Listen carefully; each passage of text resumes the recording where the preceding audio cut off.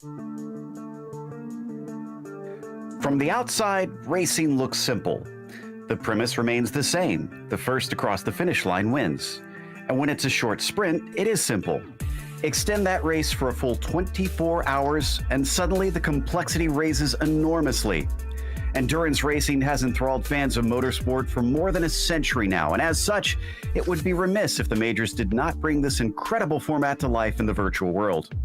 In an impressive feat, they have successfully brought this awe-inspiring style of racing to fans worldwide as we get ready to watch the Majors 24. And you'll see it all live here on the Global SimRacing channel. Hi, I'm Joe Peak, and with me in the booth today is Ossian Puhaka and Ryan Walker. Behind the scenes is our director, Sean Ambrose, and he's using cameras provided by Dougie Beard. The Circuit de la Sarthe is among the most famous and storied venues in the world of racing. Let's head to our track guide to learn a little bit more about it.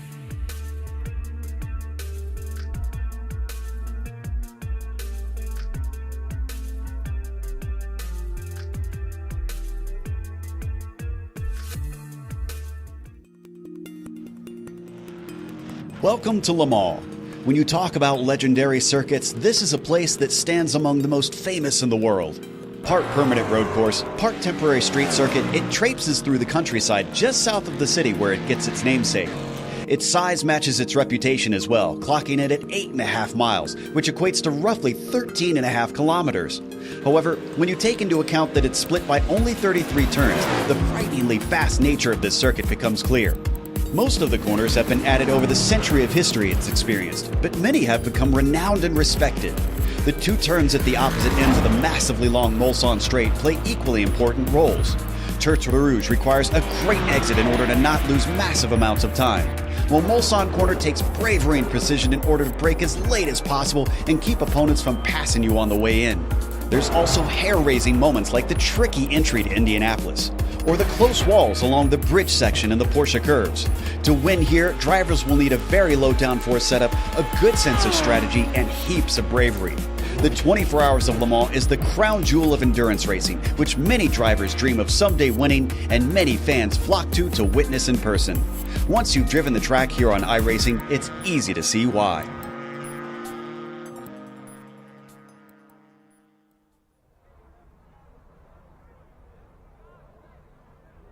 Ozzy, this is a place familiar to most, but with 3 different classes here today, what can we expect? Endurance racing at its finest show. 13.6 kilometers, 8.5 miles. It says 33 turns, but as you saw on the track guide, there's not that many you really need to worry about. But the ones you do need to worry about, places like Mulsanne Corner, Tertre Rouge, Indianapolis, Arnage, the famous Porsche curves, heading into Corvette curves, going into the Ford chicane.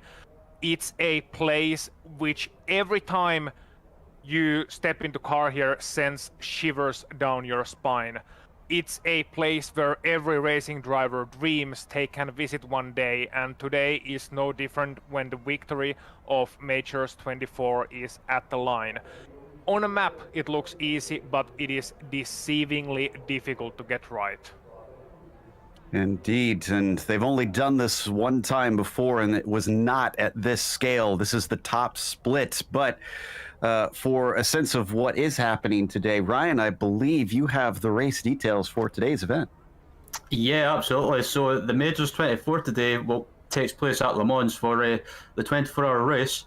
And the classes racing here today will be the LMP1, the LMP2s, and the GTE cars. So 3 cars, or 3 classes of cars on track. And lapping around here with the LMP1s and the LMP2s is with the GTE cars is going to be difficult. And I think the nature of the race is going to be making sure that you lap traffic in a safe place and doing it safely, basically. And as you see, the race length is 24 hours with the setups being open, so you're free to make any changes that you want. And as you see at the bottom of the race details, cautions will be on today.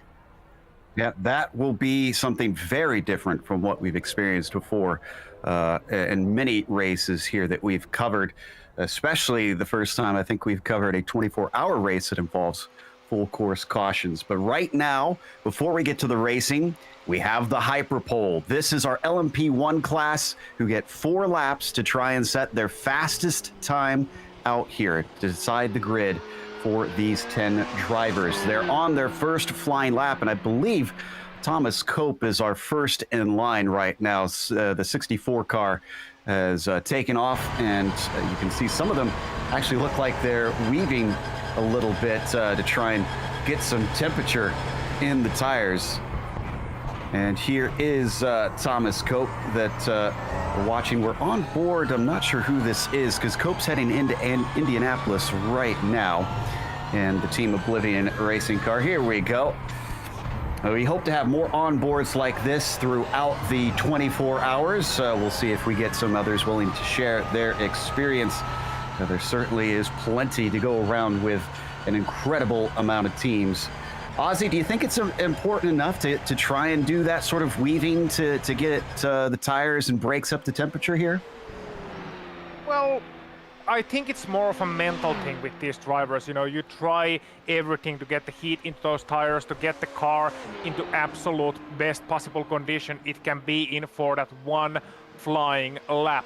It has an effect, certainly, and there's other ways you can heat up the tires. It's been a major topic at the top echelon of endurance racing and any racing lately. But here we go. Thomas is at the 4 chicanes, coming to his flying lap. Let's see how he can cope with the pressure.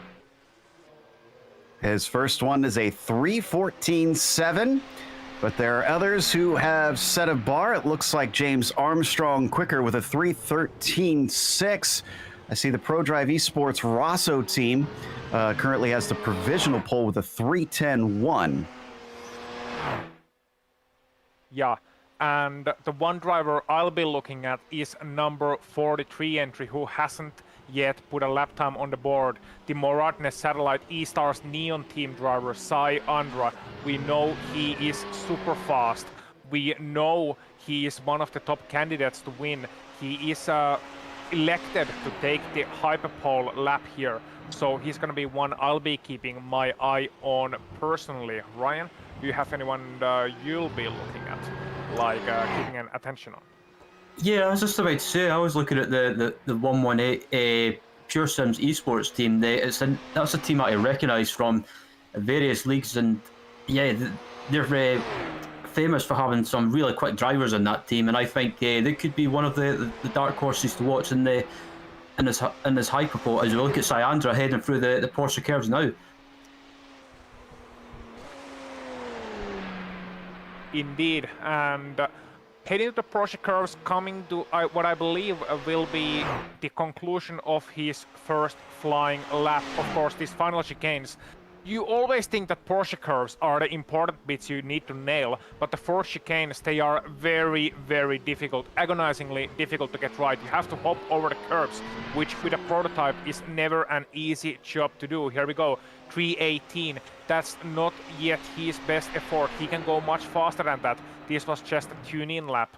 And let's see what he can do as we are now following Chris McGrath show, who is out there, Thomas Cope out there, who is right now coming out of the Mulsanne corner, I believe, and heading towards Indianapolis.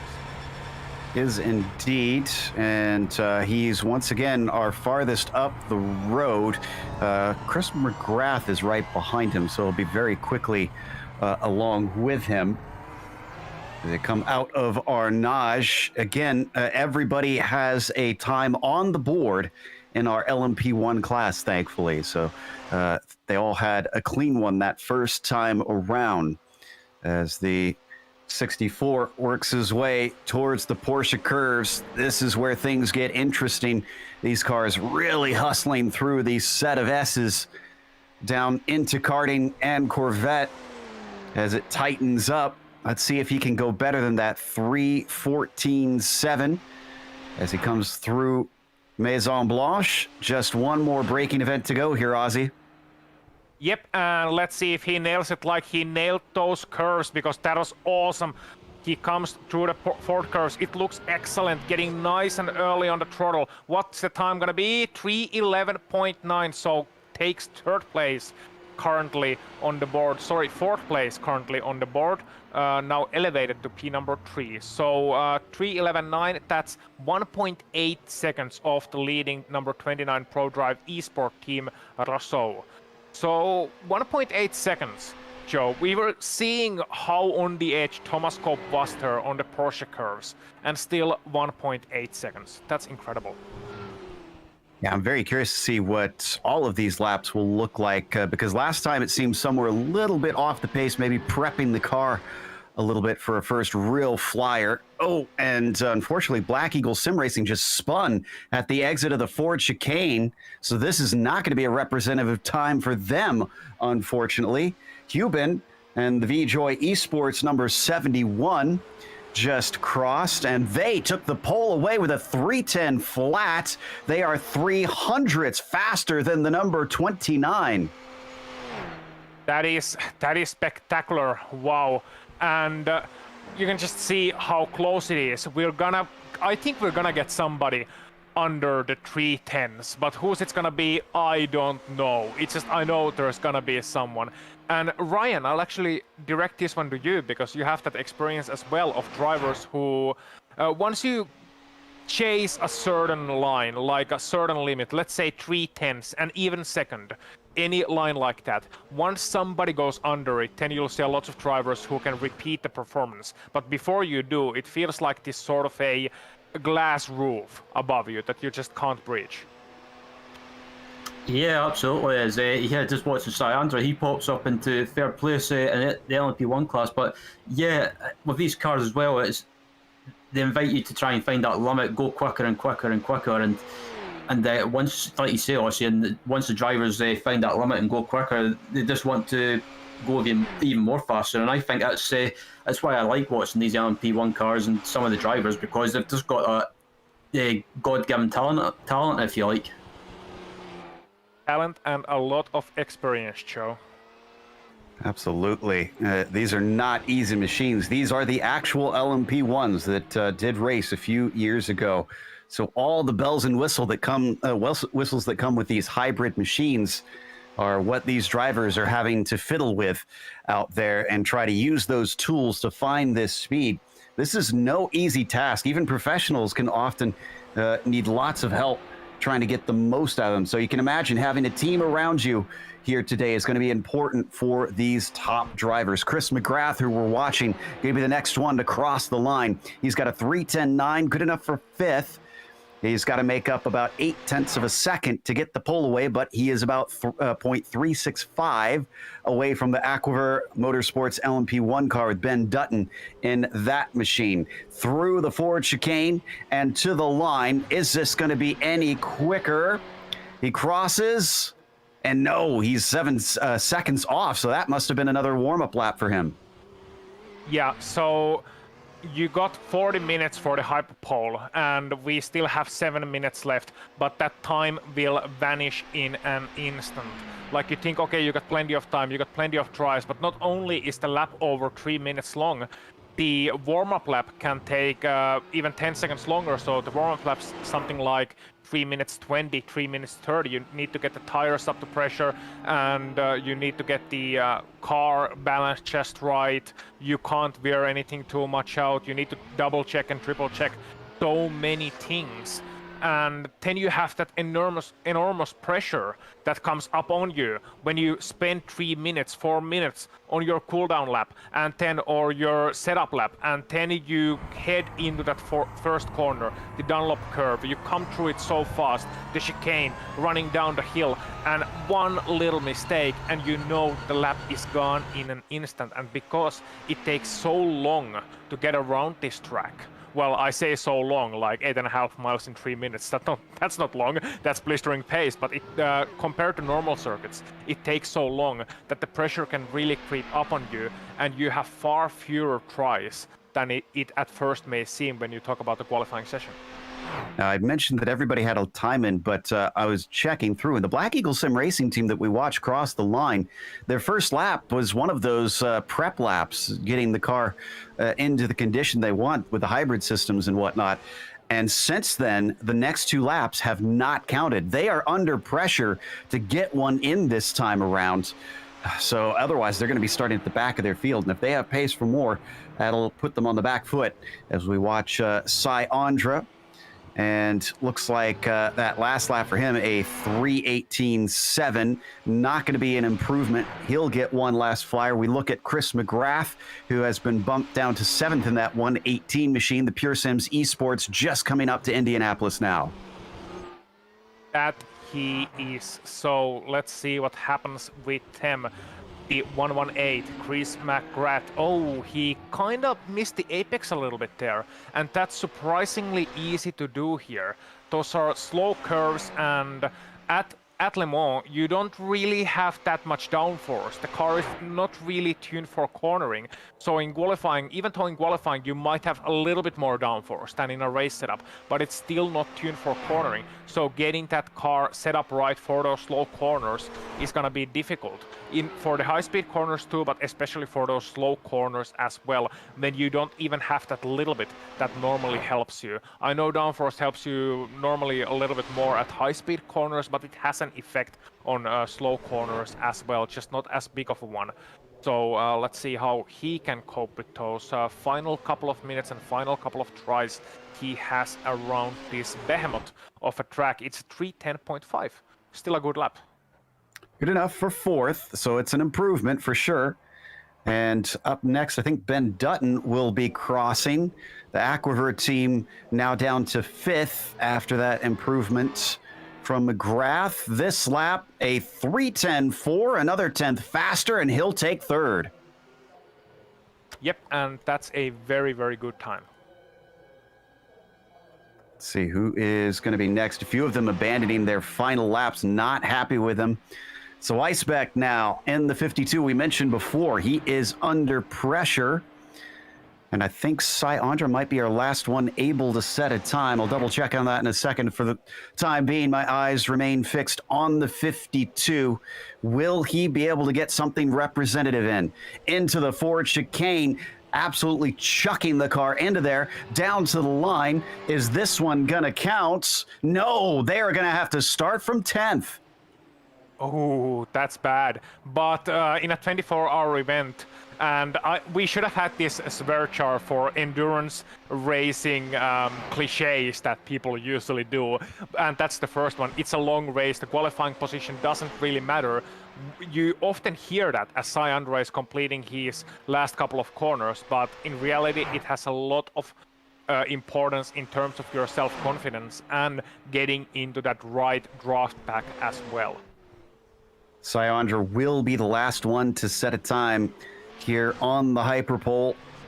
Let's see if he can go to the pole. A 3:10 flat, and that is going to do it by 0.07 of a second. Our first three are split by barely a tenth, with most of that field 1.3 seconds apart. The Muradness Satellite team once again showing why they are one of the most respected teams here on iRacing.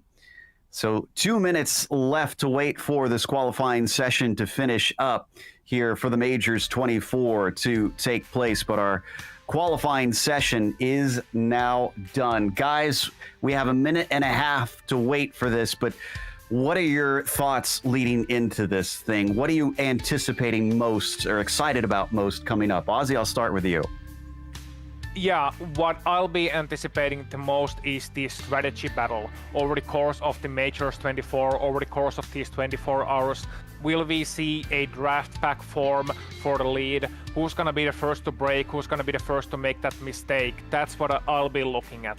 It's gonna be a long race, a race of attrition. You don't really have any other strategies than fuel saving here, or so you would think, but will somebody start to maybe take a couple of more risks at first? Will somebody try to maybe make up those positions they lost in qualifying? We'll have to wait and see. There's aggressive and then there is passive. Usually common wisdom says passive, but you never know. Yeah, I think the early stages of the race, you might see some people try and go a wee bit aggressive, go all out and try and gain track position before the first set of pit stops. But on the other hand, I wouldn't be surprised if you see some teams in every class maybe trying to do some fuel saving and trying to maybe stretch out an extra lap or two. So I think strategy is going to be a factor as well. Well, not that it means a whole lot, but the Black Eagle team, apparently their lap was a 10:09.9, that fastest one that did not count for them. In the end, it's a bit moot because they're going to start from 10th, and just a few seconds left. Drivers putting their last prep in here before they take to the grid here at Le Mans and get ready to race for 24 hours for the majors. 8 splits taking part today. And at the top of the top split, on the pole of it all, is Maradness Satellite E-Stars Neon. They are going to be flanked by VJoy Esports. In second place, ProDrive Esport team Rosso will start from third. And then next to them, it's Aquaver Motorsports LMP1. Pure Sims Esports starts from fifth with SOS Abruzzi in sixth position. RLR Abruzzi Esports Silver starts seventh, and JDM Racing Red in eighth. Then it's Team Oblivion Racing in ninth, and Black Eagle Sim Racing rounds out your LMP1 field. In the LMP2 class, we got some familiar teams from GSRC, the Punto CL Racing Red on the class pole. Next to them is the RSR by Primus Engineering, P number 2. 10 Pure Sims Esports, P2 entry in 13th overall, third in class. Apex Islava is starting forward, one of my favorite team names. Lodema Racing Carbon in 5th. Simsa Esports in 6th position. 10 RLR Abruzzi Esports Black in 7th. Agweaver Motorsports Huutokaupat.com in 8th. Impulse Racing in 9th, Mac Performance SRT in 10th. You got GDA Racing in 11th, Precision Racing Esports in 12th, Wanna B SRT Yellow 13th, Project Dynamic 14th, GSR by Hessner 15th, Sport Team LMP2 16th. Then you got Kinetic Racing Surge, Alpha Esports, and Williams Esports Chill Blast in 9th in class. As well as in 10th, you got my favorite team name, Alan's LP2 Adventure with Friends Part 2, and Alpha Esports rounding out your P2 field. Yep, taking the pole position in the GTE class was the Biela Racing Team Euronics team, with William Esports Ben Q rounding out the front row, with Sport Team GTE starting in third, with Vendaval Sim Racing starting in fourth, Manite Racing Green starting in sixth, and then seventh is Lear Racing Team GTE. 8th is .exe Esports, and 9th is GSR by ACV, 10th is Beniti Racing Red, 11th is Lotima Racing Team, and then 12th is Pure Sims Esports, 13th is FSR and Friends, 14th is Drive Dead Racing GTE, 15th is Genesis Sim Sport GTE, 16th is RLR Abruzzi Esports Chrome, 17th is Ronan Akanabe, and then Butler Pal Motorsport, Absolute Motorsport, Lovely Stucker, Bugs Performance, SRT, Vulcan Sim Racing Black, DRS Wave Italy, Obsidian Edge Black, hopefully I pronounced that right, Texan Fitzsty Hades, and RSR G Performance rounding out the GTE grid. And already they are on their way, getting ready to go racing. 24 hours that they are going to try and decide who is the quickest for this period of time, as the majors has put on perhaps one of the most ambitious events we've ever seen them attempt. And a huge thank you to all the organizers that have put in countless hours of effort to get this thing going. We are proud to be able to cover this event, and we're going to get the tricolor up above with the Jets. Should see them in a moment there. Yeah, there they go across the start-finish line, giving us that beautiful traditional view of the air show just before the green. The Porsche pace car is about to pull in at the Ford chicane as we see them go past now, past the Michelin sign. Pace car now ducks in, and it is under the control of Cy Andra. Green flag waves, and Cy is off. 24 hours here at the Circuit de la Sarthe for the majors, and already Andra finds himself swamped by Hubin. Sorry, LMP2 class, there's 4 spinners in before the start-finish line. Oh! As our LMP1s make it through the first chicane, there we can see a bit of the mess in the LMP2s. Yeah, we can. Yeah, I was just about to say the GT class was just about to get off to a decent start, but all the mayhem happened in front of them, so they had to bunch up a little bit. So, but as the GT cars class, heads up to the Dunlop chicane. Unfortunate way to begin things, but hopefully they should sort themselves out because they do have time. Well, up at the front, it is no longer Andra leading. It's Hubin who is up at the top spot. Bit of a gap behind them. Looks like in third, Bonello leading the rest of them down into the first chicane. So far, no dramas with these top 10 LMP1s. No, and in the LMP2, I can report quickly that Pure Sims Esports was one of the teams involved in the debacle, as well as Simsa Esports got a hit on that one. I think nobody else got major damage. We got a couple of teams who were damaged, and as a result of that, there is a bit of a gap between the top 2 of the LMP2 class and the rest of the field. So a bit of drama before the green. It can easily happen. It happened this time as well, as they went to green before the start-finish line. But yeah, everybody else underway pretty nicely, as we can see Punto CL Racing Red leading ahead of RSR by Primus Engineering. Yep, and the GT class at the moment is still really close at the moment. It's currently being led by Biella Racing Team Euronics, but they're under attack from the Williams Esport, the BenQ team, with Sport Team GTE behind as well. A bit of a draft battle, if you like, starting to form. And Torgan just took the lead away. So the Williams Esports BenQ is now up at the front. Will we see a lot of swapping like that, or will they decide to ride in a train? So looks like just sitting back. I believe Haas is just going to sit and wait. We take a look at our LMP1s coming around Arnage already up towards the Porsche curves. Andra back ahead of Hubin now.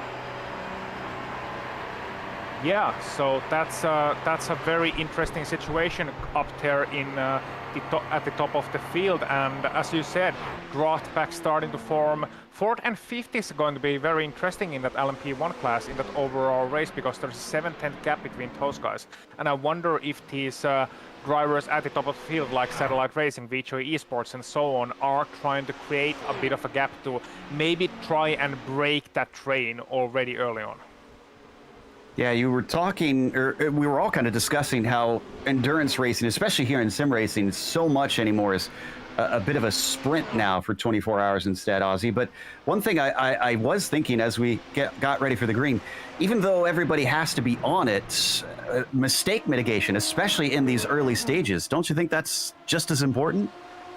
It is important. I mean, it's all about, well, it's all about trying to find that balance between pace and consistency. But that's what racing is all about in general. Like, unless it's the green-white checkered at the Daytona 500, then you are always going to have a little bit of risk management involved in there. And even if it is a long race, you still need to try and find your pace properly. And you know, one of the most important things, I think I'm gonna actually throw it to Ryan, because we're talking about GTE cars anyway. We have those in pictures. Ryan, you probably know this from experience, because I know you got some racing experience. I know I have some racing experience. The most painful sound you can hear at Le Mans is they say you cut the course, you have to slow down to give up the time gained, and that can really, really ruin your mood. Oh, it absolutely can. Le Mans is one of those tracks that if you run slightly wide or too wide even, especially on the entry to the Mulsanne straight, if you take too much of the exit curve, you can get a massive slowdown, and around here that can just punish you big time. So we once again look at our LMP1s, and 2 tenths between our top two, with 8 tenths back to third place, and an even bigger gap of 2 seconds down to fourth. Top three starting to spread apart as they head through the end of that long stretch, and there's a bit of a change for position. I think SOS Abruzzi's overtaken by Dutton's Aquiver car, and they're going to switch back around once again. Yeah, and this is where you really have to, these guys have to decide, okay, who is going to lead the pack, who is going to have the pace at this early stint, because Masnier and Dutton and everybody else, they're kind of battling right now. They're going side by side into places where it's not really fast. And as a result of that, they're losing time to the leading trio. And the most important thing for them right now is to stick it to the leading trio, is to stay at the pace that Sai Andra is setting in that Moradnes Satellite E-Stars Neon car. Otherwise, you might find yourself, well, you're 3 seconds behind the lead now, you might find yourself 20 seconds behind the lead after the first stint. And that's not the kind of time you really make up at Le Mans. It's all about finding the track position. As we take a look at the LMP2 leaders, haven't checked in on them quite as much, and it is just as tight with an even bigger gap back behind them to third. Lotima Racing Carbon has a 4-second gap to make up.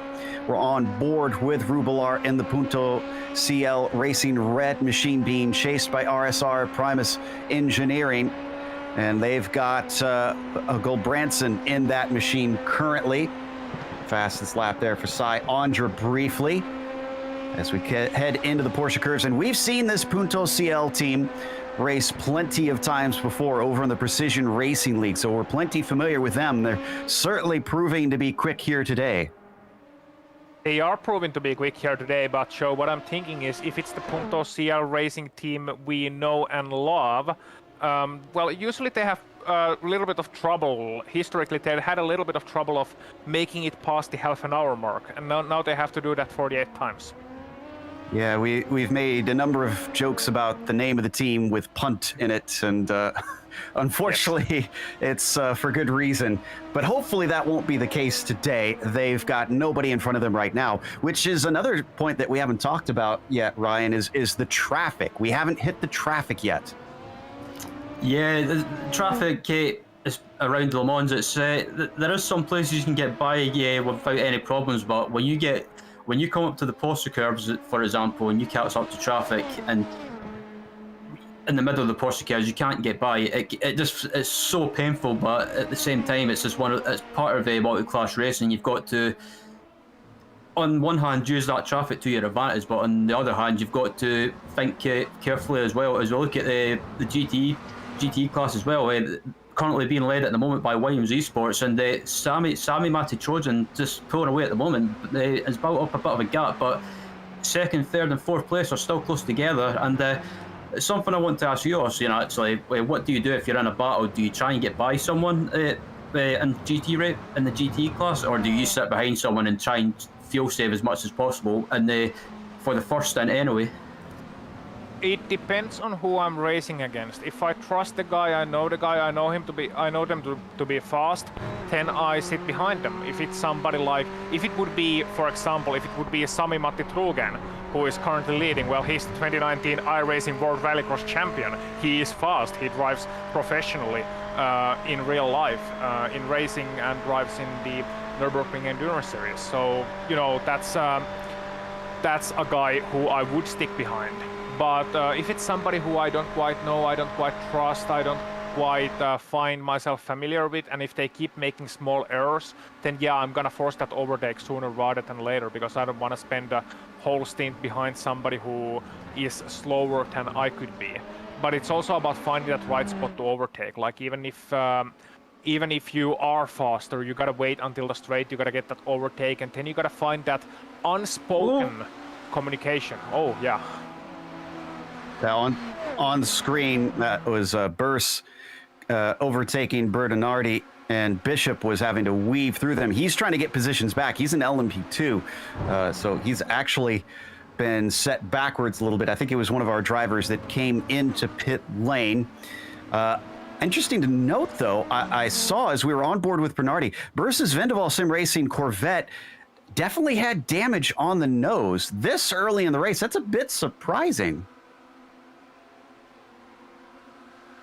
Not sure what caused that, but we'll have to try and do some checking in to see if anybody has caught what caused that. Could be just clipping a curb wrong. Maybe at the start they bumped into somebody, but it is significant. Yeah, absolutely. I mean, damage like that, especially around such a long track as LeMans, that could possibly hinder your straight line speed. And around here, that's not something that you want. As it looks like the Sport Team GT is about to make a move as they head up to Indianapolis. Yeah, so switching right back. They've now done that twice in one lap, and that puts the number 21 back into third place. The Leo Racing Team machine would like a podium, I'm sure, but they've still got 23 hours and 49 minutes to decide that, so they can be content to maybe switch back and forth as long as they're not being held up a little bit here. Down in third in the LMP2s, we've got a little bit of a tussle. This is between Henrique and Deck. This is the Latima Racing Carbon team and the RLR Abruzzi Black team as well.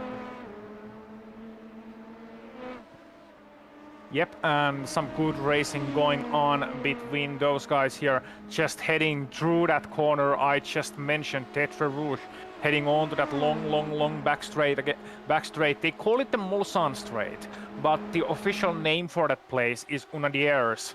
Pardon my French, by the way. It is not my native tongue, as you can hear, and as a result of that, I believe I might be slightly butchering your beautiful language, so sorry about that. But regardless, coming to the first chicane between Marcus Deck and the driver ahead of him, Nuno Enriques, and they are currently sitting in third and fourth on class. So they seem to have found a vague resemblance of working together, of cooperation at this stage of the race. You can see Deck is not going for that overtake. He is lifting, he's saving a little bit of fuel here. He knows that, okay, we can't make a clean overtake right now. It's better to just sit behind Enriques and just bide my time, see where we are headed. And their pace is not bad.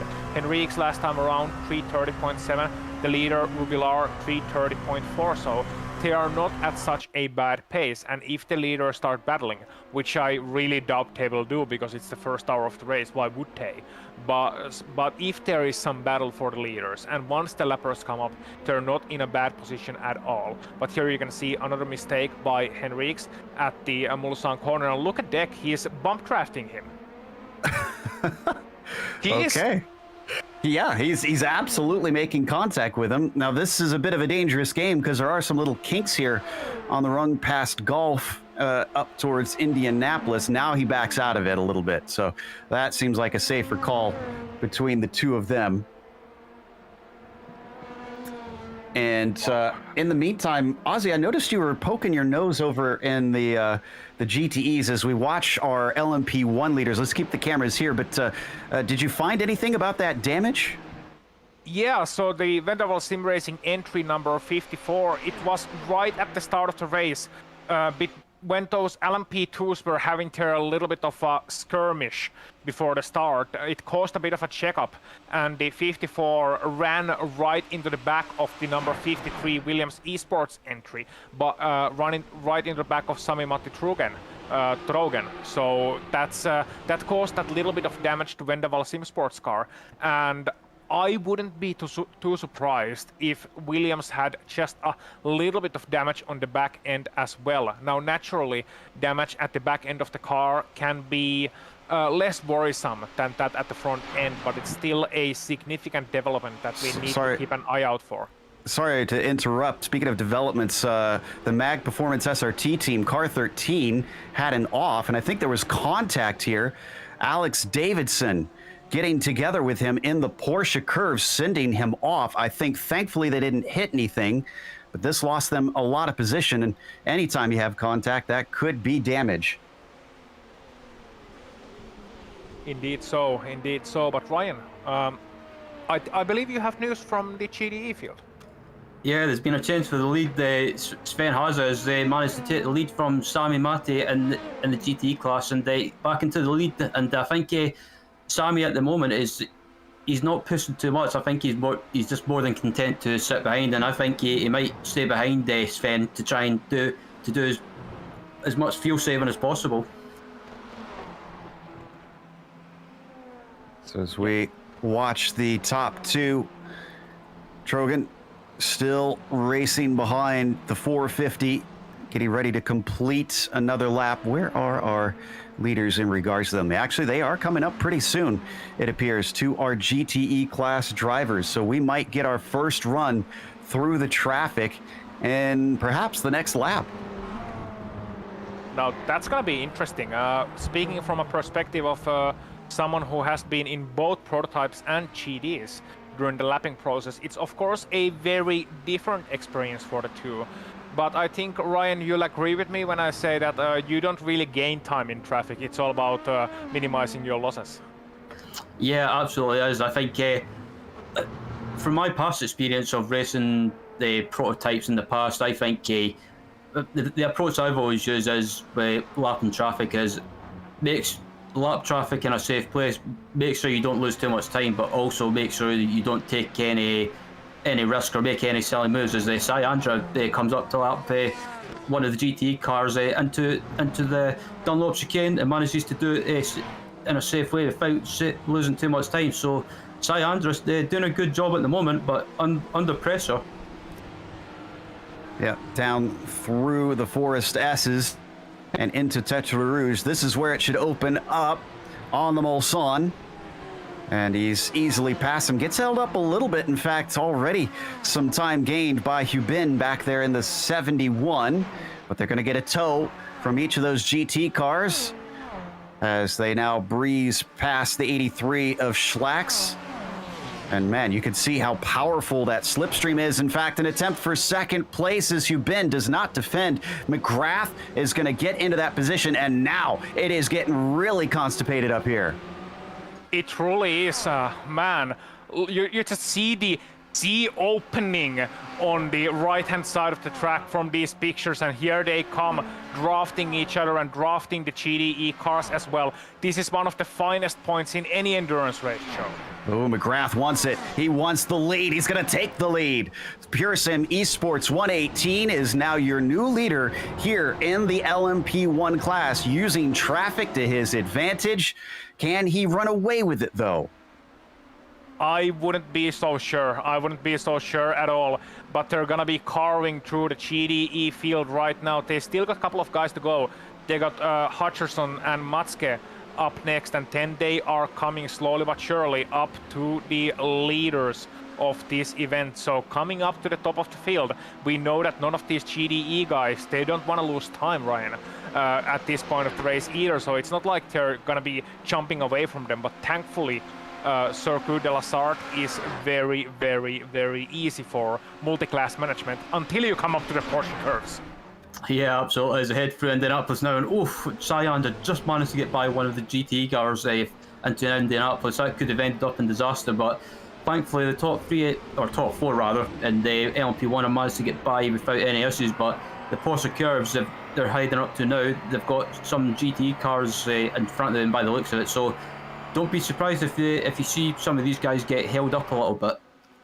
Well, not necessarily, because they just got by the leaders. Haase and Trugen just got out of the way of the leaders, apart from Ubain, who got stuck up a little bit. But the rest of the field, Bannister, Masnier, or everybody else, they're gonna have to negotiate the Porsche cars with some GDE traffic. And it can be a treacherous game, so we'll have to wait and see and hope for the best, really. Good news is the LMP1s have now made it through. At least the leaders have made it through all of the GTEs. But we're looking at the lead in the LMP2s now with Punto CL Racing Red still holding that top spot with about 0.8 of a second over RSR. Of course, 11th overall. But you look at the left-hand side of the screen, that is their position in the class. They're still being chased by Marcus Deck, but he's a full 5.5 seconds behind. Could be made up. They still haven't hit traffic yet themselves, and it's going to be quite a while before they reach the back of that GTE field, so they got some time as we ride on board with the RSR number 69 machine, just keeping Rubilar within range. They head up into the braking of Indianapolis. Slipstream definitely helping him close that down ever so slightly. Both of them getting on the binders nice and smoothly through that hard left-hander. Bit of a slide, though, it looked like, Ozzy, from the Punto car. Definitely so, and the tire wear is going to have an effect. The car is getting lighter at this point as well, so the handling is going to change. These guys are 20 minutes into the race already, and it's not really a cold day either. It's 25 degrees Celsius here at France, 45 degrees track temp, I believe. We got the air temp at around 80 degrees Fahrenheit, and well over 100-degree track temp, so it is a warm day as expected from southern France in June, or middle of France in June rather. So these tires are definitely gonna be wearing out. It's gonna be very interesting to see though how the tire wear is going to be between Rubilar and Gulbrandsen, as Gulbrandsen has been following Rubilar pretty much throughout the course of this stint as we move to GDE. It's battle for fifth. Ooh, and they're willing to get very, very close here under braking into the second chicane. Vindeval's going to take that spot. Still suffering from that damage. Will they be easily repassed by Lutima?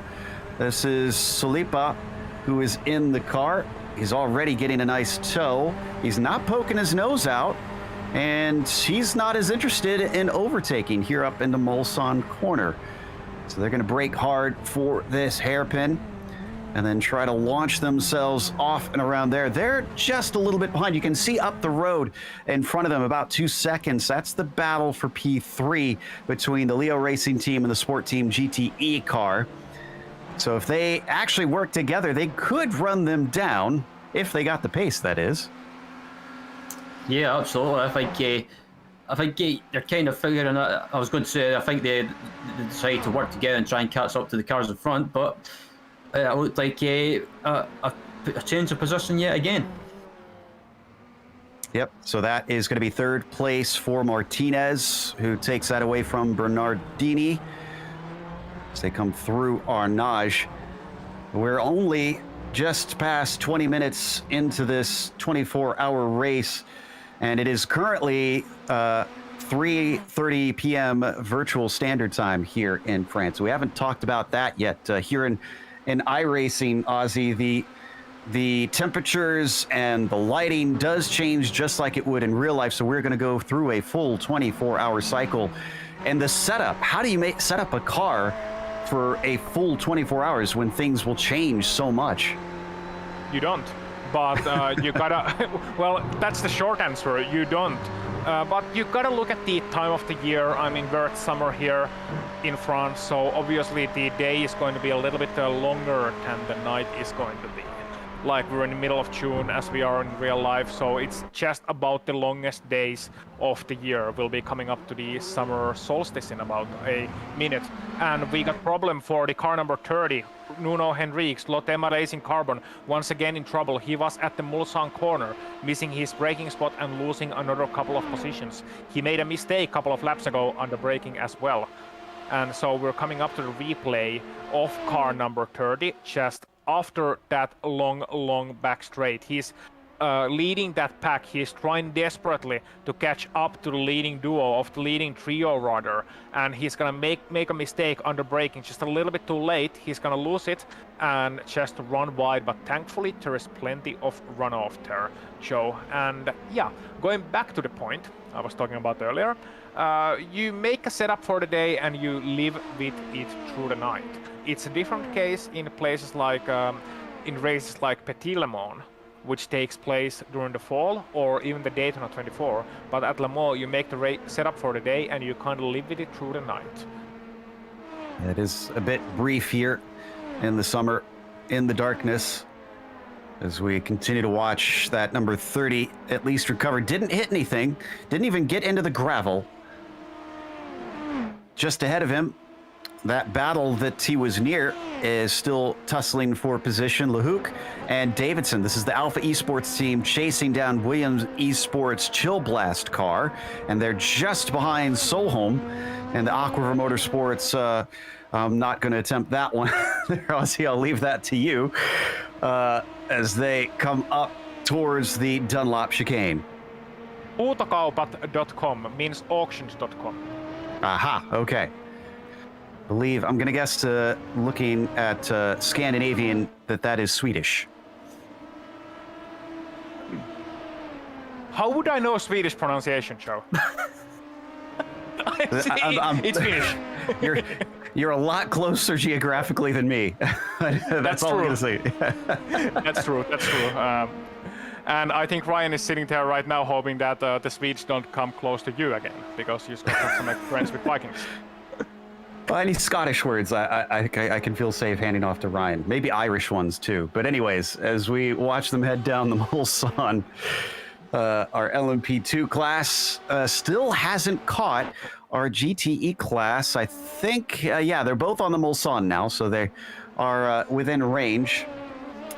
Up at the front of this group, Rubilar is actually just heading towards that second chicane here on the Mulsanne. Look at that. As soon as he crosses the track, Gulbrandsen following right behind him. Now, Ozzy, you mentioned a little bit earlier about the strategy and how you were very interested in that. Do you think Kenneth is able to save any fuel riding where he is?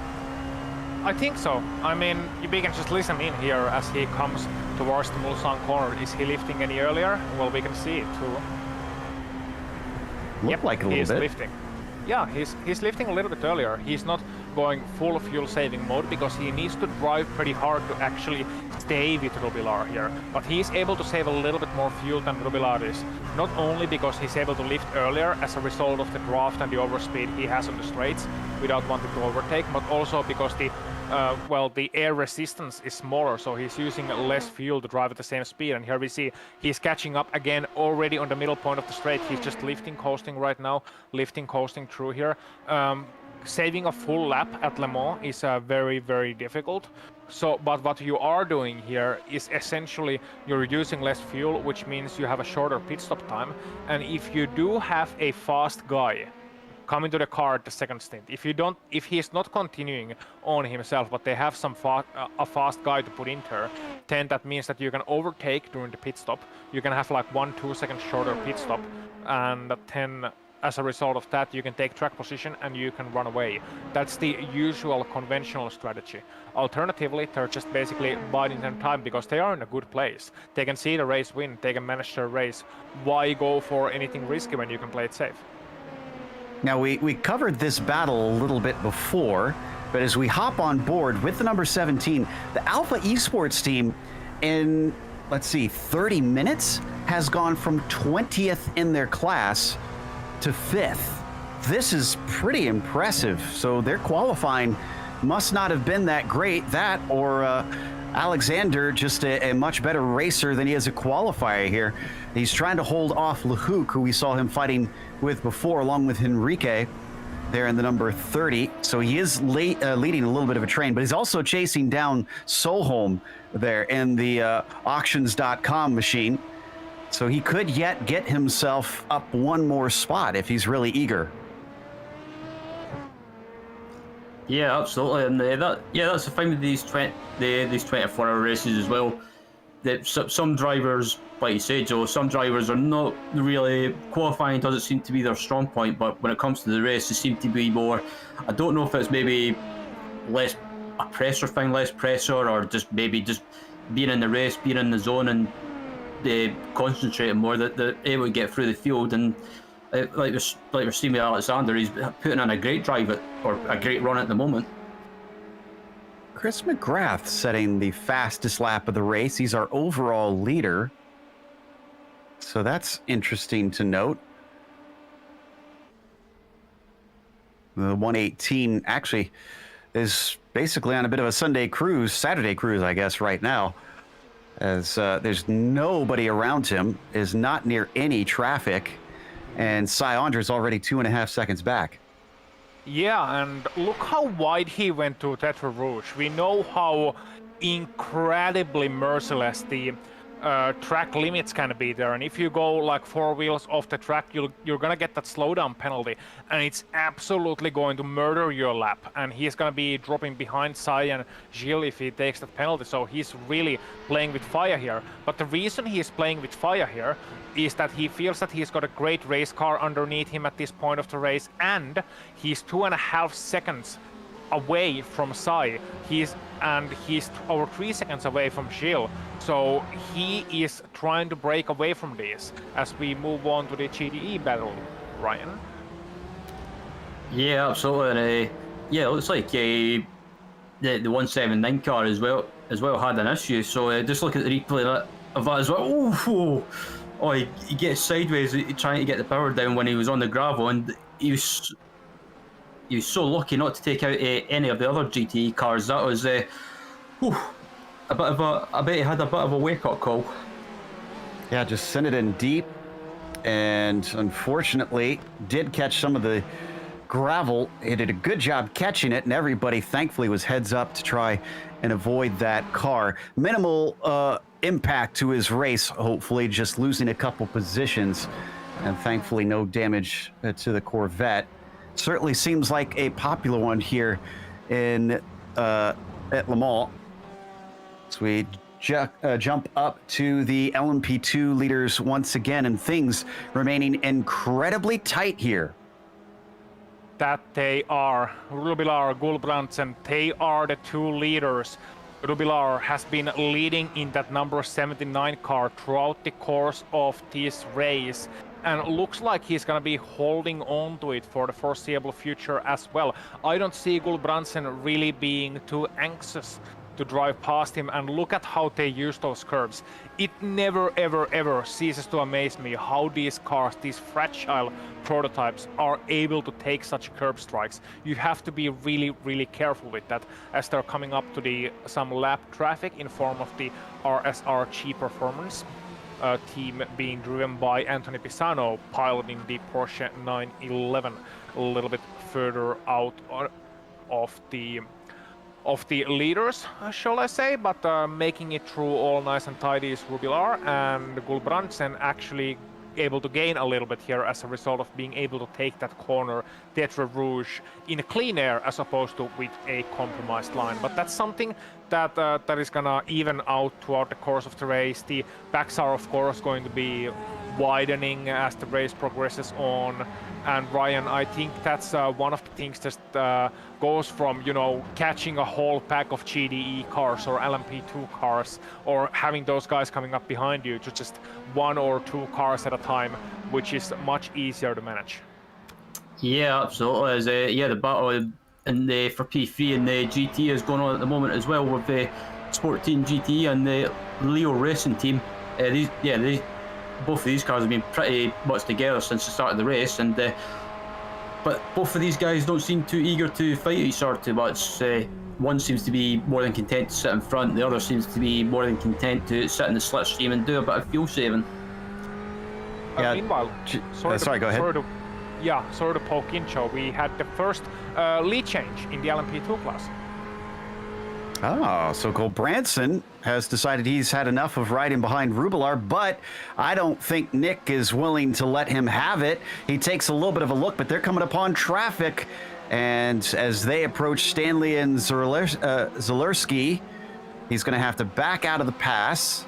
Now he's going to get a much longer run to try and attack him back. Let's see if the slipstream will be enough to make it happen.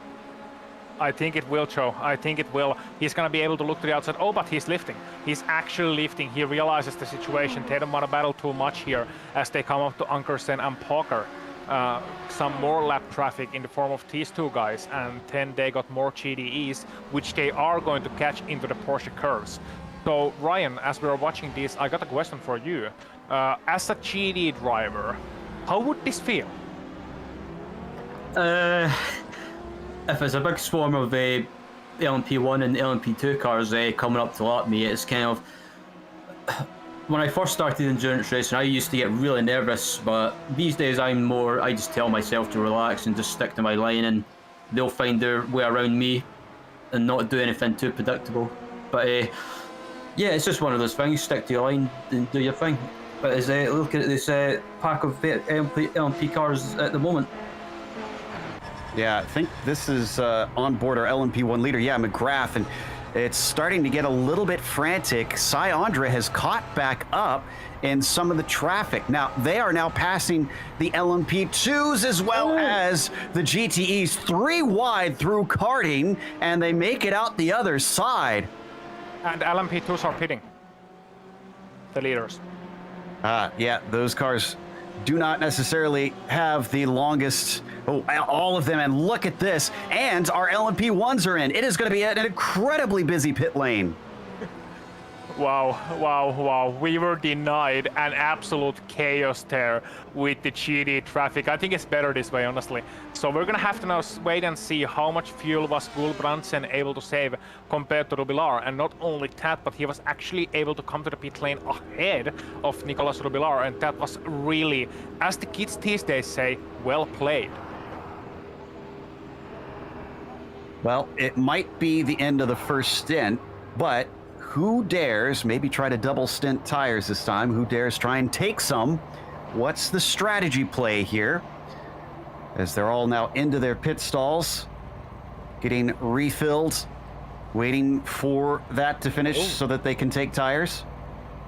Yeah, the LMP2s didn't take tires. I think Gulbrandsen and Rubilar both waited it out, and behind them, Chris McGrath and Cy Andra are going to be leaving as well as Gilles Hubin. So everything went as expected, and no really brave strategy calls so far at this point of the race. So Gulbrandsen and Rubilar are still in the correct order.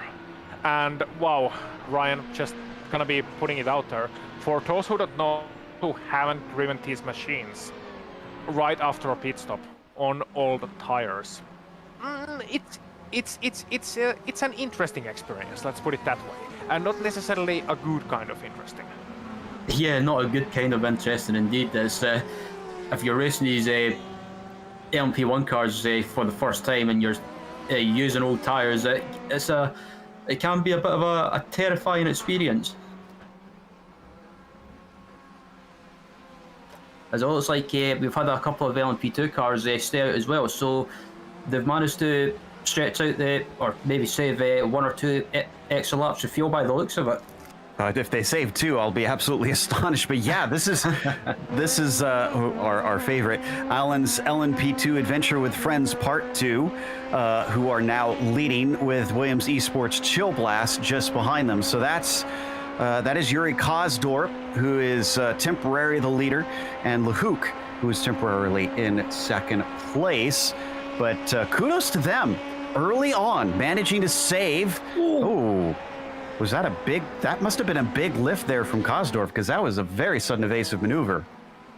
Yeah. Yeah, go on. Oh, sorry, Austin. Okay, so Lehouk was really like making that last second movement. That's a good point where you can see how skilled these guys are and how quick their reactions are. But I got a bit of a theory, Ryan. I'm not sure if you agree or not, but I think that those LMP2 leaders may have been pitting 1 lap early just to avoid that whole mess with the traffic jam as we got a battle for the lead. Yeah, switched back around to Cy Andra with Chris McGrath getting overtaken before Indianapolis. Now, that is Hubin with them. Speaking of hard chargers that we mentioned before, he started from 8th. He's up to 3rd with that VJoy car. Yeah, a great run by him at the moment, and the top 3 in LMP1 at the moment are still really close together. And I think that's a good point that Ossian made. I think some of these guys probably pitted 1 lap earlier just to maybe get out of sequence and maybe try and avoid the traffic as well. But yeah, real life teams do that. Sometimes they'll pit 1 lap earlier just to try and get out of sequence and maybe change their strategy around a little bit. Yeah, because the reason I'm coming up to that is due to the fact that it was roughly a 40-minute stint.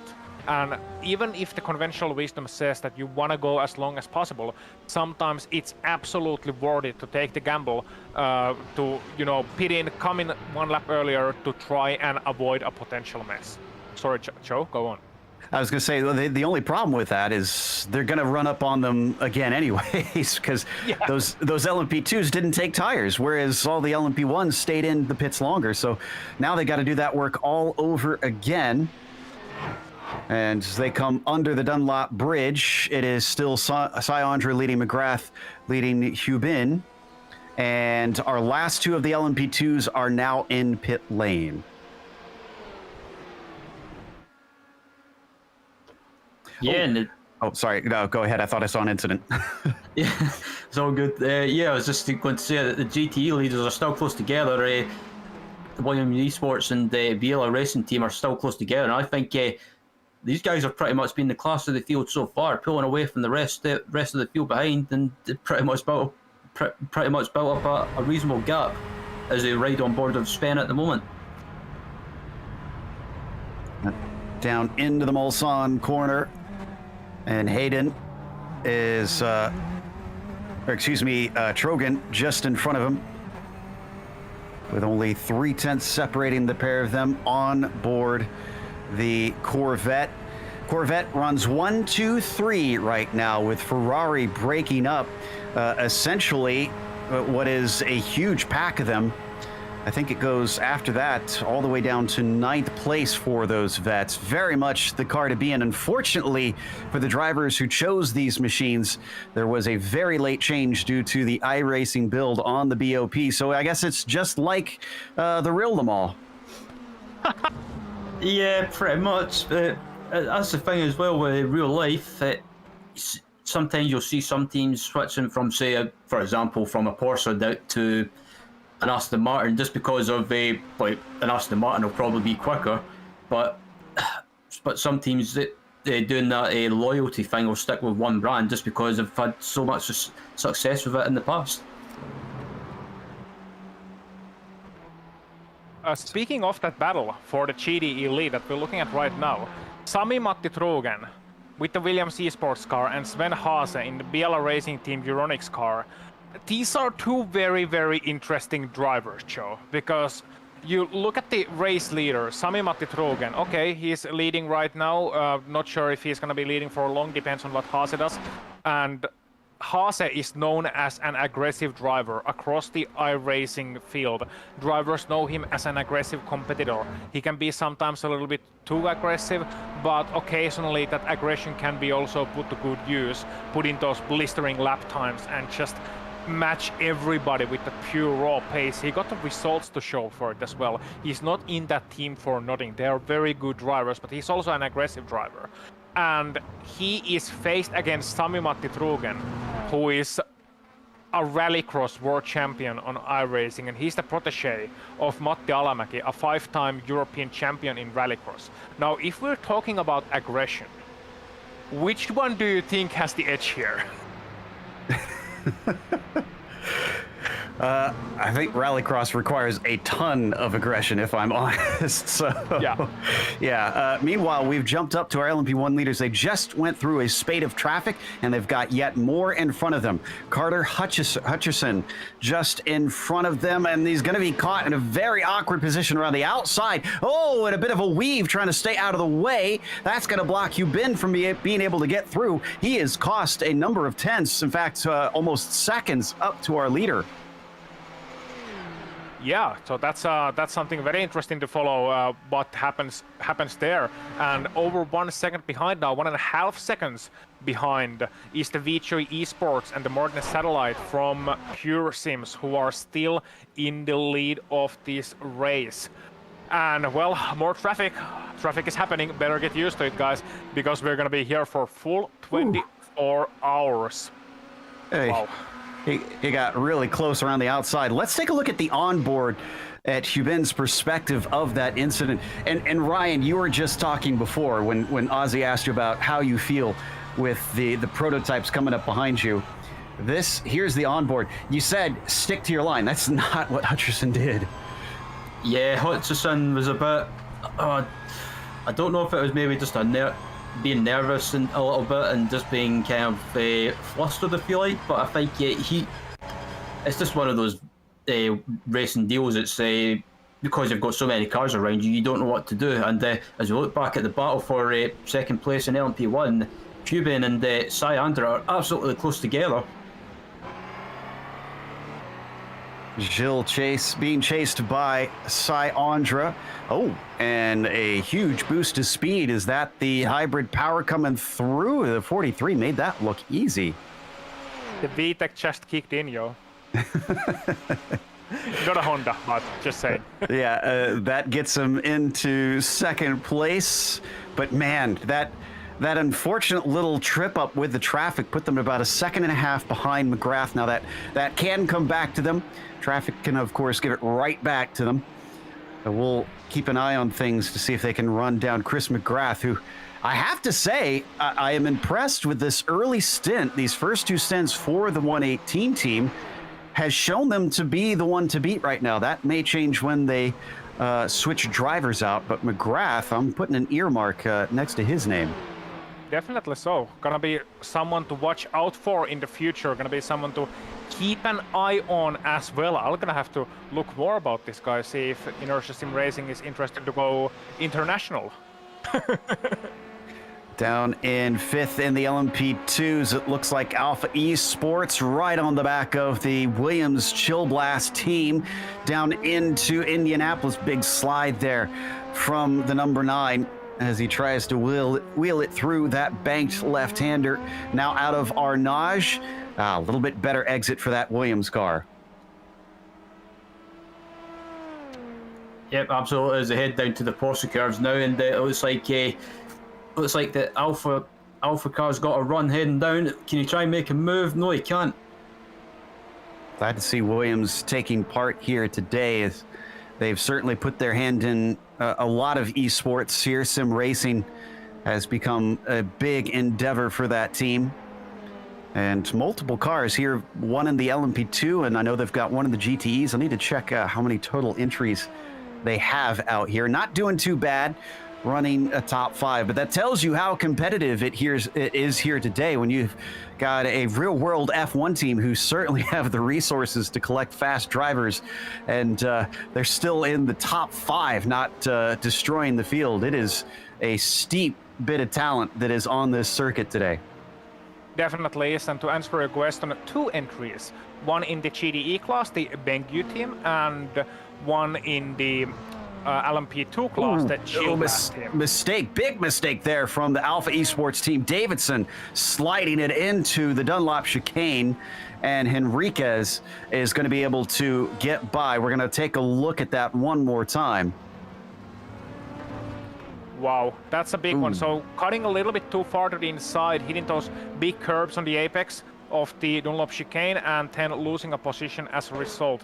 Now, he is going to be very, very glad if the front end of that car isn't damaged. So right now it looks fairly decent. I don't see anything big on the front end. I don't see anything in the splitter. Let's see the 17 car. Is there anything that I can maybe spy from my special cameras? No, there isn't, so they are good. Thankfully, able to get away with only time lost here is Alexander Davidson, who, as we remember, has been very aggressive throughout the course of the first 1 hour or so of this race. Indeed. And that unfortunately sends him back to 8th, as the number 19, who took a late pit stop, was able to sneak by, but then so did Alpha, who was on the same strategy, but they certainly lost out on that one. We watched the 30 of Henrique, who has got himself up to the 6th spot. They recently got overtaken by one of our LMP1s there as they stream on past. We're almost at the 1 hour mark. First hour by pretty soon here.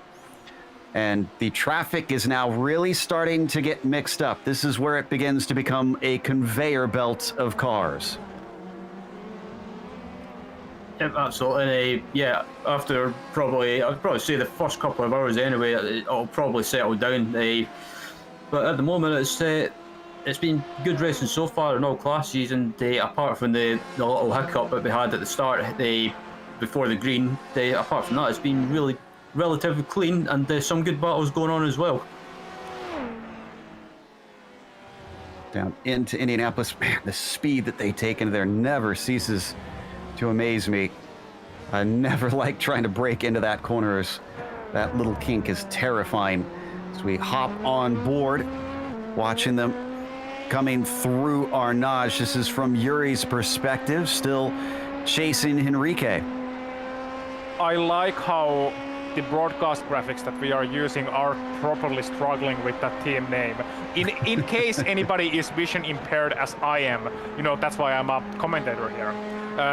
Alan's LMP2 Adventure with Friends Part 2 is the complete team name. Yuri Gastorp, of course, a streamer as well in his own right, and has that penchant for the good old memery, so to speak. So I wouldn't be too surprised if that team name is not to be taken entirely seriously, but it's still the name, and we're gonna be still using the team name for the AAA. We should be calling them AAA, but I think that's a different team. That I think there is a team with that name, and there's definitely a Mexican wrestling organization. I'll take your word on that one. Did somebody enter pit lane? I just heard the horns go off. Yeah, we got a few LMP2s, I think. Looks like Kinetic Racing Surge has Valverde in there. And Alpha, oh no. Alpha was the one that clattered over the curbs, weren't they? So floor damage, we are hearing from the peanut gallery, as you like to say. We got floor damage in that car. So I was wrong. They did have damage, but you know, it's kind of hard to check for floor damage on external cameras. It usually doesn't show up that well. Yeah, exactly. And well, I guess the unfortunate thing is, we're in the real world. They could have a pit crew actually get underneath that thing and look and see. It's like you said, it's a lot harder to really assess it here in the sim, even though there is visual of damage. It doesn't really give you as good of an idea. The only thing they can do is just try and ride around after they repair it and see what the actual result is. But certainly taking the time to try and get off sequence and get some repairs done. We're going to instead jump over to the LMP2 leaders. This is Goldbranson ahead of Rubilar, but he's pulled away slightly. Now, Nick, before we saw trying to hide behind him, taking the tow and saving some fuel, he's going to have to get closer to that if he wants to do that.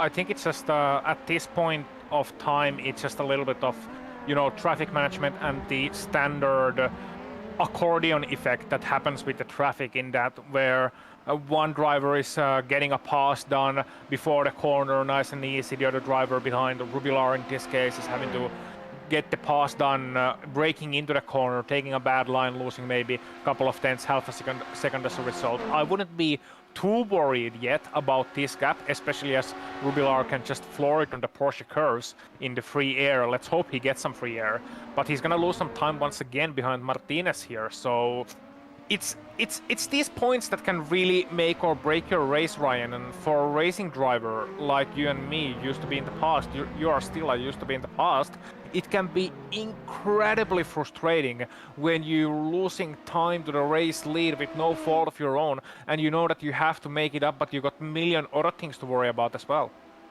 Yeah, catching traffic in the wrong place, and yeah, you can lose something like maybe 3 or 4 seconds just being held up by a GT car or a lot of traffic. And in a race like this, it's something that you don't want, because especially in a battle, when you're trying to keep up with someone in front of you, and you can just see them using the traffic to the advantage to pull away, and you're losing time. It can be so frustrating at times, but you can't do anything, because otherwise, if you do something risky, you risk ruining your team's race. As it looks like we've got some other cars entering the pit lane by the sound of that horn.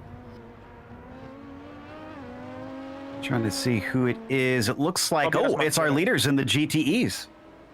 Yep, Tobias Martinez, Sport Team GDE, as well as Alessio Bernardini for the Leo Racing team, and Team Matskia for the Maniti Racing Green as well. So the GDE pit stop is now, and curiously, none of those guys made it to the even hour. They didn't make the full hour, which is perhaps kind of expected, because the first stint always takes a little bit longer, because you're, you're not starting from the start-finish line. You're starting a little bit further back. You're doing extra half lap, but still, still they didn't make it to even hour, and that's gotta have some consequences. But it, fortunately for these guys, it looks like pretty much everybody is underway, like back underway. They are pretty much like they took their pit stop, took their fuel, are back underway, and nobody was able to make it for another lap, so they're not really losing anything apart from the Genesis SimSport GDE, who have made it to another lap, and a couple of other guys as well. So I stand corrected, Ryan. Yeah, I was just watching the BLR racing team as well. It looks like their pit stop took a long time to do, but I wonder if they've decided to try and get that damage repaired at this early stage of the race, and instead of doing it later on. Yeah, that's definitely the case. I saw them repairing that car for a long time. As a result of that, Williams Esports and Sami Matti Trugen was able to get away from them, and now Haase has some catching up to do, but that's what Sven Haase does best. He is an aggressive driver, he is a lightning fast driver, and it's bound to be entertaining to see them carve their way back through the field show. I'm going to pick you guys' brain on this one. I know iRacing has done work in recent time on the fuel maps on a lot of cars, trying to make them a more viable strategy. As we head up to the LMP 1-liter McGrath, with them being just shy of that 1 hour mark, is it worth trying to do a lesser fuel map just to try and get one less stop? Yes. Yeah, absolutely. I was about to suggest that as well. But if these drivers couldn't make it to the hour mark after this, the first stint, I think it's worth maybe switching to a different fuel max, try and save some fuel that way, and maybe just stretch that fuel out just a little bit longer to make it to the hour mark in this second stint. The thing is, we don't know how much short they are. Like, they could be just, even though it's a full lap, they could be just like a couple of deciliters short. They could be like 1 liter short or something, which is absolute you can make up with just driving. And it's not just fuel laps. I think, Ryan, at least when I was active, back when I was active and driving, we didn't really use fuel maps for saving fuel. We used our right foot. Yeah, absolutely. That's it. It's one way of saving fuel is maybe just not being heavy-footed. Also, you can use another way of saving fuel, which is lifting and coasting. And some people are maybe thinking, what's lift and coast? Well, basically, lift and coast is when you lift off early before you brake. Sorry to interrupt. One of our leaders in the LMP2s, the RSR Primus Engineering car, is off and in the wall. Whoa, this could be damage. So that's Gulbrandsen in the last corner. Yeah, that's Gulbrandsen who was leading the race, and we'll see a replay of it here, coming up to the fourth curves. And oh, that's an interesting one. Here you can see it, heading to the second fourth chicane and just running too much over the first curb, and then running wide and hitting the wall a little bit. Now, I don't think the wall tap at the end really brought them any damage. It was such a shallow angle, but we saw earlier on what happened to the Alpha Esports car when they went too hard over the curb and they got floor damage. And I wonder if the RSR by Primus Engineering team is right now asking Kenneth, okay Kenneth, how does the car feel? Well, they're definitely asking, how does the car feel? Is it all right for you? What's going on with it? Does it turn all right, or do we need to make an extra pit stop?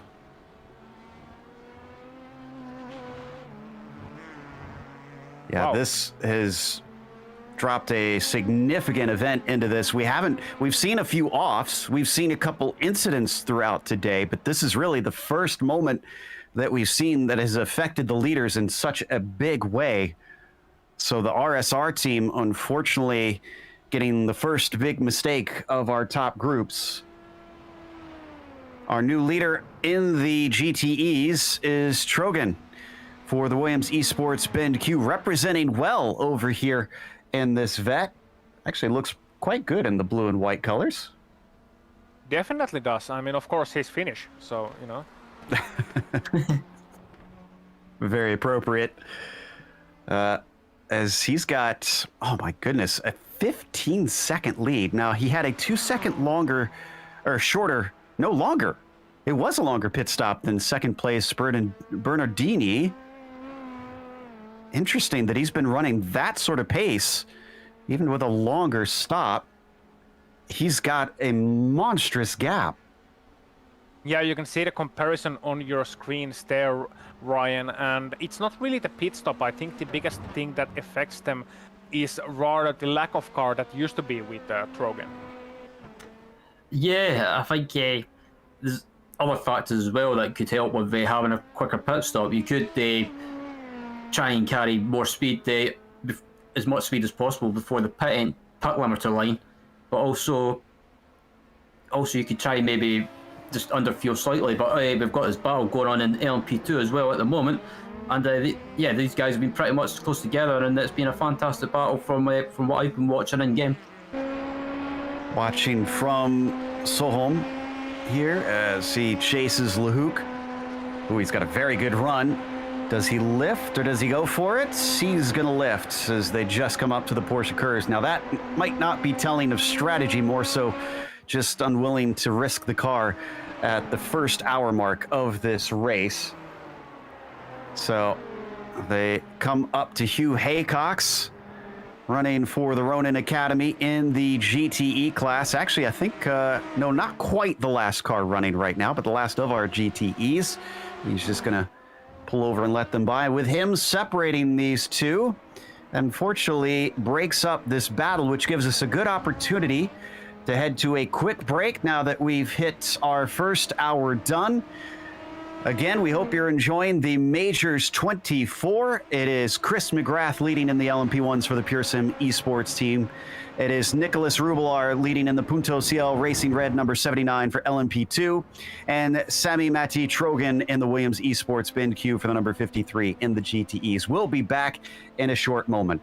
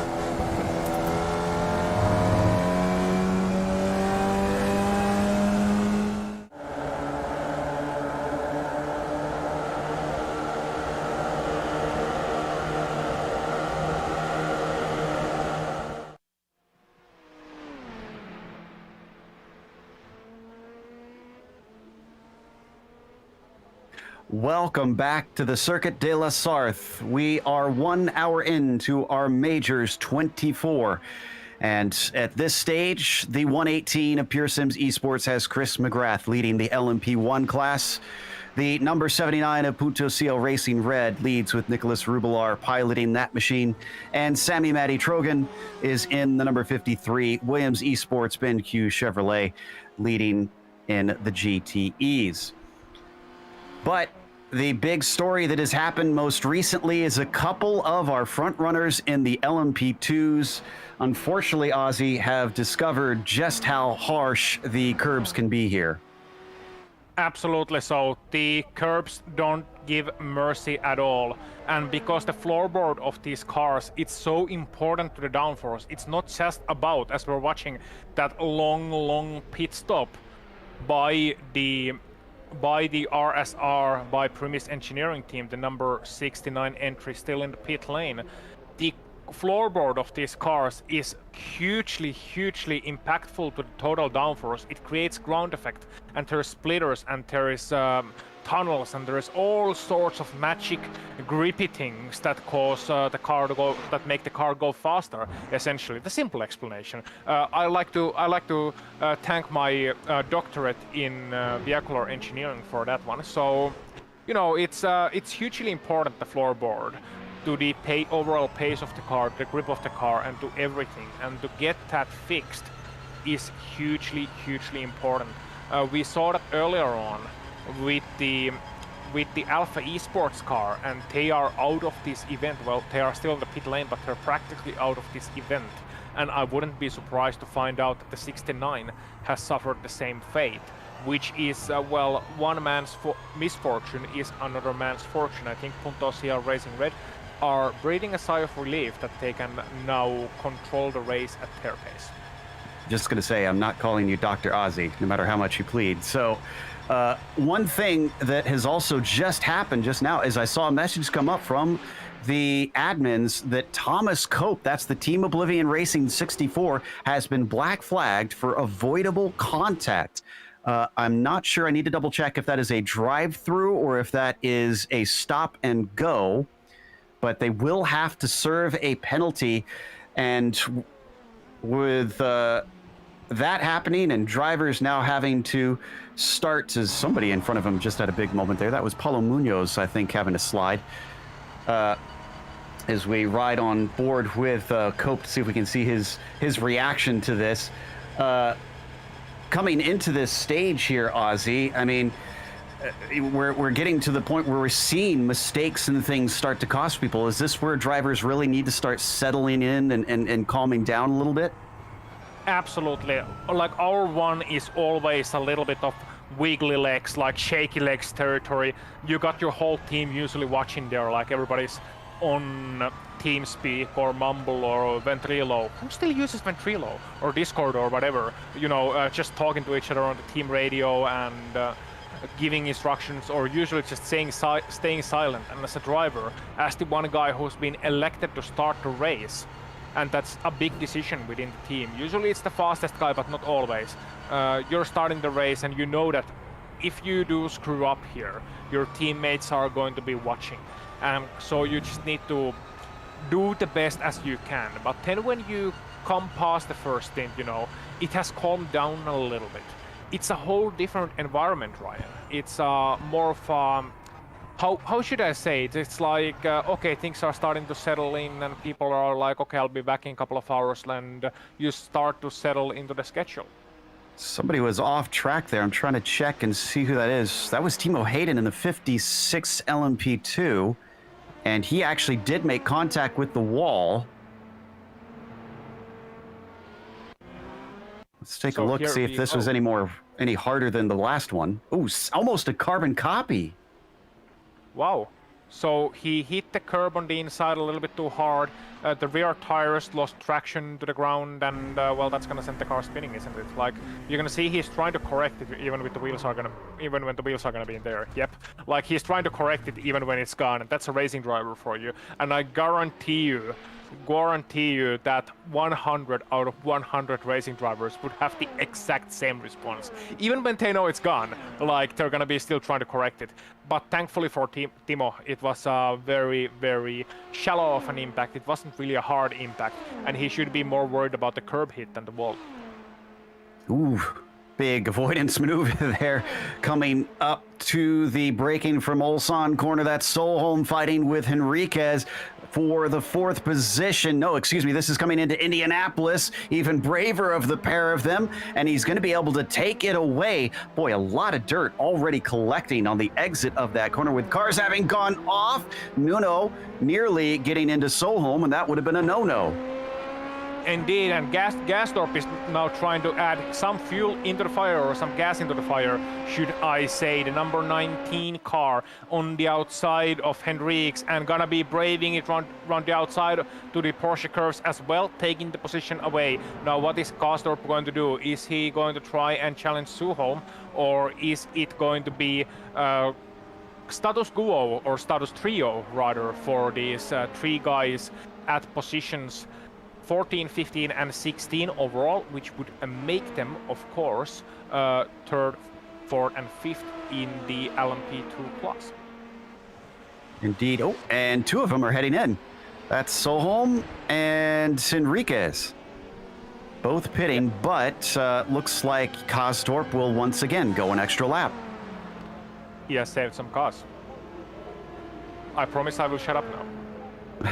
It's fine.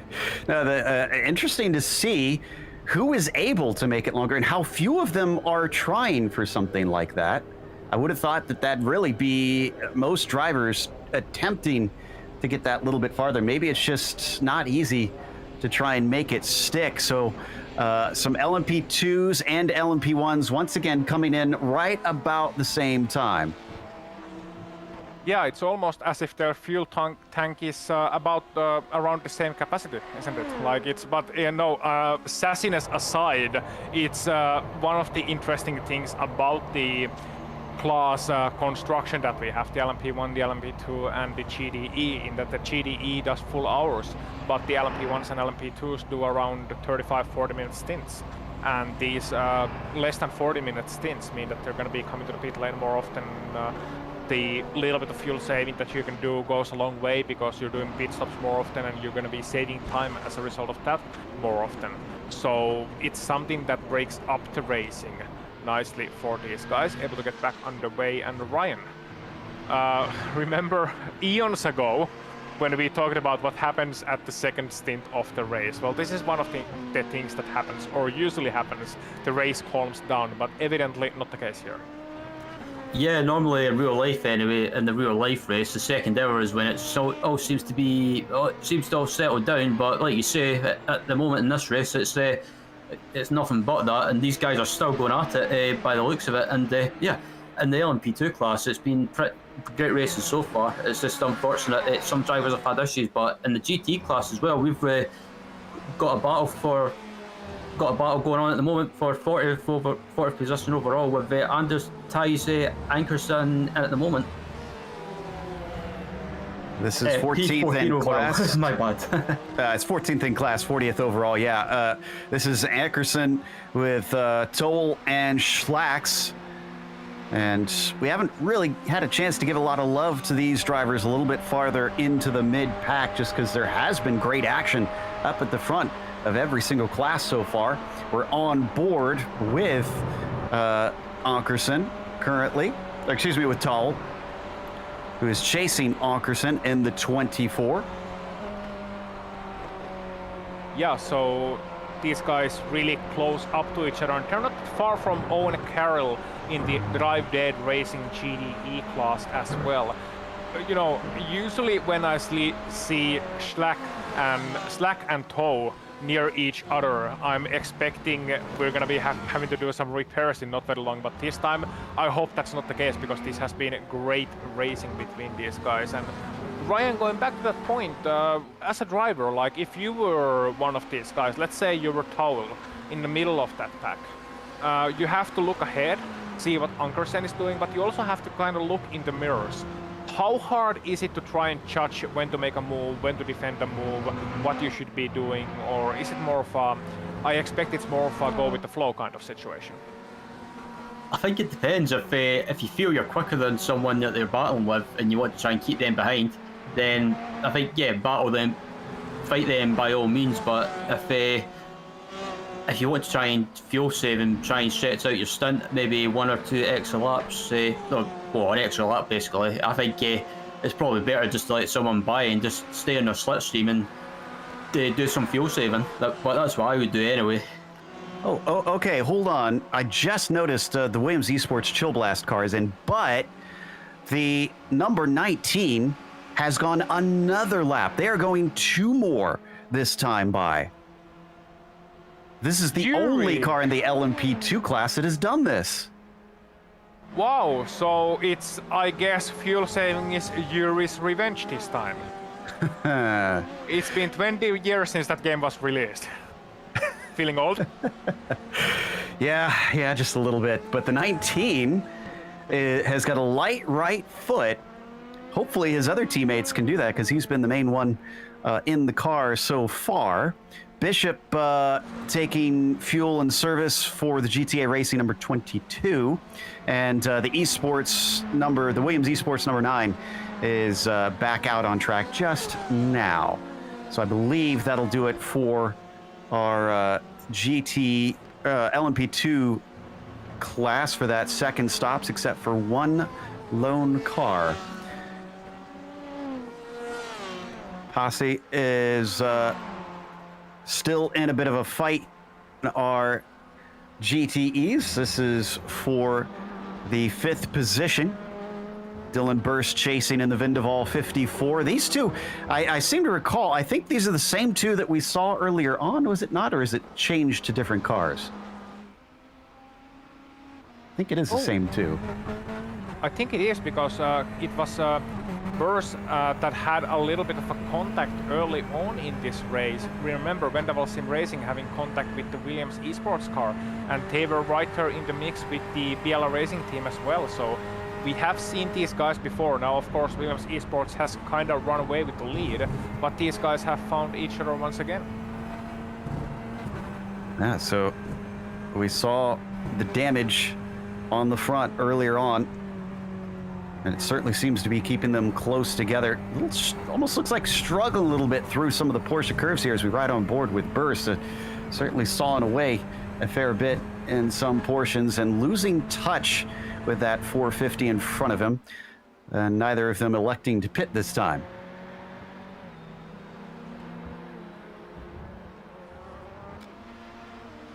Yep, absolutely. As they come across the line now. Up to the LMP1s, this is Massenair and Dutton. Looks like Ben's going to get into 5th, down into Indianapolis, the 85 of the Aquiver Motorsports team, up from their last position on the grid, failing to put a decent time in, has been making up for things. Definitely has. Like, you look at the SOS Abruzzi's team, and SOS Abruzzi's team, they have been making a good race, but 6th position here on the starting grid. Ahead of them, Ben Dutton as well, Aquiver, those guys starting in 4th place, and then behind them you got the Black Eagle SimRacing entry as well. Those 3 guys involved in our pictures. LMP1s.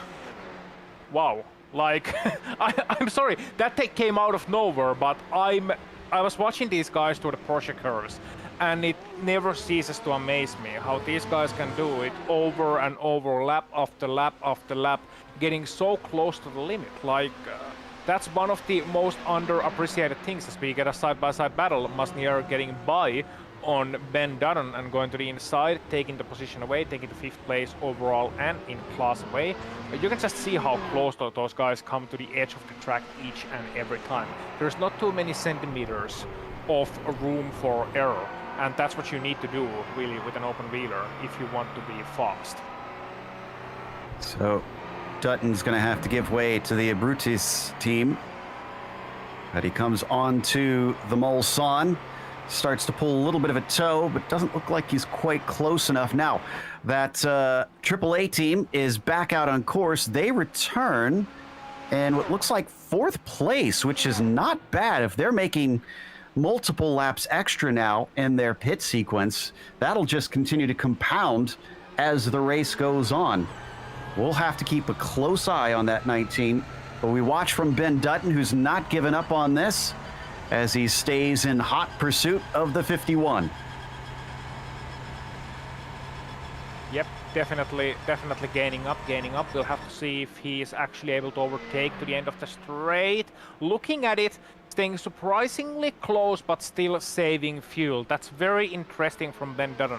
I think he was trying to kind of send a message to Masnier in that, you know, I think we are still in a fighting situation. Don't breathe easy. But deciding not to go for that move still, because if you wanted to send a message to another driver, and Ryan, this is one of those things that just happens in racing, in that you're sending these unworded messages, because these drivers don't usually have direct communications to one another. You're trying to send these messages. I don't think that message from Ben Dutton to Thomas Masnier was, I'm gonna be sticking it behind you, I'm gonna be staying behind you and saving fuel. No, it's we're gonna battle, and that's what's going on. Yeah, I think at the moment he's just kind of saying, yeah, I'm here, or I'm here, I'm not going to do anything too silly, but I'm just going to kind of just more than happy to sit behind you. And as it looks like the battle in P2 and GT is about to get closer, or about to spice up rather. Yeah, this is the battle for best of the rest, because it's 23, almost 24 seconds behind that Williams Ben-Q car.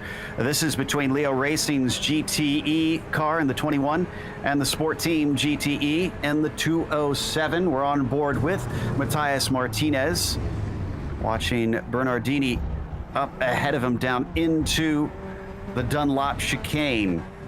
We're just about an hour and a half into this event. So, as we mentioned before, drivers starting to get settled in, but now you've got a battle starting to form up. Now you've got to get engaged and begin to fight for it. It is Ferrari versus Corvette, and ironically, the Corvette is red and the Ferrari is yellow. Yeah, that doesn't throw you off the loop at all, does it? It did, honestly. That's why I had the hesitation. I was like, wait a minute. That's not right. He's pulling pretty well, but it looks like he lifted. So the Chevy is just going to hang behind Bernardini for the time being, down into the first chicane. Do they have any traffic coming up behind them? Doesn't really look like it. They do have one of the LMP2s a little bit behind. But if they do start fighting, they've got Matsky in the 23. That's the Maniti Racing Green team that is not too far behind. You can see the Chevy back there behind them. So they can't really give up too much trying to battle. Big lift from Martinez down into the second chicane. Yeah, that was a big one. So he's saving fuel a little bit more aggressively, and maybe just looking back into that situation. Yeah, he was lifting way early and didn't look like... I think he was expecting Bernardini to try and save a little bit more fuel, which he didn't do. So Martinez losing a bit of time under the braking, but of course able to catch back up on the straight line. So lifting and coasting, Ryan, you were talking about it earlier. We're seeing a lot of that here, and it's really the quintessential technique when it comes to racing, as I think Martinez could have been able to overtake there if it wasn't for that dastardly LMP2. Sorry to cut in, but the Kinetic Racing Surge Team 62 just had an off, and once again, it was in the Ford chicane. I wonder if this is another case of those curbs. I think it is. Let's look at the replay. I think this, from what I can see on my replay, this is once again exactly the same thing, except, oh, we already took a lot right there, and then again... You hate to see that, and you hate to feel that as well. I think these drivers I think these LMP2 drivers have to be getting the message at this point. You know, somebody who's watching the race, watching the broadcast, hello, is probably telling them, like crew chief or someone, you know, watch out for the curbs in the fourth chicane. They would have noticed it under practice already that it's something you don't want to hit, and they'll be conscious about it. It's not something you want to hit. But Ryan, once you get into the race, as Joe just said, 1.5 hours in, once you get to this point of the race, you start to forget about those things that you have learned when you start to get into the groove, get into the rhythm of the race, and then kind of just autopilot. Yeah, pretty much. As this battle for second place in GT is still going on at the moment, and one of the LMP1 cars coming through to lap them, and yeah, these guys are really close now, heading through the fourth chicane, and those guys scrapping away and slowing each other up. That's allowed Tim Matsky to close up on them in fourth place and join the party. I said it was a possibility, and the DH driver very quickly capitalizes, managing to get up into the fray. Let's see now, once he's caught them, if he can actually overtake. They're going to have one of our... oh, no, that's not an LMP2. That's another GTE behind them. That's Biella Racing Team, Euronics, the 450. So we might actually have a 4-car GTE battle for a podium position here, for second, actually. Am I ever looking forward to this? Remember what I said about Sven Haase earlier, how he can be a little bit aggressive at times? Well, this is where he's gonna shine. Behind 3 GTE cars, he knows he's got time to make up. His last lap, 3:47.8. Do you have any idea how fast of a lap that was? That's 1.5 seconds slower than his qualifying time. And with a full tank of fuel in a racing situation with potentially all tires as well, he's flying out there. He's going 2 seconds faster than this group ahead of him, and he's gonna catch up to them in this lap. Ryan, this is going to be one of those endurance racing moments and endurance racing battles that we live for, and we still have half an hour of this stint to go. That was Matsky into third there. Sorry, go ahead, Ryan. Yeah, I was just going to say, this is what I love about GT racing as well. You get some fantastic battles, and yeah, we're just about to have a 4-car battle as one of the cars tries to pull out, tries to make a move into the chicane, and it looks like he's got the move done. Matsky now into second. He likes the Mulsanne. He likes the slipstream.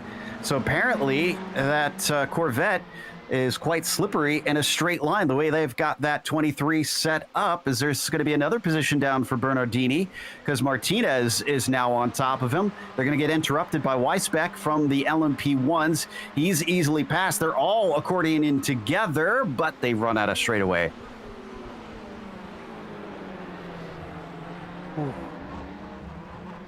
Wow. That is quite something to witness, and Matsky now leading that group, of course, with Bernardini, Martinez, and Haase right back up to it. But Ryan, something interesting I'm thinking, you know, we mentioned earlier on about Haase being aggressive and, you know, he's gonna fly by those guys, he's 2 seconds faster, but really, it's one thing being faster around here, you know, catching up to the field, but it's not so easy, you know, not only passing everybody, but running away from them as well, because the draft is such a significant thing here. Like, where do you make up the ground? Where do you create a gap to the guys behind?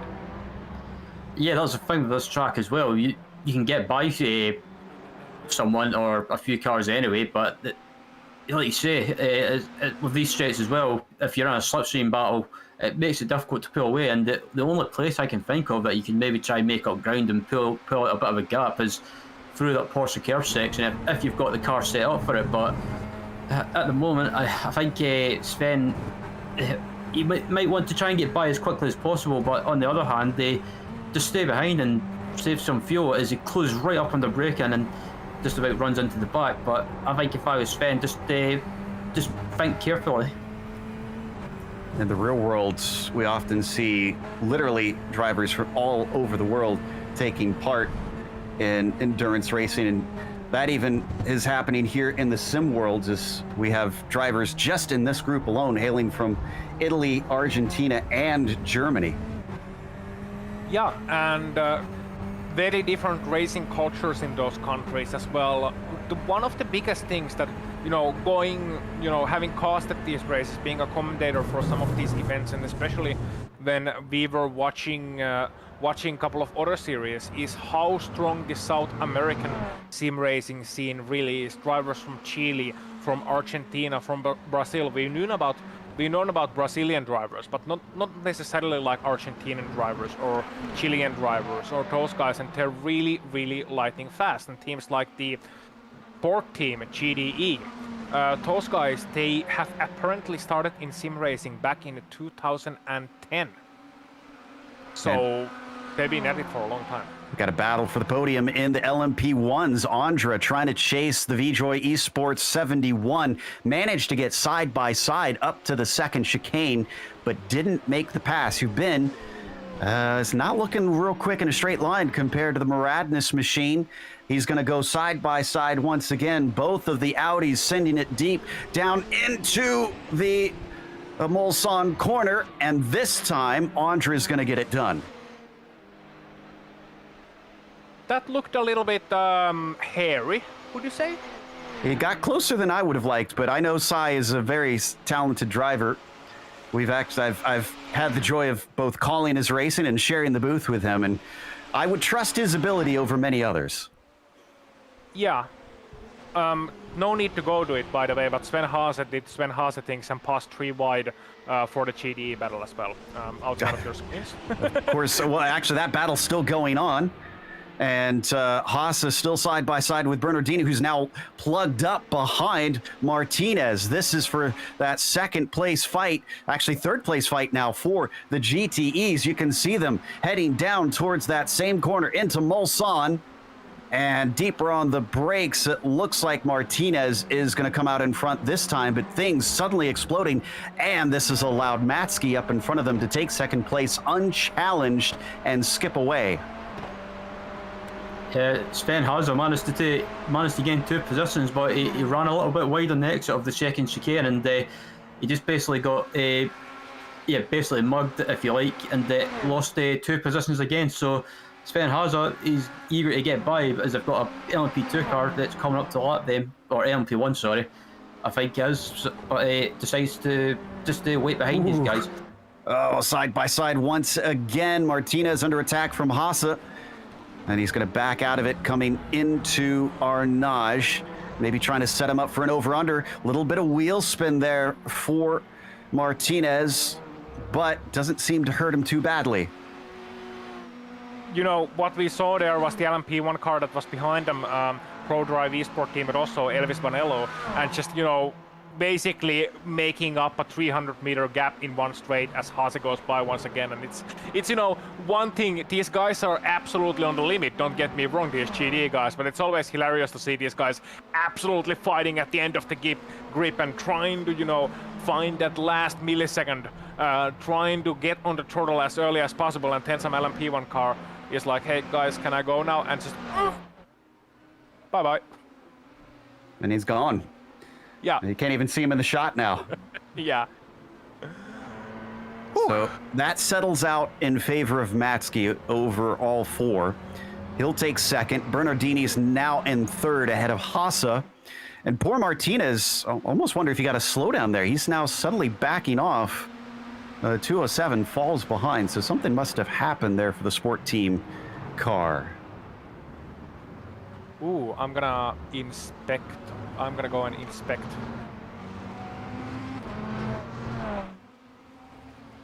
So he's looking at that. We're past an hour and a half into this race, and dramatic changes up at the top of the GTE class, not counting our leader though. Trogan's still up by about 30 seconds. There's still a lot of racing to go, so we can't count this as a rout at all yet. There's still a lot that could go down. And Ozzy, it looks like we were right, potentially. Yep, slowdown penalty for the 207 at the 4 chicanes, and that's why he had to slow down.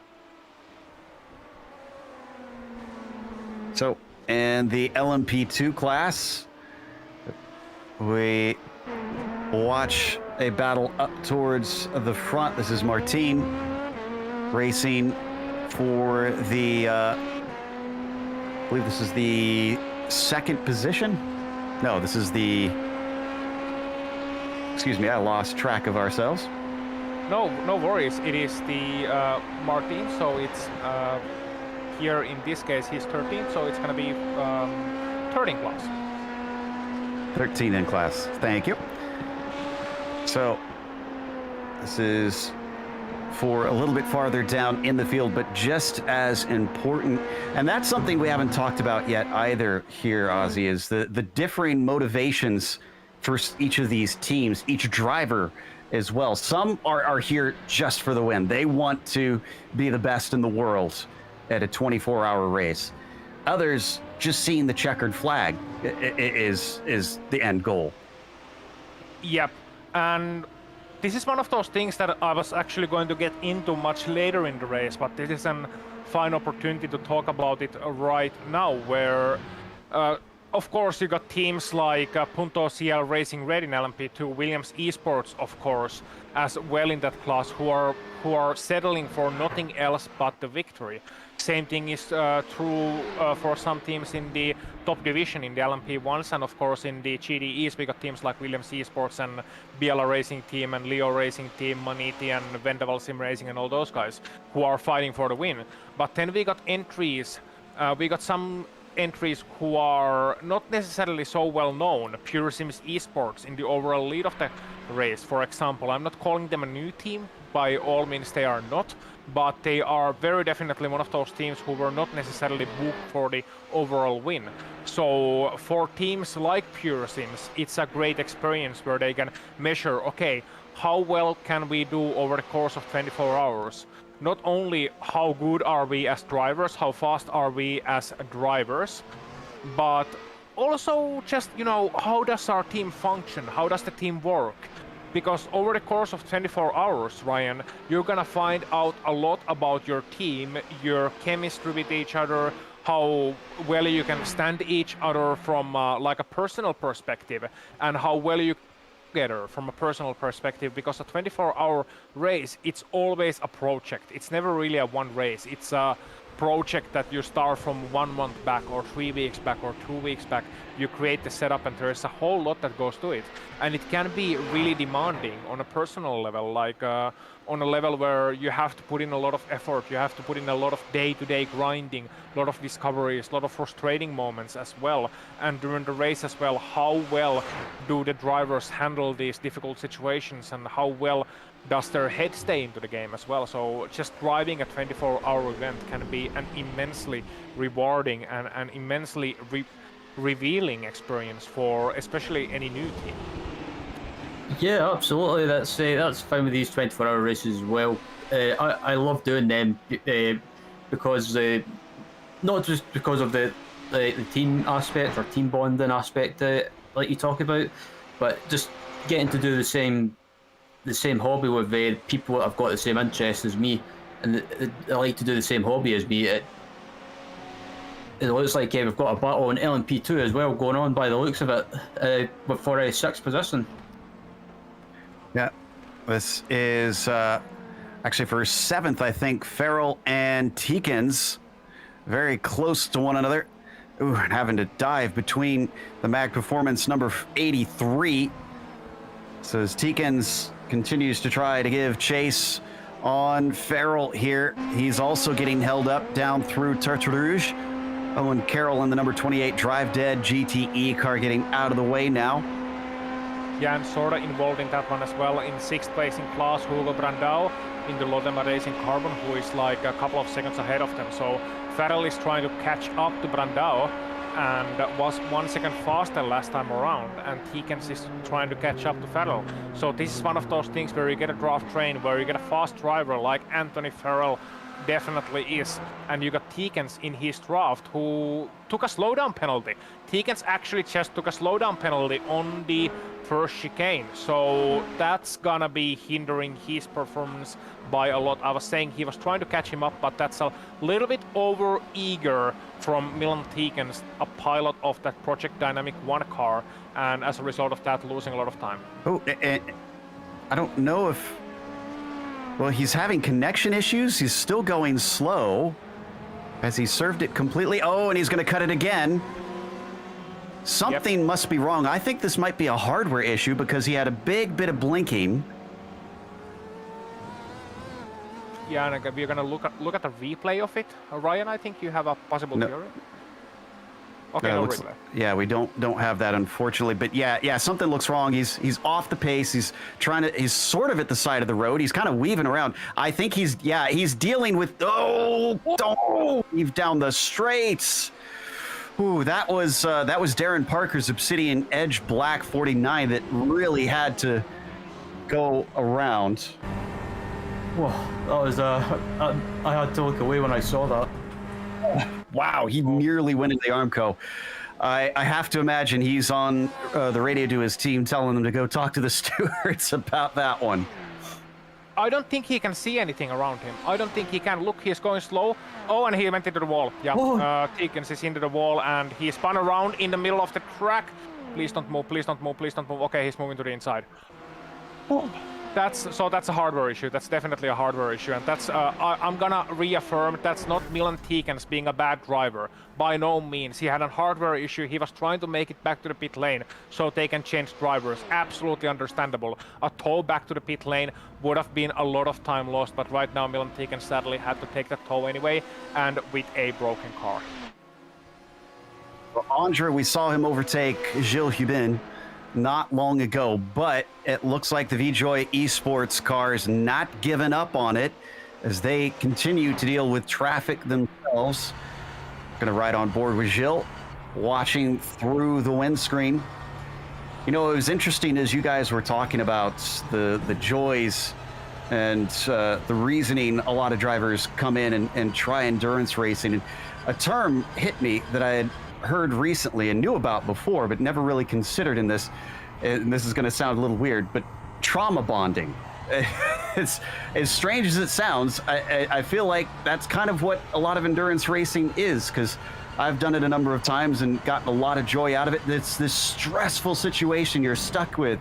Usually your friends, hopefully, but as tough as it is and as frustrating as it can be, I always come out of it thinking, man, that was one of the best times of my life. Is that the kind of service you pay for at an hourly rate? For some people.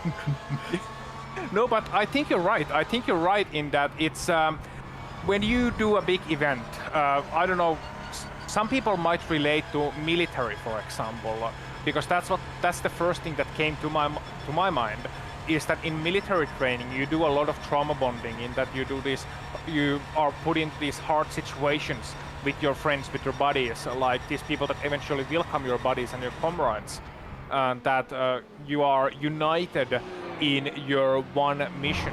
And usually, and it applies to sports teams as well, and a lot of people use that as a strategy as well, like a good coach. For example, Herb Brooks very, very famously used it in the Miracle on Ice 1980 US Olympic gold medal win on ice hockey when they beat the Soviet Union. Very, very, very famously. And he used a lot of those strategies where he united the team in their own intercollegiate rivalries against the coach, against himself, because he made them backskate. He made them, backskating is where you're basically skated until you throw up and down the rink. And that's something that can really bond the team together into a unified goal, be it the hatred for their coach, or their desire to improve, or in this case it would be just beating some other team. For example, if there's an intense rivalry between two teams, it can make both of the teams better in their unified goal of beating each other. And when you go through these hardships, like go through these projects that can take up to 1 month, up to 2 months, and it never really ends, there is always an event, a next event coming up. Like in this case, you got multiple events after the Majors 24. You got special events you're training for. You got leagues you're training for. You got practice to do. And so you kind of become forged in fire as a single coherent unit.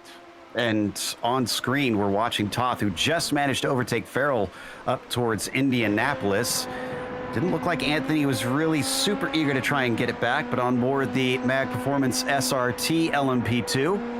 He rides behind through the Porsche curves, getting ready to complete another lap. Where are we on this stint, actually? Lap 8 here? I think we might be getting close to the end of this stint for these guys. Neither of them coming in this time, though. Oh, and what's happening with David in the Black Eagles racing card? Looks like Massinier in the 51 is right on top of him, and they're also coming upon traffic. Yep, they got the Absolute Motorsport lovely stickers car at 707 in the GDE class that they just navigated through. Black Eagle SimRacing and SOS Abrutis teams very close to each other on track. 7th and 8th overall we are on board. Masnier through these treacherous Ford chicanes. Ryan, who would have thought at the start of the race, at the start of this event, that it would be the Ford chicane that would claim most victims by our tour? Yeah, the Ford chicanes is it's a difficult section to get right. I mean, the first part of the Ford chicane is fine. It's the second part that left curve. It just invites you to take as much curve as possible to try and get a good exit. But as we've seen already in the race so far from some of the P1s and P2 cars, if you try and take too much of that left side curve, it'll just make the car unstable and you'll be around. Now checking in on some of our GTE cars. This is Haase still trying to get away from Matsky, who has been very, very quick today. Started from third, he's back to third, and is looking at second place. They're going to get lapped by another one of our LMP1s. An impressive job from this 23 to chase down Haase. Actually, no, I take that back. Matsky was in second before, wasn't he? So Haase has caught him and passed him. And I'm not sure when this happened because there was a decent gap between the 23 and the 450 as he gets very close to that rear bumper. Yep, looking at the lap times for Matsky, he hasn't been especially slow either. So it's just, he hasn't been slow, it's just Haase has been flying. Last time around, 346.9.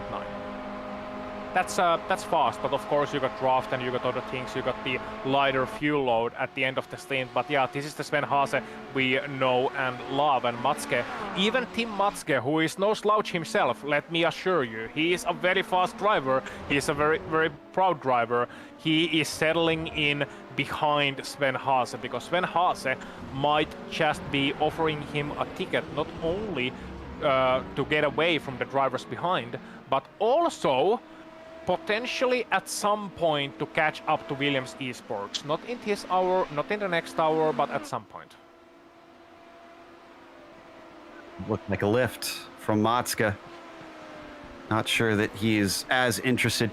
By the way, that Biela Racing Team Chevy went from 23rd in class on the grid up to second right now. He's still 30 seconds behind our leader, which just pitted. It looks like Trogan is in. Well, this seemed right. Yeah, I was just about to say, Ryan, isn't this because you're the resident GD specialist, so to speak, in among the boot? Well, you are a specialist, no need for the so to speak.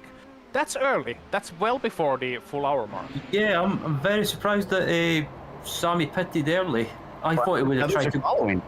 Yeah, and Biela and or Haase and Matska rather are in the pits as well. So I'm very surprised that these guys are pitting early at the end of the stint. I thought they would have tried to go as long as possible. Maybe they realized that they can't make it the full hour, no matter how much they fuel save. Maybe this is the strategy after all for these guys. Yeah, I think so. Because it was, what, about 4 to 5 minutes before the hour last time? So you double that, and that's about 10 minutes before the hour this time. So yeah, it's just compounding. They're going to have an extra pit stop no matter what, it seems. And that's gonna throw a bit of the strategy out of the window now. That doesn't take away from the effect of fuel saving. You can still fuel save. But Ryan, now it's gonna be some more complicated maths rather than usually the GDE mat isn't complicated. Try to pit after the hour. As long as you make an hour on your stint, you're gonna be fine at the end of 24. Be an extra lap or at some point or something. It's usually very straightforward. Now it's a little bit different. Yeah, a little bit different, and I think that's through that'll probably give the strategy guys or the strategy team members rather in these teams a bit of a headache, especially in GTE, because if these guys are not making it to the hour mark, I think that's a bit of a reworking the strategy needs done, and I think maybe some of these teams are waiting until later in the race, maybe in the nighttime hours, to try and get to the hour mark. We've had a lot of driver changes this time, so it seems this recent stint, as we see one of them, Borghini, they're popping in the ProDrive Esport Team Rosso car. Third in the LMP1s, the RLR Bruzy silver car has switched out James Armstrong for Zabalk's Balrog. I'm going to say that all day, I'm sure. Apologies in advance. The 25 already out running. Hubin, he was one of the ones we saw running in third. Now they swapped around with the 25. The 71 now has Matthew Levine in that car. Lost a few seconds in that pit sequence and have some time to make up. I see Dennis Cho having taken over for Ben Dutton in the 85. That's the Aquiver Motorsports LMP1 as well. So there's a few of our front runners in the top class that have switched around. Have you seen any Aussie in the LMP2s that have changed? Not yet. I'm not noticing anything in the top 4, top 5 at least.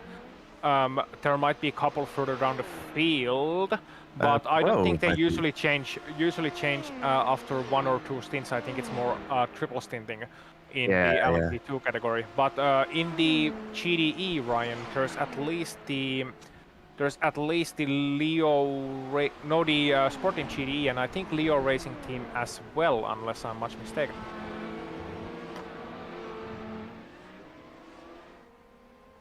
Neidhart is in, right here. Okay, can I just point out that our director, Sean Ambrose, that you don't usually hear, referred to Dennis Neidhart as the Anvil, and that's a wrestling reference, and I got that one. And of course that's a reference to Jimmy Neidhart, Jimmy the Anvil Neidhart, and I will assure you Dennis Neidhart is not part of the Hart Foundation. Do go on. Now he hasn't switched in. He's been in since the beginning. But let's see, has he taken a stop recently? Yes, he's just recently taken a stop. Trying to look at some of the others that have switched around. Interesting to note that Towel stayed out, the only of our GTE cars to be able to stay out an extra lap here. And but I think he's run out of fuel. If we go to him, I thought I heard him sputter. Yeah, I'm just watching the onboard as well. I thought I heard a splutter, so maybe he's pushed it too far. No, he's going. What in the world? What? I thought I heard him sputter. Maybe I misheard. He's going around, so maybe he didn't. Maybe it was a bit of a trick of the ear for me. So maybe he was changing the fuel maps, and that's why it was sort of misfiring on the downshift, and that might be the effect that you're hearing on your ears, because I heard him splutter too, but it might be that he's changing the fuel maps and they're trying to make it a full hour, which would be a very interesting, but also the correct strategy call if they can make it. But if they are going to be driving at half speed, then it's not going to be worth it. Like, there's always, Ryan, there's always the time loss in the pit lane versus the time loss on track. That fuel saving makes sense up to a certain point, and that certain point is when the time lost on track is more than the time lost on pit lane on that extra fuel stop, then it's not worth it. But if you can make it to full hours, you're not saving 1 pit stop, you're saving 2 over the course of 24. Yeah, and especially around a track such as LeMans, if you could save a pit stop or even 2 pit stops, like you mentioned, Ossie, and I think this Genesis SimSport team they could spring a surprise, so it's worth keeping an eye on them, and if they make it to the hour mark, then fair play to them. A bit of a battle brewing for 6 in the LMP1s.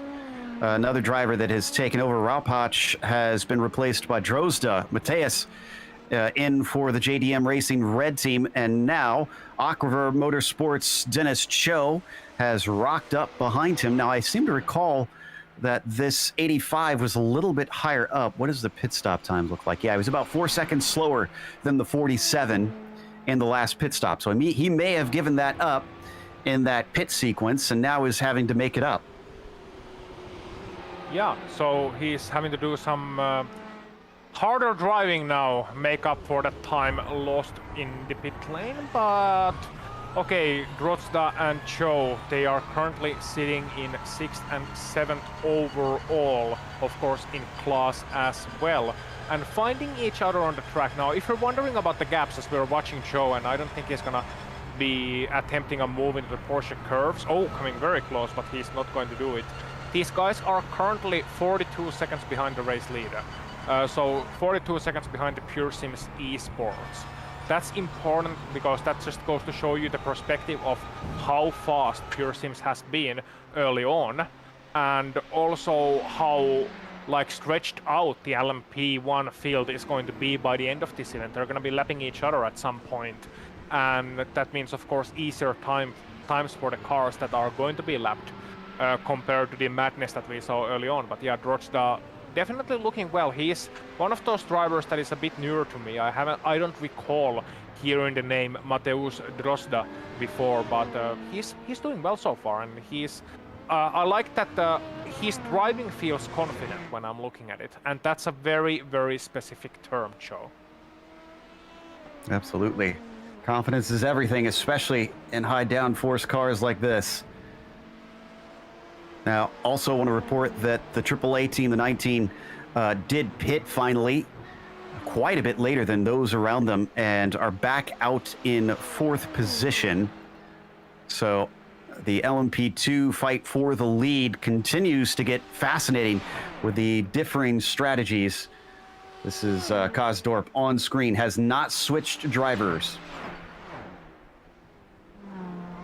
No, not at all, and he's still going out there, and he's doing really well. Like, Yuri Kosdorp is honestly one of my favorite drivers to follow. He's very entertaining, and he's also very smart. And we saw that earlier fuel saving, that he was able to pull off really, really well. And now he's back in the race. He's back in, as you said, 4th in class, I do believe. But how long he's going to be there, nobody knows. Ryan, sounds like you've gotten some info about Tekin's, what happened behind the scenes. Was it actually a hardware failure? Yeah, it looks like his SimCube wheel apparently failed, and that's why he never had any control. So yeah, really unfortunate for him, and not something that you want to happen, especially on a long straight heading down to Indianapolis around this track. It was a fast bit of track, and unfortunately, trying to avoid that tow, they wound up taking the tow anyways. Sad to see that after putting this much effort into things. I see a bit of a battle farther down in the GTE class. This is for 14th in that class. Drive Dead Racing with Tom Burns is dealing with the Mag Performance 83 and Lewis Woods in the 73, trying to overtake, but now they're getting involved with one another. Here we go. Lewis with a great run coming down into the Dunlop chicane, but he's going to have to do the long way around. No, he's got it, as Kachiyami is just going to back out of it. Yep, so, but I don't think Lewis is out of the woods just yet, because he's still got Tom Burns ahead of him in that Drive Dead Racing GDE car. Again, Ferrari versus Porsche here, as Kakiyami loses a bit of time to McGrath, who is trying to pass them. Oh, that's 3 wide. That was... Whew. So Chris McGrath, our overall leader, just went 3 wide, and these GDE cars now behind him are side by side at the back straight, and once again Kakiyami is able to gain that time. And here we're gonna see a replay. Ryan, wow, that was a situation and a half. This is where we're seeing. He's already flashing the lights. Coming up to him. This is a risk I don't think I'd be willing to take at this stage, considering he's got a pretty decent gap. But he made it work. Oh, goodness. The 118 still ahead by about 5 seconds over the chasing Maradness team. We are hitting the 1 hour mark here at the Majors 24. The Circuit de la Sarthe hosts this one. And there you see our overall leader, Chris McGrath, not willing to get aggressive in the 118, but that's why he's leading this race. Nicholas Rubelar leads in the number 79 Punto CL Racing Red LMP2. And then in the GTE class, it's the 53 with Williams Esports Ben Q's Sam Matty Trogan leading the way there. We're going to take another quick break. We'll come back after this here on the Global Sim Racing channel. Don't go away.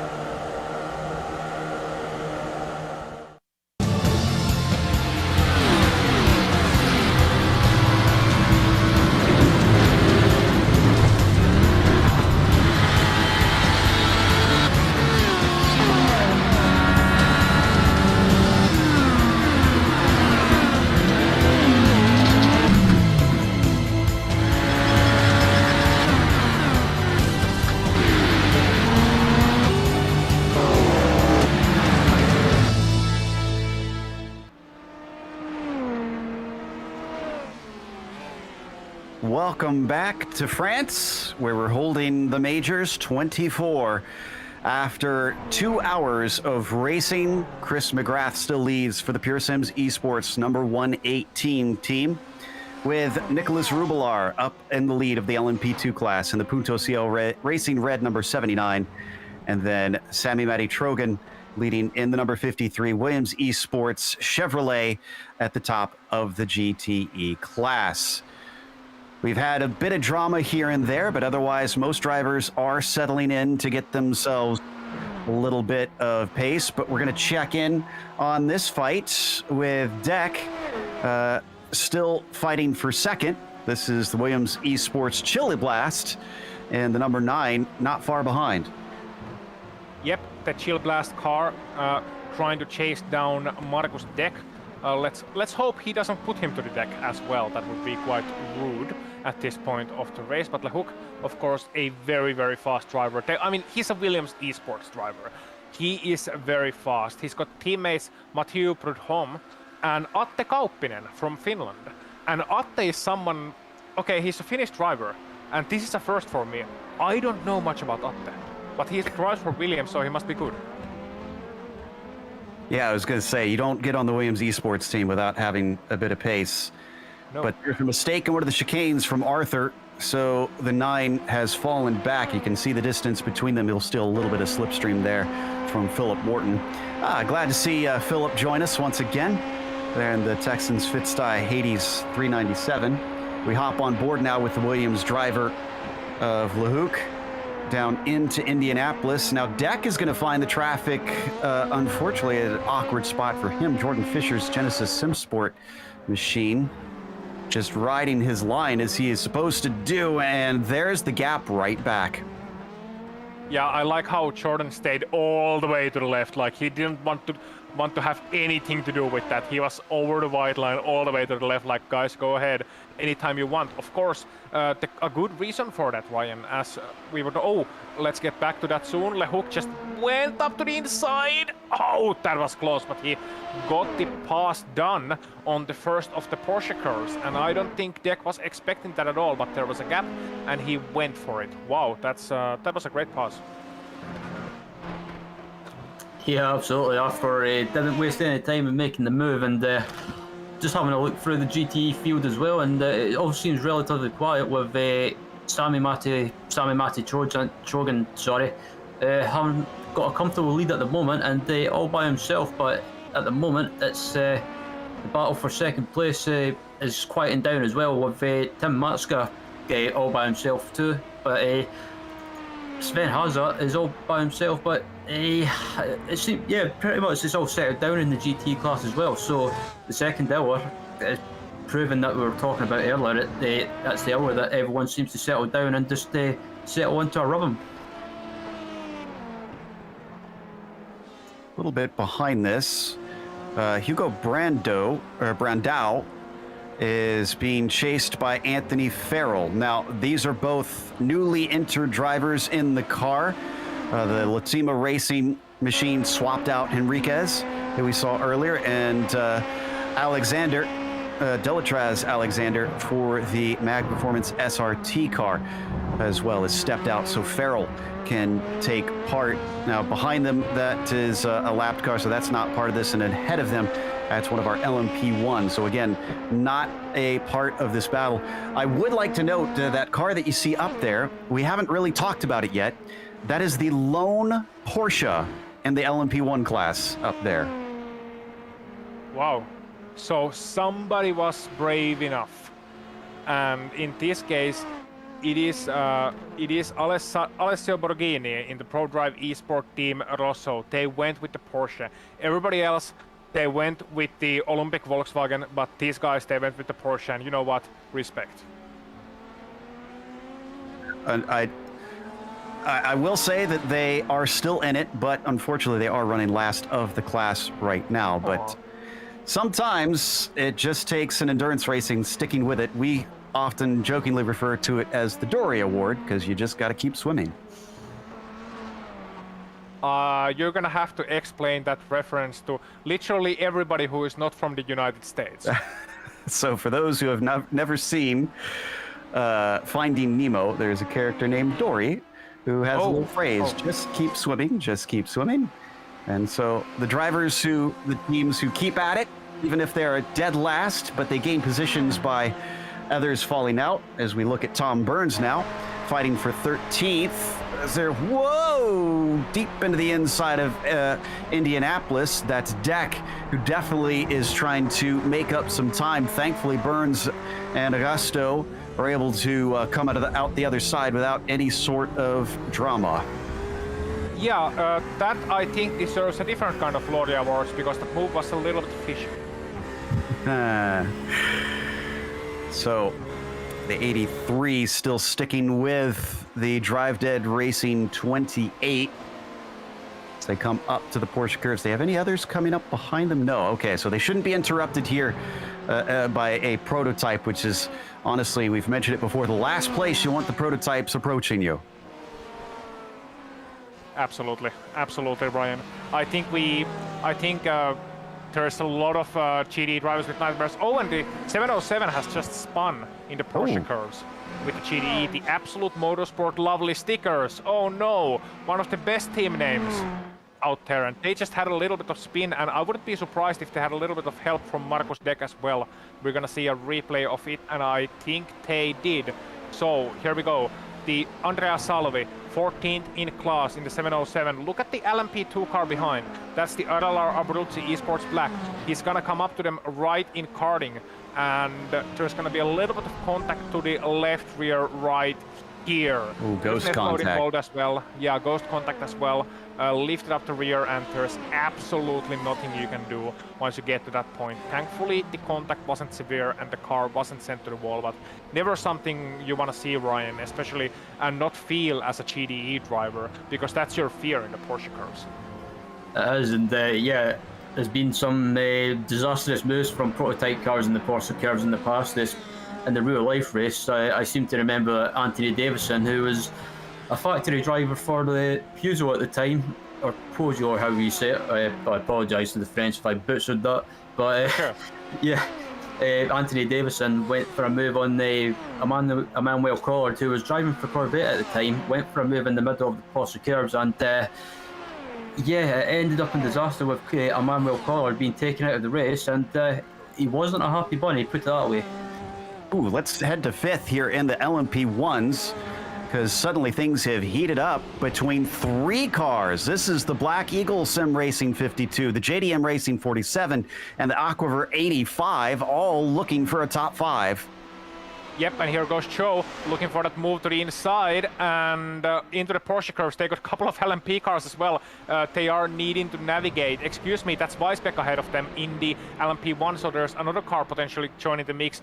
But here they have to navigate with another, albeit slower prototype here in the form of Connor Harrington, Kinetic Racing Search. Gonna get by outside. Is Joe, is Gloster gonna follow him into karting? Yes, he is to the inside, and Da Silva as well in the SOS Abrutis is taken to the inside, and now with the of course the GDE leader Sami Matti Trugen getting out of the way, all nice and tidy as well. Yeah, you said it's a 3-car battle. It is, but it could potentially be a 4-car battle soon, because David Weisbeck in the Black Eagle Sim Racing car, 314.7 last time around, before that 315s, and the guys behind him, well, last time was a little bit slower, but usually being a couple of seconds per lap slower, as Da Silva gets by Dennis Cho as well. So this could develop into something quite enticing in not too long of a time.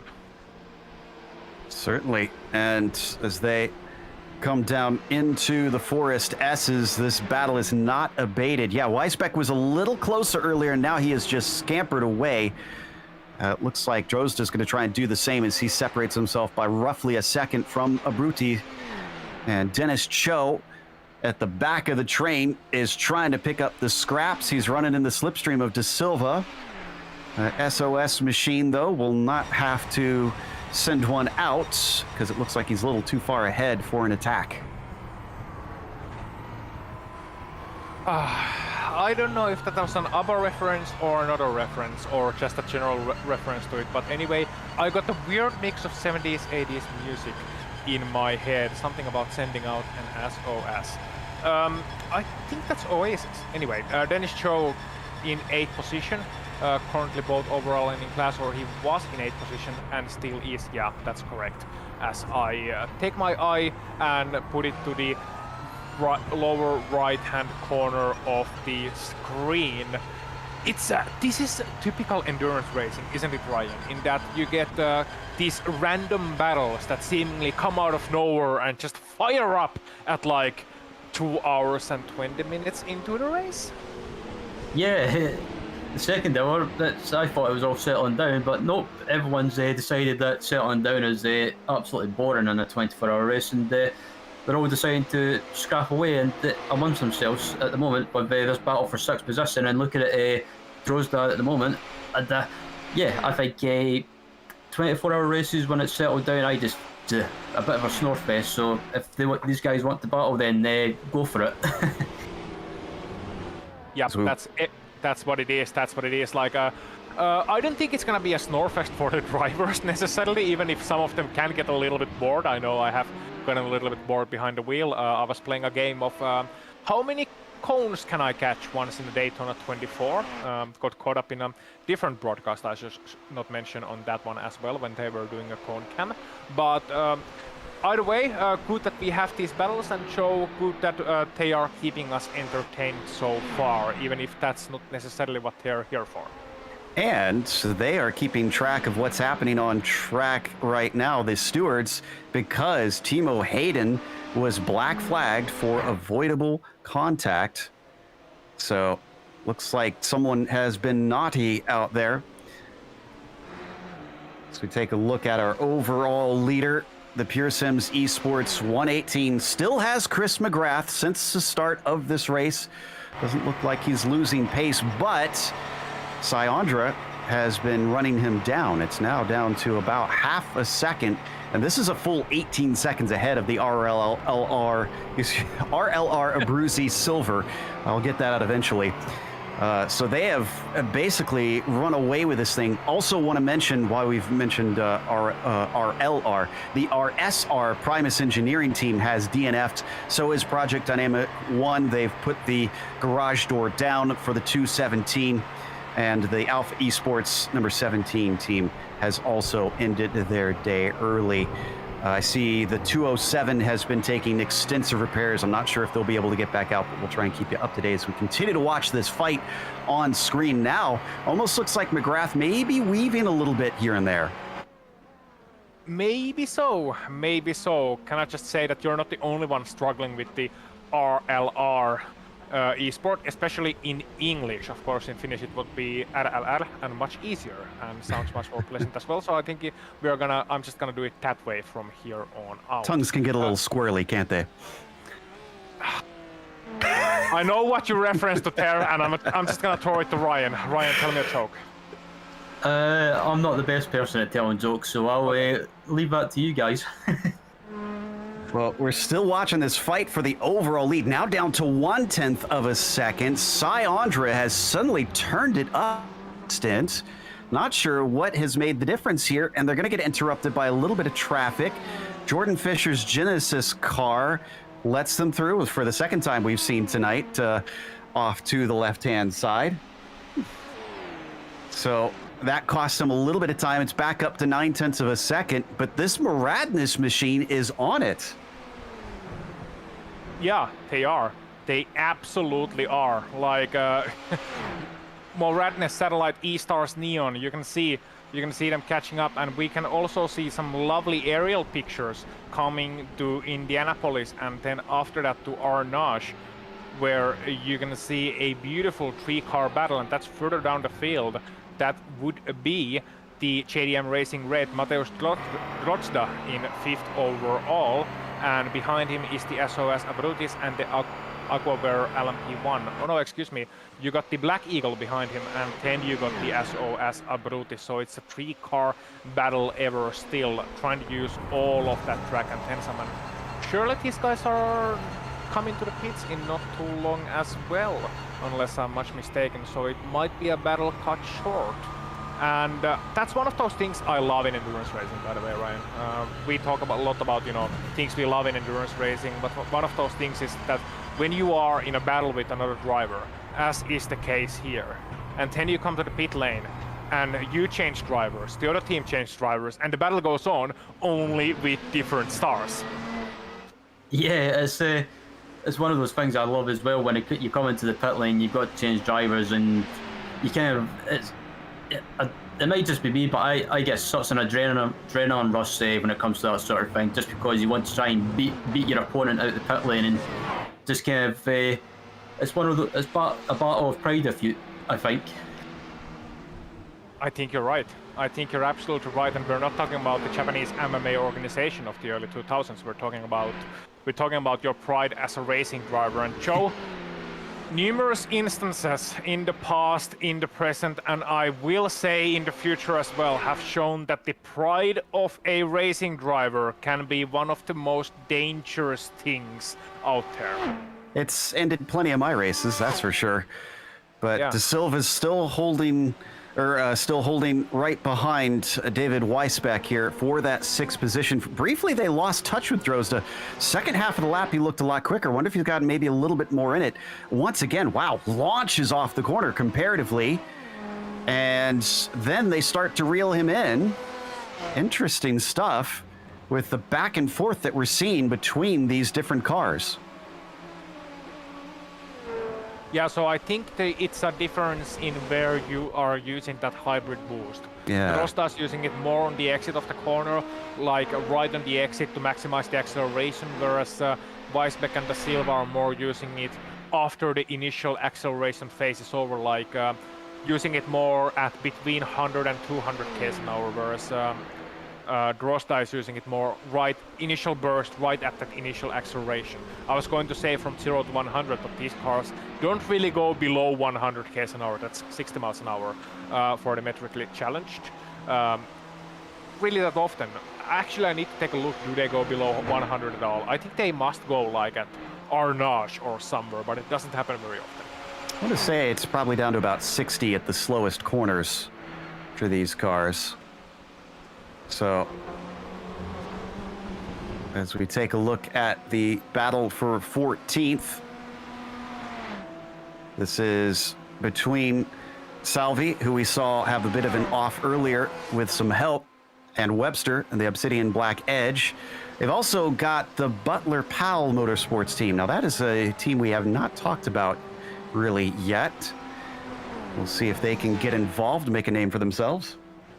Yeah, of course, they have made a name for themselves already by having one of our own in their squad, in their driver lineup. The Butler Powell Motorsport has one driver called Stefan Schlacher. And boy, if you thought that Sven Hase was aggressive, you should see our very own Austrian on track. No, I'm just kidding. I love you, Stefan. But yeah, he's going to be driving for Butler Powell Motorsports later on. And is curiously watching the progress of his teammate Jan Schmidst at the moment. Smits at the moment, yeah. Trying to catch up to the Obsidian Edge Black car of Cody Webster and Andrea Salvi as well. That Obsidian Black car, very strong on the brakes comparatively, gained a bunch of time over him. Yeah, poor Steph. I feel like of all the commentators we have on our team, he seems to get the most guff out of everybody.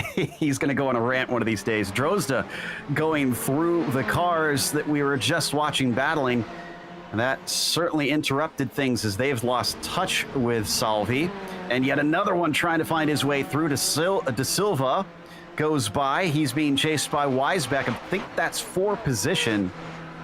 Yeah, it is. Da Silva, that's the LMP1 battle that we were focusing on earlier on, and he's gonna go for position. Weisbeck here coming up to the inside for the first chicane, and Weisbeck for Black Eagle SimRacing is gonna get the move done as well on Da Silva with Dennis Cho right behind them as well. So that's a move done, but I'm not sure if it's gonna be conclusive or is it going to be a position that is going to be taken away at later point in this lap. So Da Silva is losing a little bit of time on this straight. That's very curious. Maybe he's saving up his boost. Now here's a club we haven't brought up yet. Cho is hailing from the New Zealand Australia club. What time is it over there? Because it should be pretty late at night, I want to imagine. It is night. I can tell you that it is night because it's 2 hours past the Greenwich Mean Time here in Finland. It's 6:30 p.m. And I know Australia is a little bit further to the right if you look at the globe as well, like at the almost exactly the other side of the planet, in fact. So it's right at night. Yeah, it's smack dab in the middle of the night for him as we ride on board with Cho. Boy, De Silva caught up a lot coming up the Mulsanne, and he's going to catch him again. This time he's going to try to go for it, nearly having to make it 3 wide with Woods as they go past the GTE car. They come down into Indianapolis, and he's going to have to be brave on the brakes. Is Weisbeck going to fight back? No. He lets De Silva have that 6th position. And we're hearing from the Peanut Gallery as well, who are of course our wonderful, wonderful viewers. Thank you for tuning in to the Majors 24 here at Global Sim Racing channel. We're hearing that it's 1:30 a.m. in Australia, and all I can say to that is I salute you. You crazy, crazy guys. Hardcore fans. As we get more pitters in the LMP2s, Cuero is in for Punto CL. Now there is a name that we know is incredibly quick. Mauricio Cuero could put some stonking times in. Looks like Deck is going to be replaced by Milnek. And then Marcus Solholm will stay in the car for the Aquiver Motorsports number 86. It does look like the Punto CL car is going to take tires. It's down off the jacks and it's rolling. Moratnes Satellite E-Stars Neon, car number 43, changing drivers as well. Sai Andra is out after a wonderful first stint for him, and Gabriel Ross is now in that 43 car as well. Let's see, VJ Esports, Matthew Levine.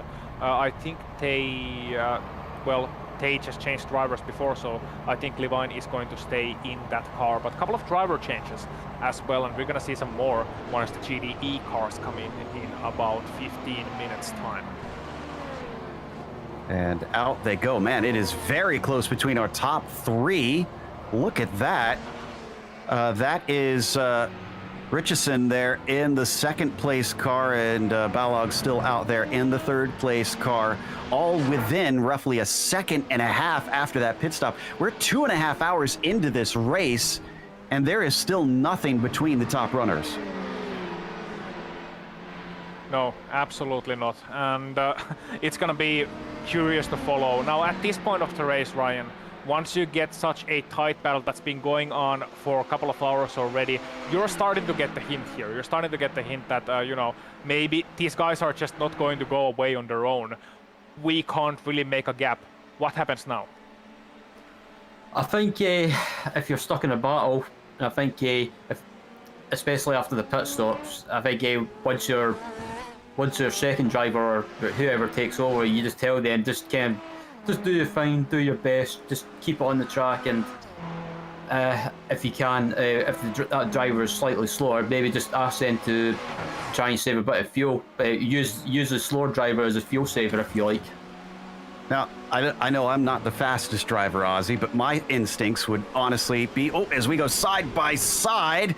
Whew, that was a little tight between Balog and Roos there, as the Mirandis team gives the lead over to the RLR Bruzy Silver. I was going to say, my instinct would be to kind of say, okay, just keep touch with them. Don't race them necessarily. Just stay with it. Yeah, that's exactly it. Like, stay with it. It's a long race, once again, and dollar to the swear jar, endurance racing cliches, but it's a long race, and you're going to have to just stick with it. Stay in there, don't make a mistake, and see what happens as we see Ross passing one of these guys, and we're still following the auto battle as they are coming towards the Indianapolis corner. This is of course for the second place in our top class. Justin Richardson taking the position away from Balog, but wow, this is quite something. This is quite something indeed, and they still got some traffic. Next up is going to be Giuseppe Curri in the DRS Wave Italy GDE car, being able to get into that number 10 car. And he's a guy I know very well. I used to race him actually back in the 2015 12 Hours of Sebring. Might have been 2016 as well. Was driving for a different team back then. Was driving for the Corvette DP. Driving the Corvette DP, and an excellent racing driver who I just want to give a shout out to, Giuseppe Curri, in that DRS Wave Italy team as we focus back on the battle for the overall lead. So, now that Chris McGrath has given over to Richardson, some big shoes to fill for Justin.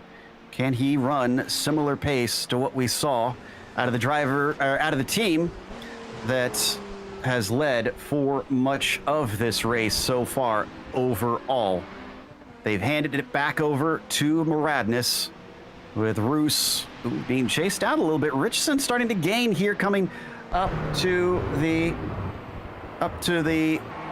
Dunlop chicane, but he's going to run out of straight, and it appears that he's not going to attempt it there. Looks like we've got one of our drivers ready to talk to us that was in for that first stint in the LMP1s as Thomas Cope joins us. Thomas, welcome to the booth. I don't know how tired you are after that, but do you feel tired? A little bit. The long stints, obviously, it's what, 2 hours, so long stints can usually drain you a little bit, but it's nothing we haven't done before. We've done endurance races, so it's a lot different from the 40-minute sprints over a PRL. So we noticed that many of the teams seem to be going on the same pit strategy in terms of pitting on laps, but a couple have been going a lap or even 2 laps longer now at this stage. Does that concern you at all? It's not concerning as such, it's just we need to be careful towards the end of the race. They may be able to neglect one more pit stop towards the end, but they're going to lose time throughout the race. So we're just going to keep an eye on their lap times and see if they're keeping up the pace while they're saving the fuel. If so, then we may go into that strategy ourselves. On the screen, we see a battle here as Roos is going to try and overtake Balog down into the Mulsanne corner as they come deep into it, but looks like that'll go the way of Roos. In the meantime, Cope, it looks like your team is currently running. Actually, where is your team? I lost track. Excuse me. So we check through, and but I was going to say that what is the traffic like out there now that things have kind of spread out and all the classes are all across the track? It's because it's spreading out. It's getting a little easier. You're catching 1 or 2 cars at a time, so you can easily get by with a bit more ease. I know I had a couple of points where I was getting by 3 or 4 wide cars. And it's just so much harder because you've got more cars to factor in on the overtake, and you can't send it as easy. You just got to be more careful. Whereas one car, you know where they are, and it's a little easier to race against. Same with when we got the GT and an LMP2, and I had a point where I was going 3 wide with all 3 classes. So it's just managing the traffic and doing the best we can and not losing as much time. We've gone with the set out where we're just gonna lose as much time as possible behind the traffic and just keep it safe, basically.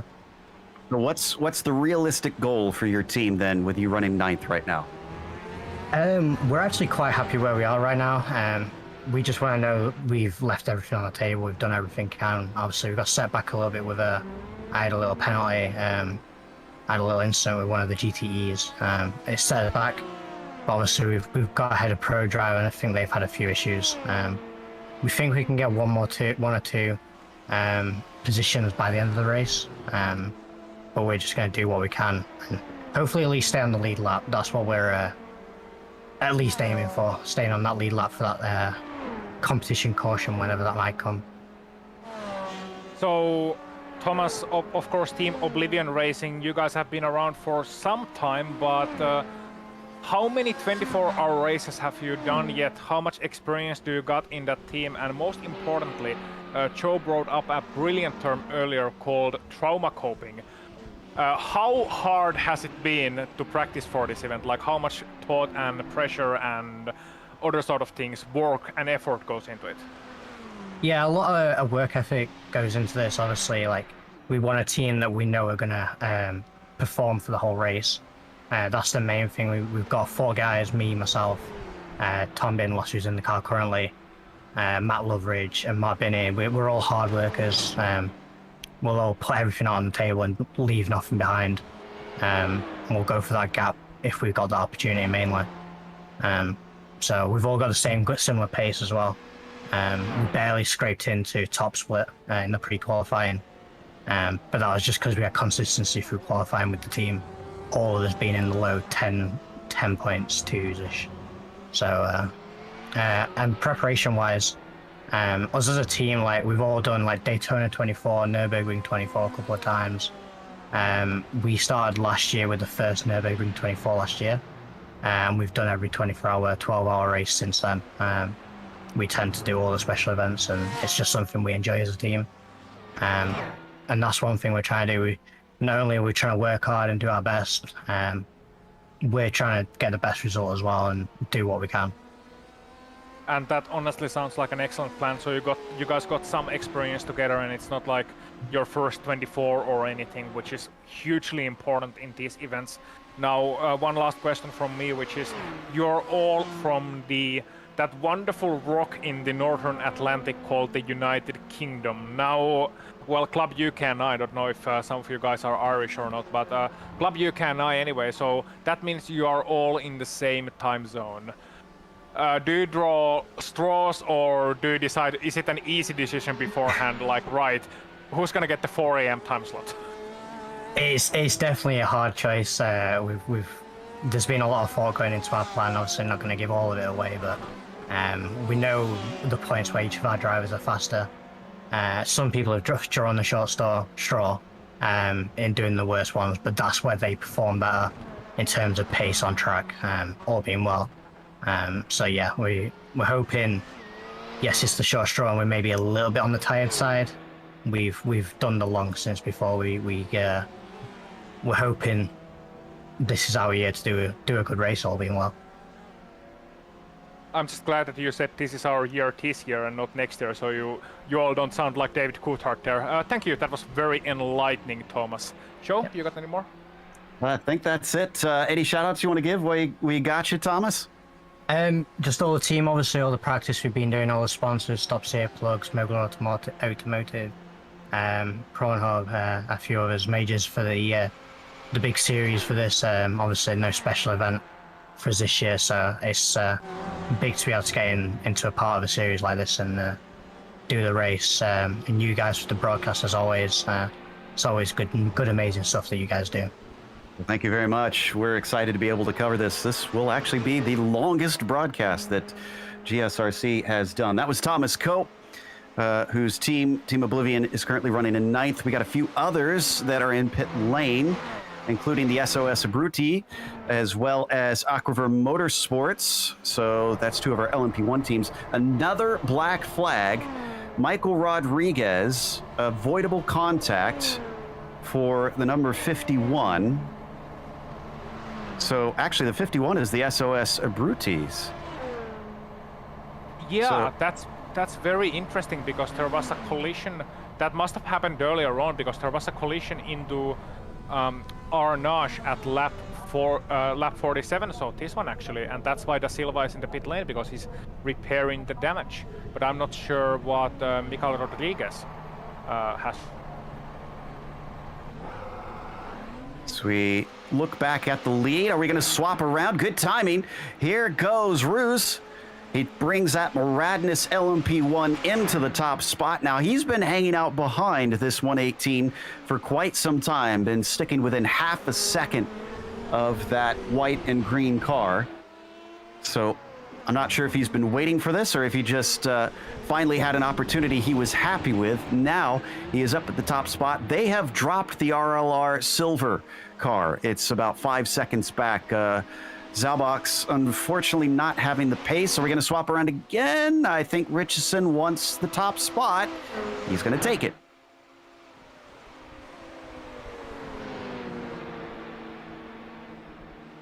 Okay, so we're gonna see what potentially caused the black flag. Here we go, seeing a replay, and he's gonna come up to the 28 GDE, and it's a little bit glitchy, but I think we're gonna see it coming into the Porsche curves if we just stick with it. Okay, sorry about that. We didn't get the replay, but there was a contact between the car that we saw currently on the pit lane, the 51, and then the 28 GDO, who are, of course, the 28 is the Drive Dead Racing GDE, and sadly, I think they lived up to their name there, Joe. Yeah, unfortunately, 8 minutes of repair. Sport Team GTE is also retired, and they are done. You can see the damage on the right front of that Ferrari is pretty significant. Keep moving forward is not what they're doing right now, but hopefully they'll be able to return to that state a little bit later.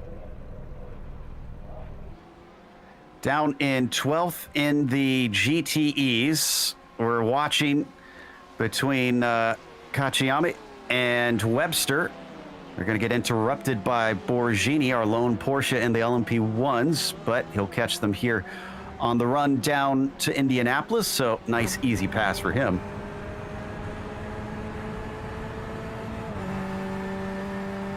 Watching from Webster's perspective, and Augusto probably watching in the mirrors, just seeing what kind of run that number 49 has got on him. Now they slam on the brakes down into Indianapolis. A lot tight to the right-hand side there for the Chevy versus the Porsche.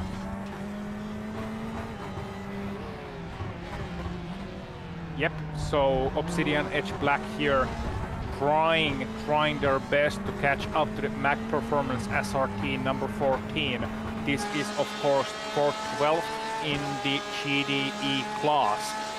So here we go, Kakiyami trying his best to run away from Cody Webster, coming up into the Porsche curves and trying to stick it behind for now. Not gonna send the Corvette up to the inside, and you can see how wide Kakiyami had to take that first corner, really using all of the track and tensile. And that's the most difficult thing about the Porsche curves, is trying to keep that line, because they're SS. And usually they got a little bit of negative camber as well. There's no real grip in those corners. And because these cars are set up for the straight line speed, that means that, you know, you don't have even that little bit that you usually have with GD cars in fast corners. You're gonna be struggling to keep it in line a lot of the time. And you're going to be struggling to hold that line and trying to set the car up nicely into the next corner. So that's something that we see Kakiyami struggling a little bit with there, but doing a good enough of a job to keep his position for now. Balog may have taken that RLR up to fighting for the win, but unfortunately, it had suddenly gone south because VJoy Esports caught them and is now demoted them to 4th. I wonder if there's some sort of damage on that 25. We're going to watch the replay of the pass, because for being up with the top two and fighting so fiercely, something has happened to Balog or the car or something for him to drop back so drastically so quickly. Yeah, definitely we see a replay of them coming side by side into the Indianapolis corner. Oh, this is going to be treacherous. Is he going to miss his braking spot? No. Oh. So that's just, well, I suppose they were going slower than they should be. Expert analysis, I know. That's what you pay me for. Exactly. Yeah, I'm looking, last lap for the RLR team was 3:14. He's had pretty comparable laps. They're not way off the pace, but there might be something on there that's slowing him down a little bit in a straight line. Hard to tell. Another black flag. Max Hawk for avoidable contact in the 85. Ooh. Naughty, naughty, naughty, naughty boys. I think we need a more sassy voice for that. We need something pre-recorded. Pre-recorded to, you know, have like, oh, you naughty boy, for that was a bit too camp maybe, but I was gonna say that's going a different direction. I don't know if I want to hear you say that again. Giving me the nightmares. It is the right month for that. But Ryan, meanwhile, we have an interesting question from the chat, from Adam Fakkiponti. Just out of curiosity, under what circumstances would we get a full course yellow? And this series has some very peculiar rules regarding full course yellow, or code 60 as it's called elsewhere. So yeah, I'm just having a look at the full course coursing procedure, and so yeah, it's a bit long-winded if you like, but I'll try and make it simple. So yeah, full course coursing or full course yellow will be thrown in random laps in this race. The random laps have already been determined that are only known to the person that's in charge of the race. So it's pretty much the first part. It will be pretty much thrown out randomly. Yeah, looks like we've got pit stops here for some of our GTEs, as well as a few LMP1s I see in. Yep, including Sven Haase, who is in the pit lane, and I wonder if we're going to get no, we're not going to get a driver change. So he's going to start his 4th hour pretty soon. and that is in Finland we have a term for that. It's not broadcast friendly, but let's just say iron backside. I think that gives you a clue. Yeah. Yes. I would say here we would call it a glutton for punishment. So Dennis Cho is in as well for the Aquiver 85. And he took over for Ben Dutton a few stints ago. I think one stint ago, maybe one or two here. Looks like LMP1's getting close in third. Now this, I think, might be... No, they're not coming up to a pit stop here. It looks like those others were a little bit off sequence, so that's why we saw them in. But this is between the two that we were looking at just earlier, the 71 and the 25. Separated by all of 0.6 of a second. Levine and the VJoy 71 machine were on board with Balog and the RLR number 25. I always hate having to come by drivers coming out of pit lane like that, getting ready to go through the Dunlop curve. That was McNinch in the 179 Maniti team that was trying to stay out of the way.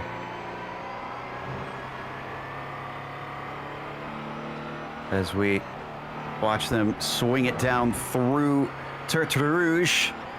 Balog's starting to lose a little bit of touch. And it looks like we've got another driver from a recent stint ready to talk to us, Cy Andra. Welcome into the booth, Cy. Usually we're talking to you about in a different fashion, but your team has been vying for the win. The Moradness team certainly looks quick today. Yeah, I just think we need to stay the track limits a little bit more. I think we'd be in the lead right now. It's a little bit frustrating, but it is what it is. Everybody has to drive the same track, so just got to get on it a little bit. So I have to ask, is the big man going to join you? Is Morad going to be hopping in the car at some point today? Unfortunately, no. We did ask him if he wanted to run, but he is at Belle Isle this weekend. Makes sense, yeah.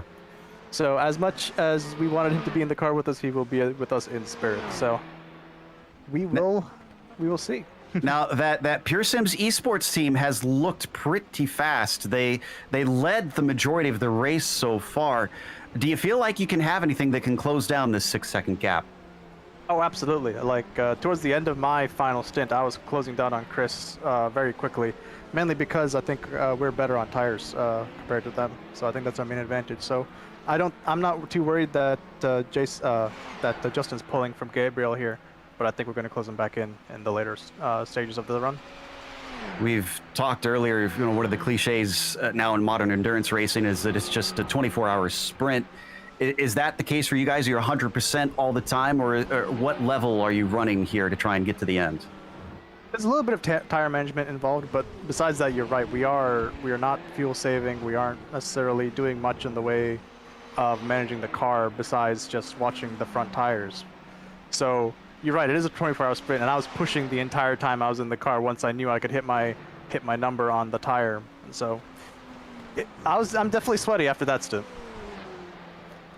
Yeah, a question from me, Si. I know you're part of the same team, and you probably won't want to give too much away, but what kind of strategy have you guys went into this race with, and how much time have you guys spent preparing into this?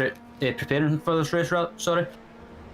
Well, it's actually, we did less than usual for a 24-hour race, which was kind of surprising, and considering we were all rusty in this ton of grip, ton of downforce, and try not to run over the slower classes. And at the moment, with the driver schedules as well, what's the plan with regards to stints? Are you guys planning to go with triple stints, or are you just planning to go with doubles, or what's the... I'm gonna play that one a little bit close to my chest, but so far we've done quads so far. I did 4 stints, and you can expect that, I'd say. Good stuff. So this is more of a philosophical question for you, Sai. But since you are doing quad stints, and I'm assuming you're not talking about your leg days when you talk about doing quads, but speaking of those long stints, an LMP1 car, it's of course very fast. We know you got long straights, you got these fast corners that you're coming up. Do you get into this sort of a flow state at your stint where you don't really think about your driving, you just do it, or is it more like you're constantly thinking about something and thinking about the next thing? Which is it? Because I know that in a long race I get into this flow state where I don't really have to think, and you go slower once you snap out of it. But does that happen to you, or is it just me being a little bit loopy? Well, in the LMP car, I feel like I can never just turn off my brain and drive like I can in a GT car or an LMP2 car because of the hybrid system I was talking about earlier. You're always managing the battery, you're always managing how much should I be braking into this. Sorry, no. sorry to interrupt. Yeah, Roos has just spun it. Did he touch the wall? It looks like there is some damage on it. Oh, no. Well, that's what the full course yellow is for, I suppose. Oh, but it looks, as he tries to get, okay, I thought it was crabbing. It looks like that's not the case. He's trying to shake it out. I think we're going to look at the replay here. I had just seen it on my screen, but I caught the tail end of it as he comes into the corner, off into the gravel. And then that was a pretty decent hit. Can we get a live reaction from Sandra there from that incident? How do you think that will affect your performance in this race? Was it a good thing or not? Well, luckily it looks like it's just superficial damage. It doesn't look like any suspension damage at the moment. I will have to go in and confirm with them. But that means we'll probably bring it in and get it fixed. We shouldn't lose a lap, and that's the most important thing with this full course yellow that we're going to get eventually. It keeps as long as you stay on the lead lap, you're still in contention. So that's what we're going to be planning on here. And that kind of ties into what I was just about to say. You can never turn off your brain because you always need to think about when should I be braking, how much should I be regenerating this lap, and how much. Oh, it looks like that car is a handful. Yeah. Yeah, I think maybe there is at least a little bit of handling damage now that he's getting into the Porsche curves. Well, I'm sorry that we had to talk to you under these circumstances, Sai, but best of luck getting back in the car. Hopefully we'll get to talk to you and hear exactly what's happening with it now. Absolutely. Thank you, guys. I'll take off now. Sandra for the Maradness number 43. It's a car that was in second place vying for the win, but now seems to have hit its first major troubles for the day. A little bit slow here as it gets going. Looks like some trepidation out of Gabriel Roos. Let's see if he comes into the pits. Yeah, immediately in. So, can I just point out how hard Sai's mental fortitude is? How much of a mental fortitude he has for endurance racing? His voice didn't even rise as his teammate just basically put it into the wall. Like, I know I wouldn't have been in any condition to talk about, racing, keep my voice level there. But, that's Sandra for you. He's calm as a cucumber. I'm just glad he didn't swear on air when that happened, as we head over to ninth place with the Genesis team under threat from the DRS Wave Italy car, the number 10 with Giuseppe Curry in there chasing Jordan Fisher. They come out of Maison Blanche themselves, but Giuseppe looking like he's dropping a little ground. Up. A pit stop, though, for Fisher.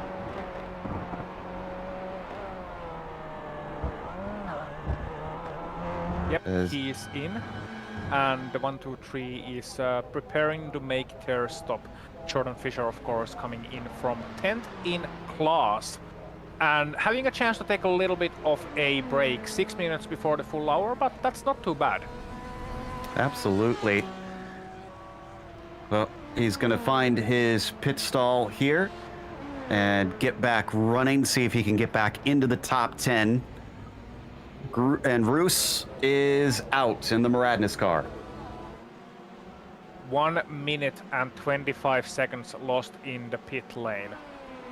Oh, that's something of a... That's gonna put a hindrance to their race, but that could have been so much worse, Ryan, as well, because that's the kind of thing you don't want to have happen. Like, it's one thing, the traffic is difficult enough, dealing with the fast corners is difficult enough, dealing with worn tires is difficult enough, and I'm sure that played a part into what happened to Gabriel Roos.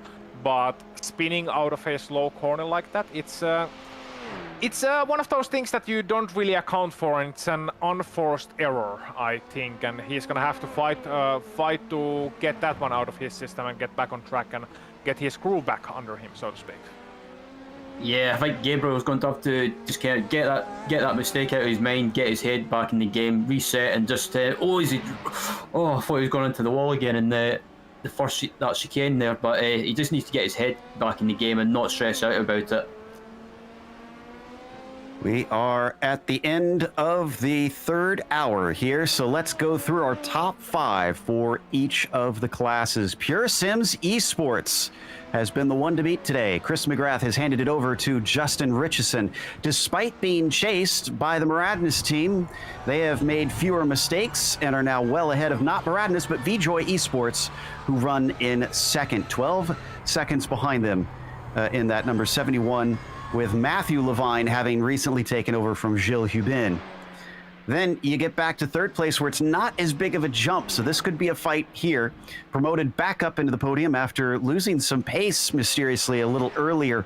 Zabox Balog is in the RLR number 25, the Abruzzi Silver car, and trying to see if he can challenge for second. Then you go back to fourth, and it is a big gap back to fourth place. JDM Racing Red has Mateus Drozda in this number 47, as the red and black Audi has got a lot of work to try and get onto the podium.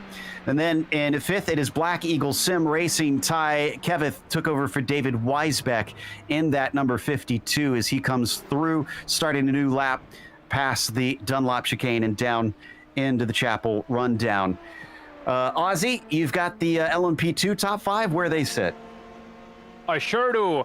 It's Punto CL Racing Red still in the lead of this event. Mauricio Guerrero currently piloting that 79 machine to a steady result, almost 3 hours in, still leading here ahead of Williams Esports Chill Blast and Atte Kauppinen, who has given his team a rise all the way from the back of the P2 field to the second position. Let's see if they can catch up to the leading Punto CL Racing Red squad.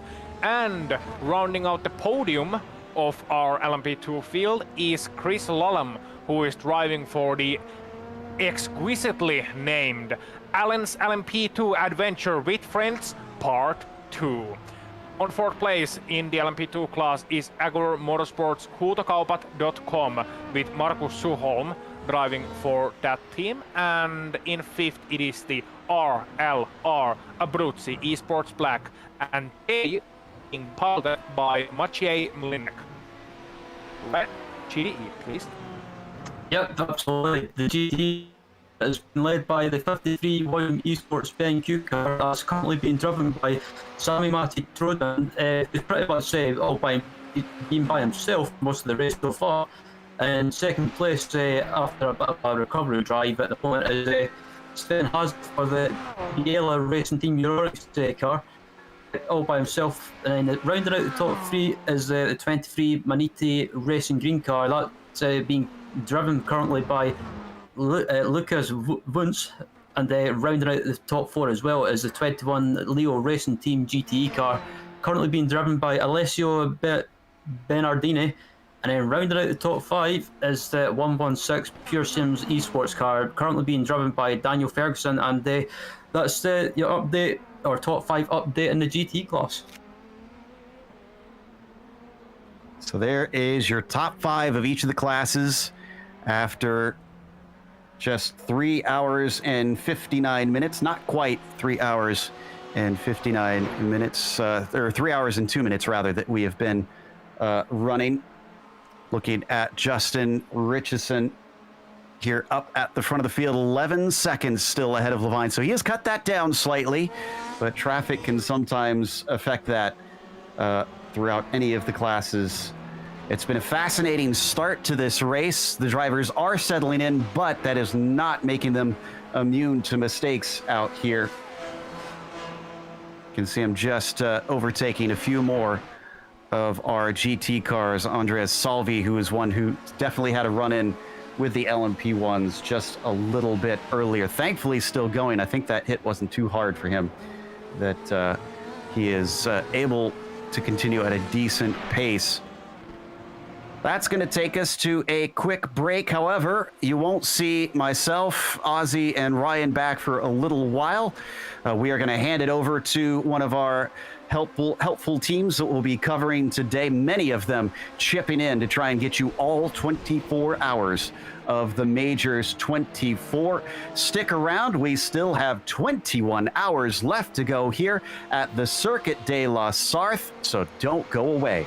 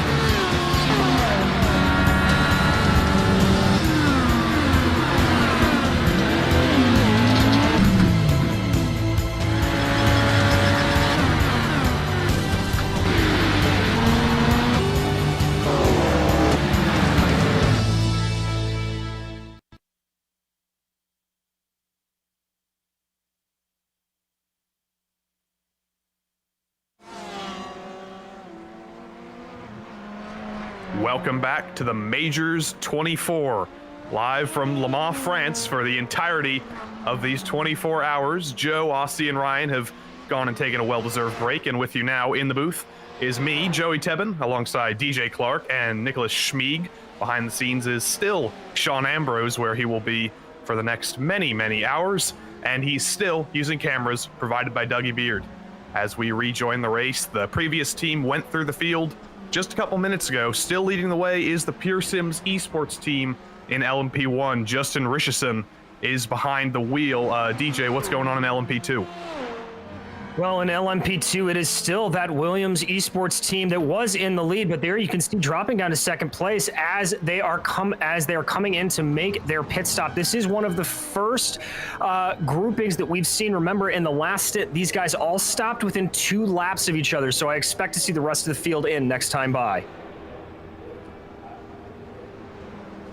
Back down here in the GT class, it's also Williams Esports. Ben Q, the 53 Corvette, is on top of things right now.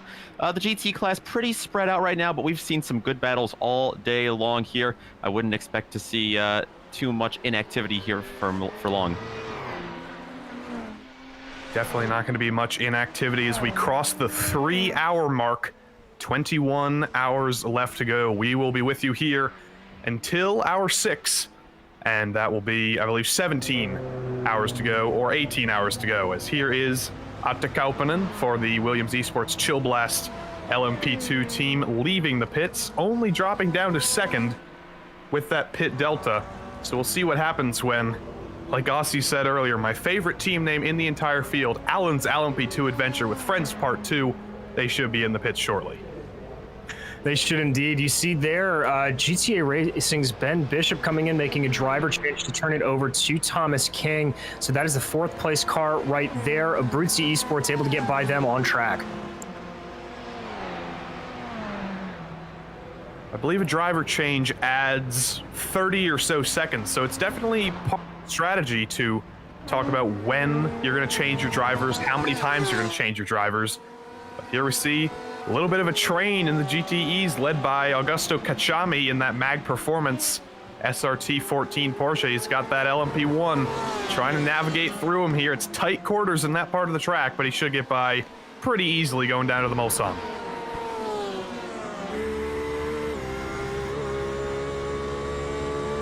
Jan Schmitz here in the Butler Powell Motorsports GTE entry. You're going down this very, very long Mulsanne straight. It's not like in the olden days where it was just a straight. There are 2 chicanes to, get your mind moving, get your mind active, but this is one of the few times in a lap where you can just rest a little bit. Maybe take your hands off the wheel if you're feeling confident.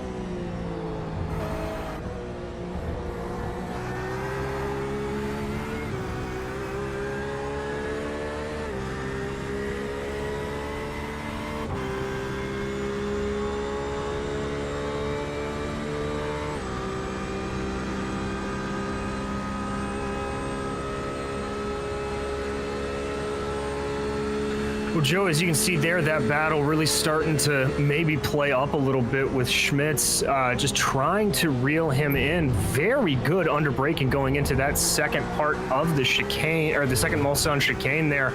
Now they make the way down. A couple more opportunities to overtake if he wants it, but I think he's relatively happy to be where he is right now. Yeah, there's 18, 19 hours left in the race. You don't really need to make the overtake right this second. But he definitely wants to, just not right this second, it seems. As we go down, nope, he doesn't send it. He might have been able to get a dive accomplished there, but he just stays back, and I think he's happy to just run in line for now. Is indeed, and obviously this team that we've been following, that's Butler Powell Motorsports, just want to give a little bit of a shout out. One of the drivers on board there, Bradley Philpott, one of the commentators from, if anybody knows the Missed Apex podcast, that is his car. So it's good to see them running at this point. Bradley this week was talking about how they really just wanted to keep things cool and collected. They thought this was going to be a big race of attrition, and so clearly that's what this team is doing here today. And speaking of commentators, also behind the wheel of that car will be our very own Stefan Schlacker. We'll see him in the car later tonight. We'll probably talk to him on the broadcast later this afternoon or tonight as well. But right now it is not him behind the wheel at the moment. But we got a huge train of cars here. There's another LMP1 trying to get through. But right now, I think we're just seeing a lot of patience at this early stage in the race. Oh, for sure, Joey. And, even though we don't really have necessarily the attrition that you would see in the sim, it's still very, very good to see. Now, we're going to jump over here to the LMP2 boys. This is the Punto CL Racing Red and Williams Esport Chill Blast team. This is the battle for the lead. Punto CL able to get a good job on the pit stops, and they are right up the tail of that number 9 Williams Esports machine.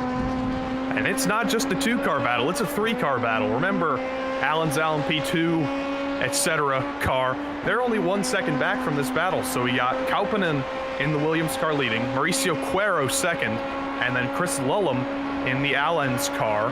they're separated by basically a little bit over a second. So this is 100% a three-way battle.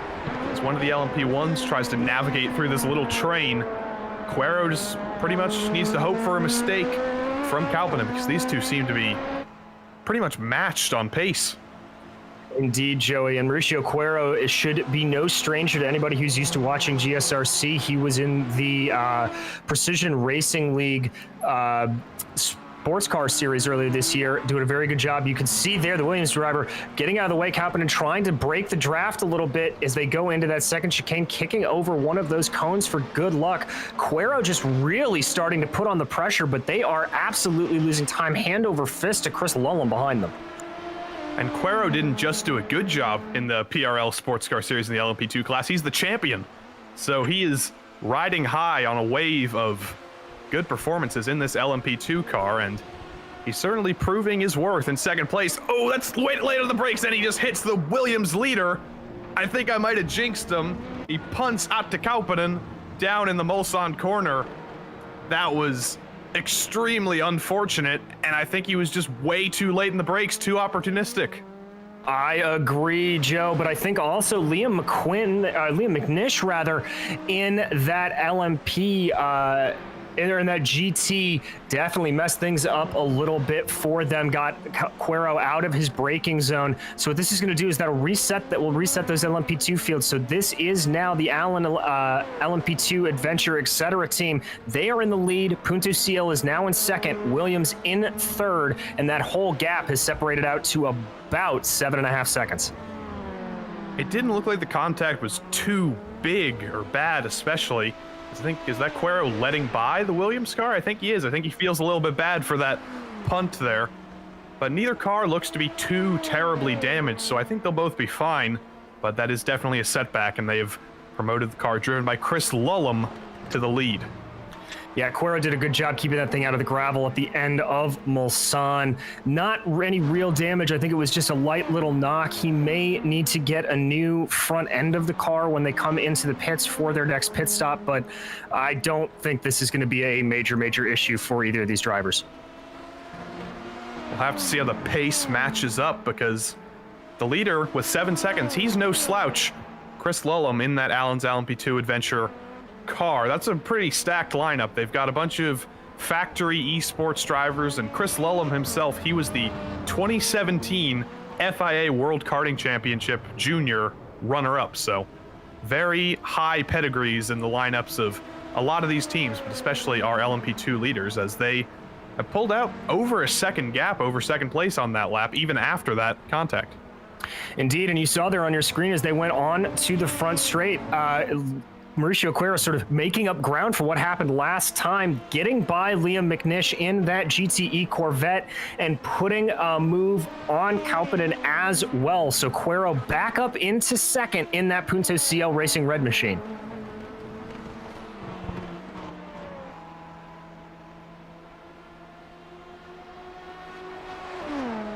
This is the closest battle on the track, which is why we're focusing on this so heavily. But Kauppinen is coming back to Quero. Quero let him by, but Quero did make the move right back by. And they got to be careful not to slow each other down too much, because that gap to the Allen's car will keep expanding if they're going side by side and switching positions every lap. Now, there is over 20 hours to go, but you still want to keep the gaps to a minimum. Oh, for sure, Joey. And one of the things you got to keep in mind with this is they may be able to play a little bit of leapfrog here, kind of use each other to pull themselves forward going through. But it looks like right now that Kauppinen not really... Oh, I spoke too soon. He's going to poke his nose to the outside. Defensive move there from Quero, trying to block him off going into the second chicane on the Mulsanne. Nothing going to happen there. Let's see if we have another repeat. That's Kostowicz up ahead of them. That's another slow GTE Corvette. Are we going to see a repeat of what we saw in the last lap? I think for both of these drivers, they sure hope not. But as we go down to the Mulsanne corner, they do dispatch of that GTE car very easily. They're kind of snaking around into the braking zone. I don't think Kauppinen's going to be too happy about that. But luckily, they both get it slowed down for the corner this time. Yeah, and the reason for that, Snake, is just the way that Mulsanne hairpin really sets itself out. You need to be as far left on the road as possible. If you really get anywhere off of that, it's not going to happen. This is one of the Abruzzi cars or not Abruzzi, SOS Abruzzi, rather. Bastian De Silva behind the wheel of that motor vehicle in 6th place. And here's Dennis Cho.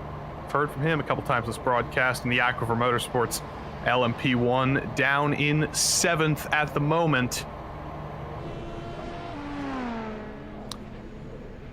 RLR Abruzzi Esports Silver is out of the race, we're hearing, with 20 hours and 45 minutes to go. That's Shabosh Balog behind the wheel, and he will probably not be behind the wheel for long as that car goes to sleep in the pits. But here we see the GTE leader. That's the Williams Esports BenQ team, piloted by Sami Matti Trogan at the moment.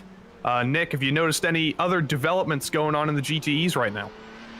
Too much in the top 10, but I am seeing a battle start to brew down for 12th place. That Butler Motorsport number 12 car, they are getting close to this. Jan Smits behind the wheel, Augusto Cacciami in that number 83, and now we've got some gap coming through on the outside. Might get a little slipstream here to make a move. Yeah, these two have looked like that LMP2 battle we were watching. They've been just as close together with Schmitz and Cacciami, but Schmitz not quite able to make the move. As we go through the last couple corners of the track, he's just gonna have to sit back once more, and I think he's just gonna wait until the Mulsanne straight again to go for a move. But as he sits in the slipstream of this car, this is a much shorter straight right here, but does the slipstream still have an effect when you're not on the Mulsanne straight, but you're on one of these shorter straights? Certainly does, but the question is whether or not it's going to give you enough of an advantage to move up alongside of him. We're seeing there not too much. They're going to have a little more traffic behind him. That's Alexander Walton for Simsa Esports in the LMP2 class. See how he has to weave his way around the outside. It's going to get tight. This is like what they were saying earlier. This is probably one of the worst parts on the track to meet some other traffic. Yeah, the Porsche and Corvette curves sometimes barely wide enough for one car, and it's especially difficult to get two cars through there, but Alexander Walton does navigate through them decently quickly, but he comes straight to the pits in that Simsa Esports LMP2 car. May have distracted Cacciami just a little bit, because you saw Schmitz get a huge run there through the chicane as they've got, that is Thomas King, GTA Racing, going by them now. Traffic never ends, especially when you're a GTE car. You're constantly getting lapped, you're constantly getting passed. You just have to let that not spook you, I think. But Schmitz is going to try and line up Cacciami again. Once we get to the Mulsanne straight, maybe do a little bit of a crossover through a chicane. But with 20 hours and 43 minutes to go, like we said a couple times, the move isn't completely necessary to make right now. But I don't think Schmitz is very happy to hang back. No, I don't think so. I was thinking if he could hang with him there through the S's, I think a good shot here. But that was a very good job, well done by Cacciami up in front. Is it enough? I don't think so, because this is a long straightaway for Schmitz to be able to catch him. You see, he's going to go to the right side. Maybe backs off a little bit. Maybe this is some fuel saving. That seems realistic to me if he's just not going for the move. When you're fuel saving on a road course especially, try and talk the viewers through some of the techniques you can use to fuel save other than simply lifting and coasting, and how much fuel does that actually save in the grand scheme of things? Yeah, I mean, it's very tough here at Le Mans because of just how large this track is. And I mean, really, it's very difficult to save an entire lap extra of fuel more than the other driver. It sounds like we had an incident down with a driver right up in front of these guys. I think RLR Abruzzi Silver. They sound like.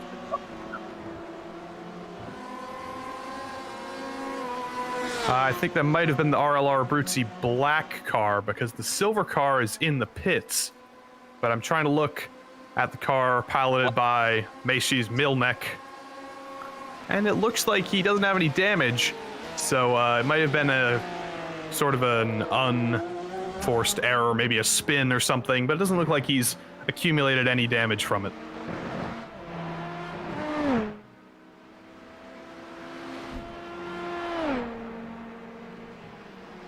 heard from Adam Lindgren, who we'll see a little bit later tonight, that RLR Abruzzi Silver are out because they had contact with GTE a little bit earlier. The car was crabbing, and they decided to park it. There's no point driving a crab around for 20 hours.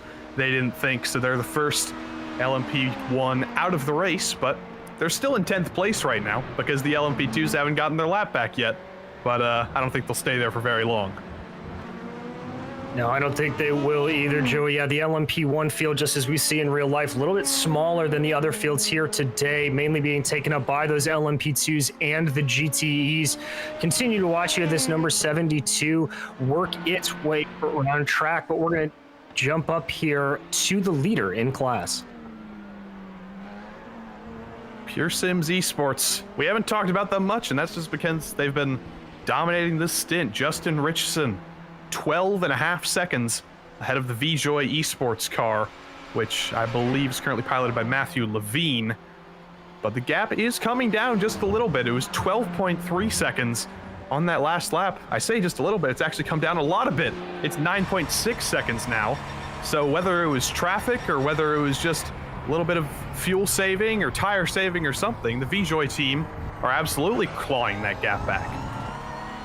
And I think some of that is a little bit of help that Levine is getting right now from Jorge Barrio in the LMP2 car. He's gotten a lot of slipstream from him as he's able to whiz past him right there. That might have taken off a couple seconds for sure.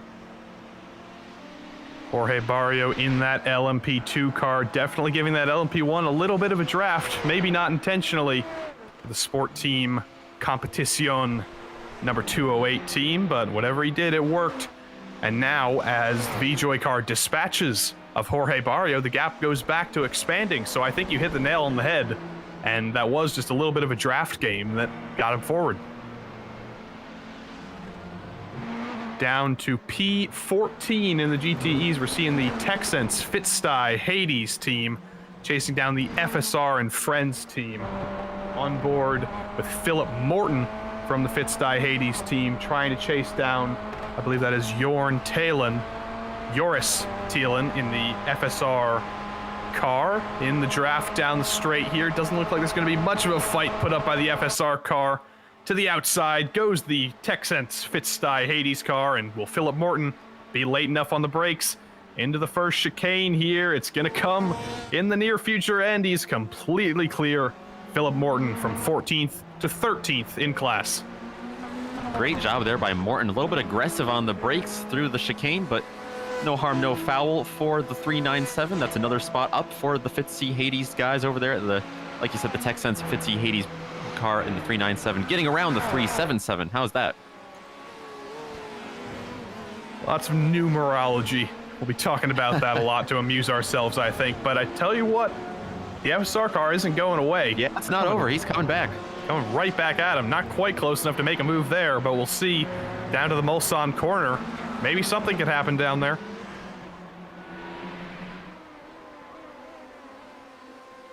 Yeah, I just don't know if that FSR and Friends car has enough.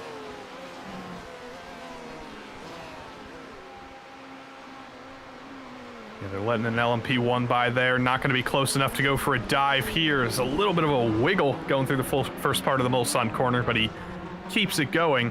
And what these guys have to do now, there's a car right ahead of them. That's the Absolute Motorsport Lovely Stickers car, piloted by Andrea Salvi, going a little bit slow, I think.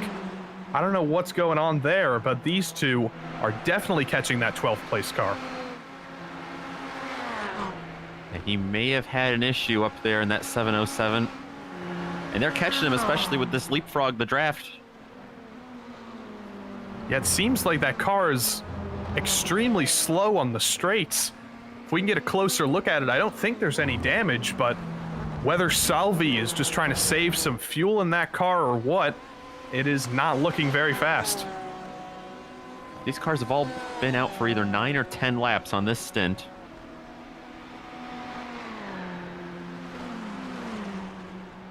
But now you see Thielen maybe not able to keep up now that he doesn't quite have as much draft through the more technical parts of Le Mans. You see that advantage really start to shift towards Philip Morton. But once both of these guys, I think, inevitably catch Salvi in the 707, that'll put another wrench into this. It'll make it a three-way battle, and not too much further up the road is another battle we've talked a lot about. It's the Mag Performance versus Butler Powell battle with Schmitz and Kachami. This could be a five-way battle in GTE before we know it. It sure could. There you see your overall leader, Justin Richardson, make his way through.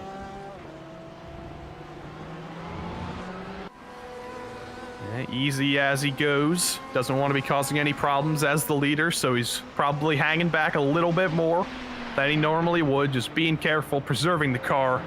Got a lot of race to go, and you got a 10-second gap, so there's no reason to push the issue. But I was talking about Salvi being a little bit slow. I think that car is perfectly fine, because in the second half of the lap, he was going slow down the Mulsanne, I thought, but he's turned that car back up, and I don't think there is actually any problem with that thing. Yeah, no, he seems to be all fine now.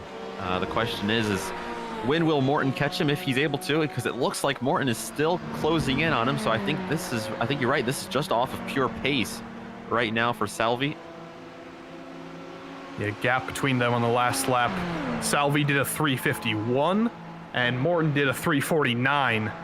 And Ross Steele, a little bit further back, also did a 349. So that is the RSRG performance car down in 14th, hoping to make up a couple positions, I think. But here's Salvi.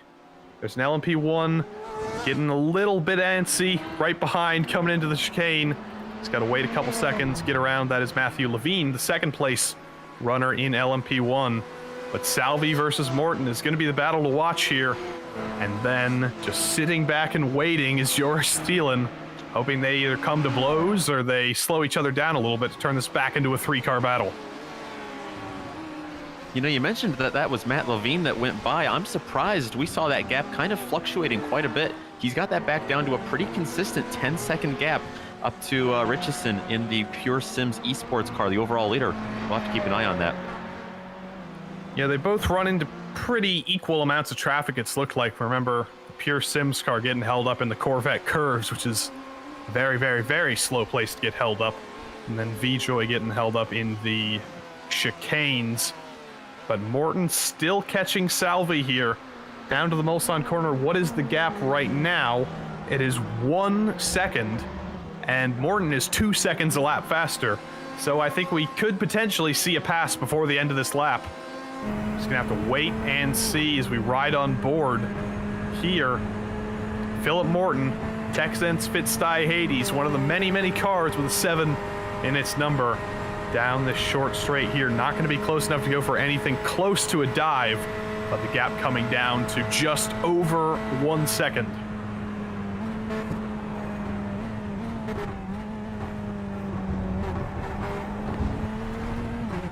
He is driving the wheels off that 397, I'll tell you that. I've seen him off track a couple of times this lap, just dipping those wheels out in the grass a little bit. Yeah, early in the race, but still giving it everything he's got, and I guess you have to do that for every minute of this race. It's not a sprint, it's a marathon, but it's still a sprint. You can't be going slow, can you? No, you certainly can't, and some teams have different strategies as to when to employ that mindset, you know, of how hard they want to push. Some guys, you know, it's going to get dark here soon as well. This is about 6:42 virtual standard time. So, you know, a handful more hours and it'll be dark. And if a team doesn't have many drivers that are, you know, think that might be their advantage, they might want to push hard now and then see how much they can gain. Maybe that is what we're seeing from a couple of these guys. But man, Morton has closed that gap big time as they go through the Ford chicanes. Yep, here we go. Down the front straight. Gap's down to about half a second. I don't think he'll be quite close enough to go for a move into Dunlop, but definitely down the Mulsanne straight is where he's probably going to make up all of that time. As we ride on board with Morton, you can see him, I think, well, we're not riding on board with him anymore, but he was taking chomps out of those inside curbs, giving it everything he's got. As we go down these last couple corners before the straight, what do you think's going through his mind right now, Nick? Well, I'll tell you where I think he has the advantage is under braking. He's getting that thing slowed way down, or much later than anyone else on track right now in this class. And I think Salvi is just being very conservative, keeping this car clean right now. Well, that is hurting him in this battle to Morton, because as we see here, we're going to see him on the Mulsanne straight here, but watch when they get to that first chicane just how deep Morton's able to go. He might just get to his bumper here. I think you're right. Big time in the draft, going to the first chicane. Not going to be close enough this time, but that gap down to under half a second. It's only 4/10 now. Like you mentioned, way better on the brakes, on the throttle exiting. Will he be close enough to go for a dive into the second chicane? Maybe. He's in that draft. Salvi trying to move around just a little bit to break it up, go a bit defensive, force him around the outside. But it's a long straight, and you can only defend for so long. It's going to work out for him this time. Morton's trying to go against the wall, basically, but he's not going to be close enough. Gets a little bit loose on entry. That was worrying, but the move not made yet. I think Morton's getting a little bit impatient here. Like you said, marathon, not a sprint. I think Morton there, he's got to rein it in just a little bit. Doesn't want to throw this away within just a couple hours of racing. Because that was a good break for Salvi. Down to the Mulsanne corner, trying to do a little bit of a switchback here. And now I think Morton's going to be happy about this. Right behind, that's Jorge Barrio in the Sport Team Competición LMP2. Just breaking up the battle a little bit. Makes it through pretty cleanly on the straight. Didn't get Morton too much of an advantage there. But just anything to sort of put Salvi off his rhythm is exactly what Morton's wanting right now.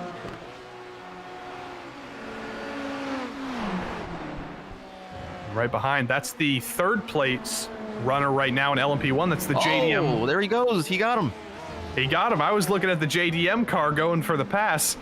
Mateus Drozda, but Philip Morton down the inside of Salvi, taking 12th place in class there. I couldn't believe how ambitious that was. Down into Indianapolis, he just sent it, and it stuck. I think it surprised Salvi, too. You see a little flick here, a little bit of a late reaction on the outside. That was phenomenal. Yes, Salvi just a little bit wide. Morton kind of shoved it in there a little bit, but he didn't make any contact, and it was as clean as you like.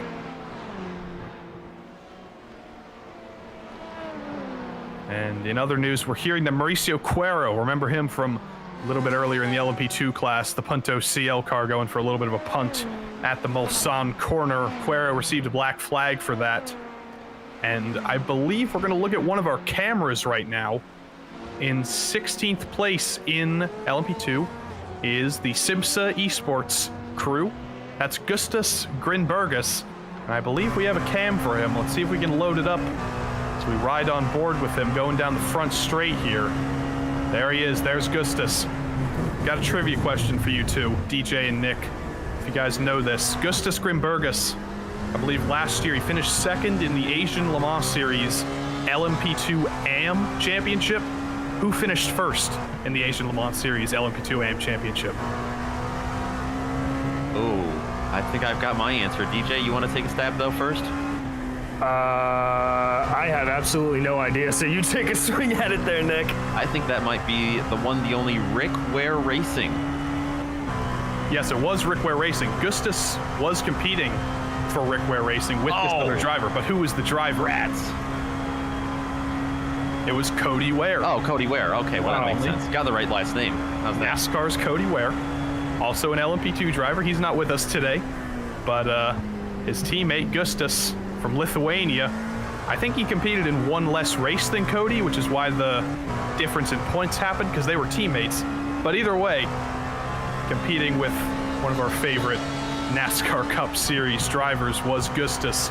He's down in 16th. The Simsa Esports team ran into a little bit of trouble early in the race, so they're about 3 or 4 laps behind the rest of the field, but they got a lot of ground to make up, and if anyone can do it, I think it's Gustas. Yeah, for sure. He's definitely got the ability to do it if he is able to really just get the power down. At this point, like we talked about, this is a 24-hour race, so attrition is going to be a thing. Don't be surprised to see these boys rise up through the field near the end of the race.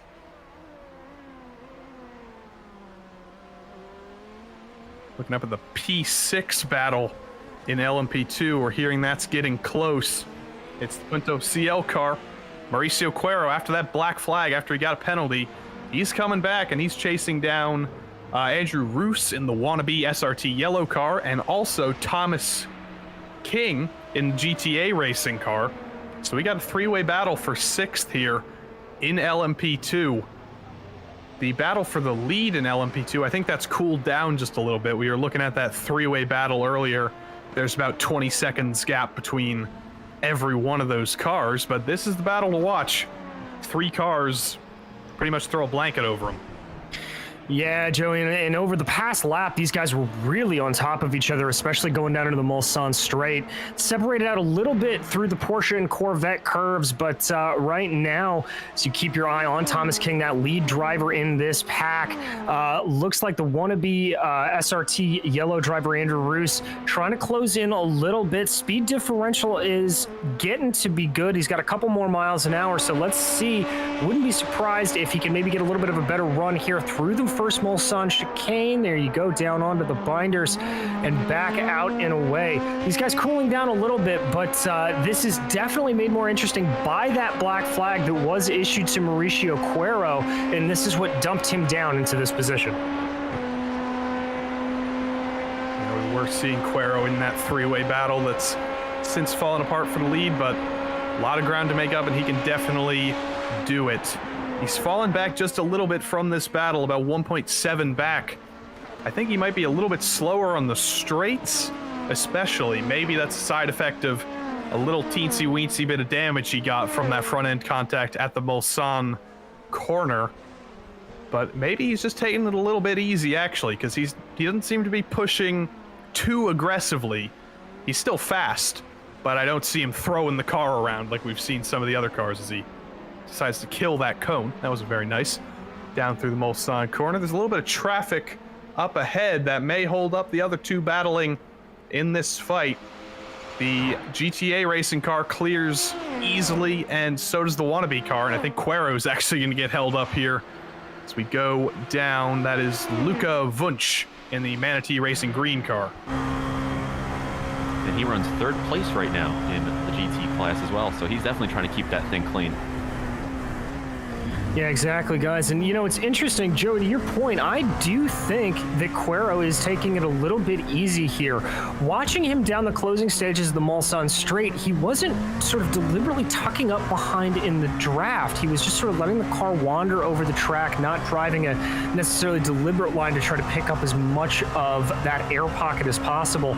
So I'm not really sure what the strategy is on that necessarily, other than maybe just trying to calm himself down a little bit after the penalty. Yeah, I can't think of any strategy that takes you out of the draft and not into the draft, but you know, that's why I'm not a LMP2 champion broadcasted on GSRC. So if anyone knows what they're doing, it's that team especially. Here's Thomas King. LMP2 pit stops are happening. The 3rd place runner, our Abruzzi Esports Black team. No driver change, still Maciej Milnek in that car. Leaving the pits now, not losing any positions, I don't think, because there's such a gap between 3rd and 4th. But here comes Thomas King. He may actually lose this position. Yes, he does. Thomas King up to 3rd, and Mauricio Cuero will potentially be up to 4th just for a minute here. Here's Matthew Levine, LMP2 2nd place driver. Brought that gap down to 7 seconds to our LMP1 leader, Pure Sims Esports. So this lead battle is heating up. Looks like we also just had our GTE leaders come in and pit. Williams Esports kept with Sammy Mati Trojan in the 53 car, but bit long stop for Biela Racing Team. Luca Kita in that car. And I also saw the 3rd and 4th place cars in that field as well coming in. Looks like all the GT cars have to make their stop this lap. Yeah, it looks like we're seeing the pit cycles start to overlap for the first time. Basically every class coming into the pits. Here's Daniel Ferguson in the Pure Sims Esports GTE car. They've got representatives in both LMP1 and GTE in both of those cars. Could win this thing. We could see a twofer for Pure Sims Esports. Here's Luca Wunsch leaving the pits for the Manatee Racing green team in 2nd place. Yeah, he's up into 2nd. We just saw him pass Biela Racing Team for that P2 spot. He was many seconds behind Luca Kita in the 450. We were watching Wunsch out on track just a few laps earlier, but a big gain there. I'm not sure what happened with the 450. Maybe they got some damage repaired or something. I'm looking at the gap in pit times. 34 seconds in the pits for Wunsch and 101.4 for Kita. So I'm either thinking that was damage or maybe they had to clear a penalty or something. But whatever it was, there's been a change between second and third here between the two Lucas.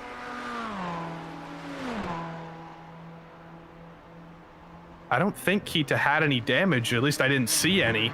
Was Kita in that car? That may have been a driver change. I can't recall if he was in that car already today. I think he was, but I'm going to look back here. No, he wasn't. Sven Haas was in the car. Okay. So there's our explanation. I thought he was in the car, but no, they switched from Haas to Kita, and that's where the 30 seconds went. But that's part of the strategy. Everyone has to do driver changes. Everyone has to lose those 30 seconds eventually. So they'll get that back eventually once they switch drivers again and once everybody else switches drivers again. Indeed, and Joey checking in here. This is what is your second place runner in LMP2 coming into the pits. Now there's Jorge Barrio coming out 12th for those LMP2s. A lot of our drivers coming into the pits. Now this is something we're going to have to keep an eye on as we continue to go through this race. This is the second stint in a row that the LMP2 team of currently being piloted by Chris Lullum has been able to go an extra lap over all of their competitors on a pit cycle. So that can be very, very beneficial over the course of the 12 hours or the 24 hours that we're about to see. It's a little bit of a parking lot in the pits right now. Darius Micheli is getting behind the wheel of that donut car that was formerly piloted by Andrea Salvi, trying to switch out the drivers, mix it up a little bit.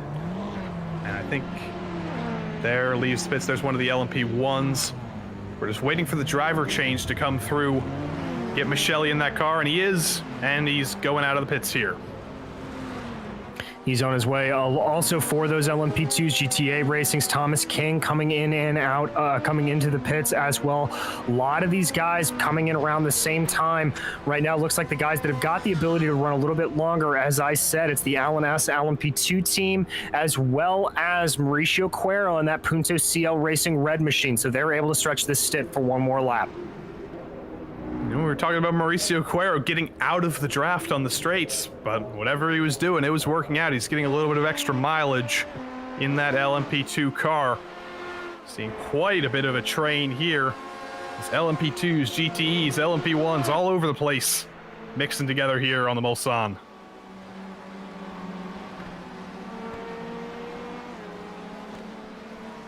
Yeah, everybody really... Oh, wow, I thought for a second that Cuero was going to go to the back of that LMP1 there for a second. You just underestimate sometimes those camera angles and what they can look like. Now, that car that you see directly behind him, that is the RLR Abruzzi Esports Black Machine right behind Cuero. That is for position, but Cuero has not stopped yet, so he will surrender that third place the minute he goes into the pits. Going through there, that was Tom Bindloss making the move into the Mulsanne chicane. They're having a pretty solid day so far. Which car is that? While I check the timing screen, that is the Team Oblivion Racing car, piloted by Tom Bindloss at the moment. They're in 8th place in class, so they're only ahead of one other car in their class, not talking about the RLR Abruzzi silver car that's out of the race, but the field's pretty close together in the LMP1 field. There's still just one lap between the entirety of the top 9, so it's still absolutely anyone's game, and Bindloss trying to make up just a little bit of ground here, but we're looking back to the GTE battle as the LMP1's going side by side through this battle. That's Joris Thielen in the FSR and Friends car. He's still trying to hold off the Vulcan SimRacing Black, is a couple seconds behind, but no. That is the Jordan Fisher car in the Genesis SimSport GTE Corvette. Fisher and the FSR car of Joris Thielen absolutely going at it. That was a scary moment with those two LMP1 cars navigating through them. Yeah, and there goes Fisher. These guys flipped in the pits. So Fisher trying to get this spot back, and they both moved up a spot as well. So this for 11th in class. Fisher goes a little bit wide there. That's going to allow Thielen to reel him back in. He hugs those curbs really nicely. But look at the traffic behind him. Here comes Jake Feinerman in the LMP2 car for Precision Racing Esports, and Mauricio Cuero right behind as well. That is not a battle for position, but Cuero still wants to get through quickly here. Definitely navigates through that first car. Cuero very late in the brakes. Feinerman a little bit more tentative, and he's going to lose a ton of ground there. But I don't think any of that was for position. I think that was all different classes of cars. But wow, that did not go well for Joris Thielen. That's multiple car lengths lost in that little bit of a melee through the final chicane. You're not wrong about that, Joey, and I will say in terms of Mauricio Cuero, what makes this especially interesting, you saw him not come into the pits again. He's stretching this out to another lap.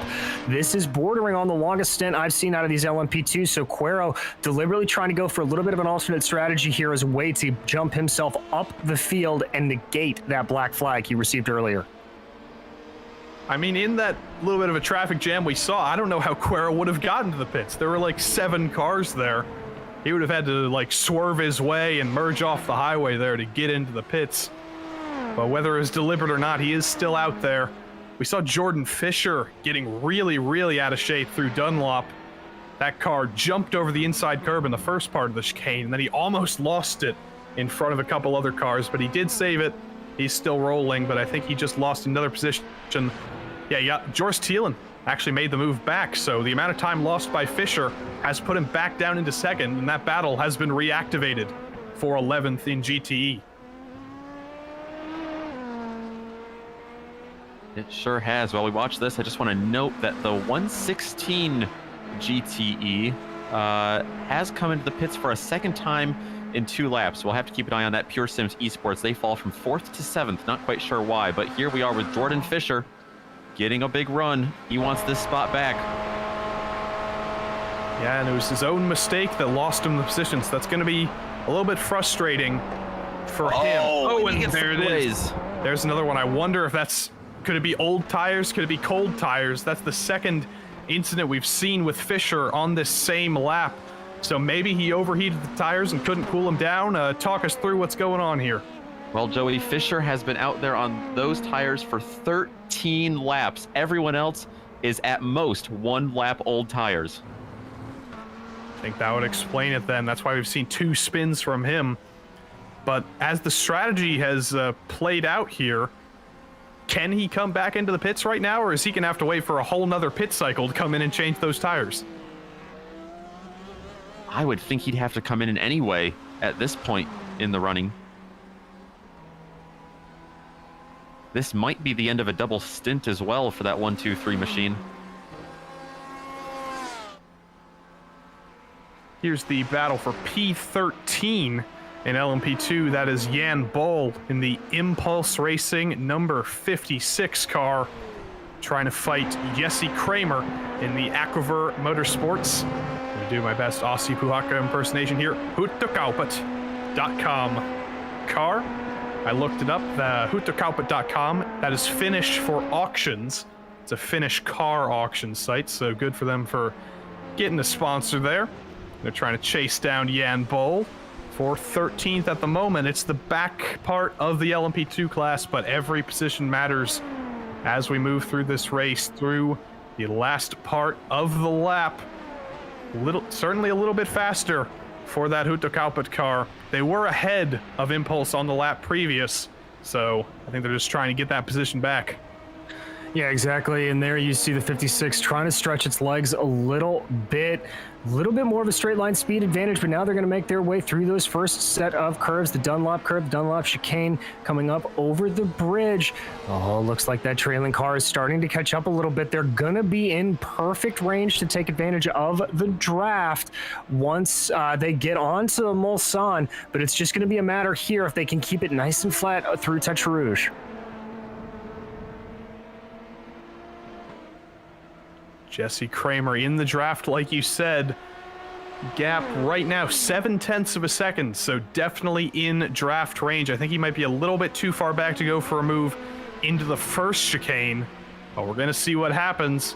You can see right back there in the hunt, I think, is that Mauricio Cuero? He's trying to put these two a lap down, actually. But I don't think we have to worry about that too much, because he will probably come into the pits, I would hope, in the next lap or two, in that never-ending stint. The gap between Kramer and Bull hasn't come down at all, actually. The draft not doing much for Kramer, it seems. No, and I'm a little surprised by that, although it may be just a little bit of gamesmanship, maybe a little bit of lift fitting and coasting here to try to see if he can get it to maybe eke out another lap pull of Mauricio Cuero, as it were.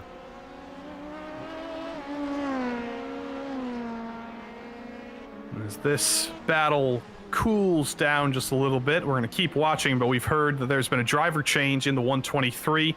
That was Jordan Fisher, who we saw go for a spin. Those very old tires, I believe they're coming in to get those tires off the car, and they have put Daniel Towell in the car. They have thrown in the towel, not in a bad way. They've just put Towell in the car. Yeah, absolutely, and that's the second time they've done it today as well. I believe Towell was the one that started in this car, so he's back in for his second stint today already. A little bit of a crowded house in the pits there. Towell trying to get out, but there's LMP1s everywhere. That driver change will be over eventually. If we want to go back and look at that battle between Bull and Kramer, it has split apart just a little bit. Bull pulling away almost a full second over Kramer, so I think Bull might just have the pace advantage here, and Kramer's just going to have to sit back for the moment.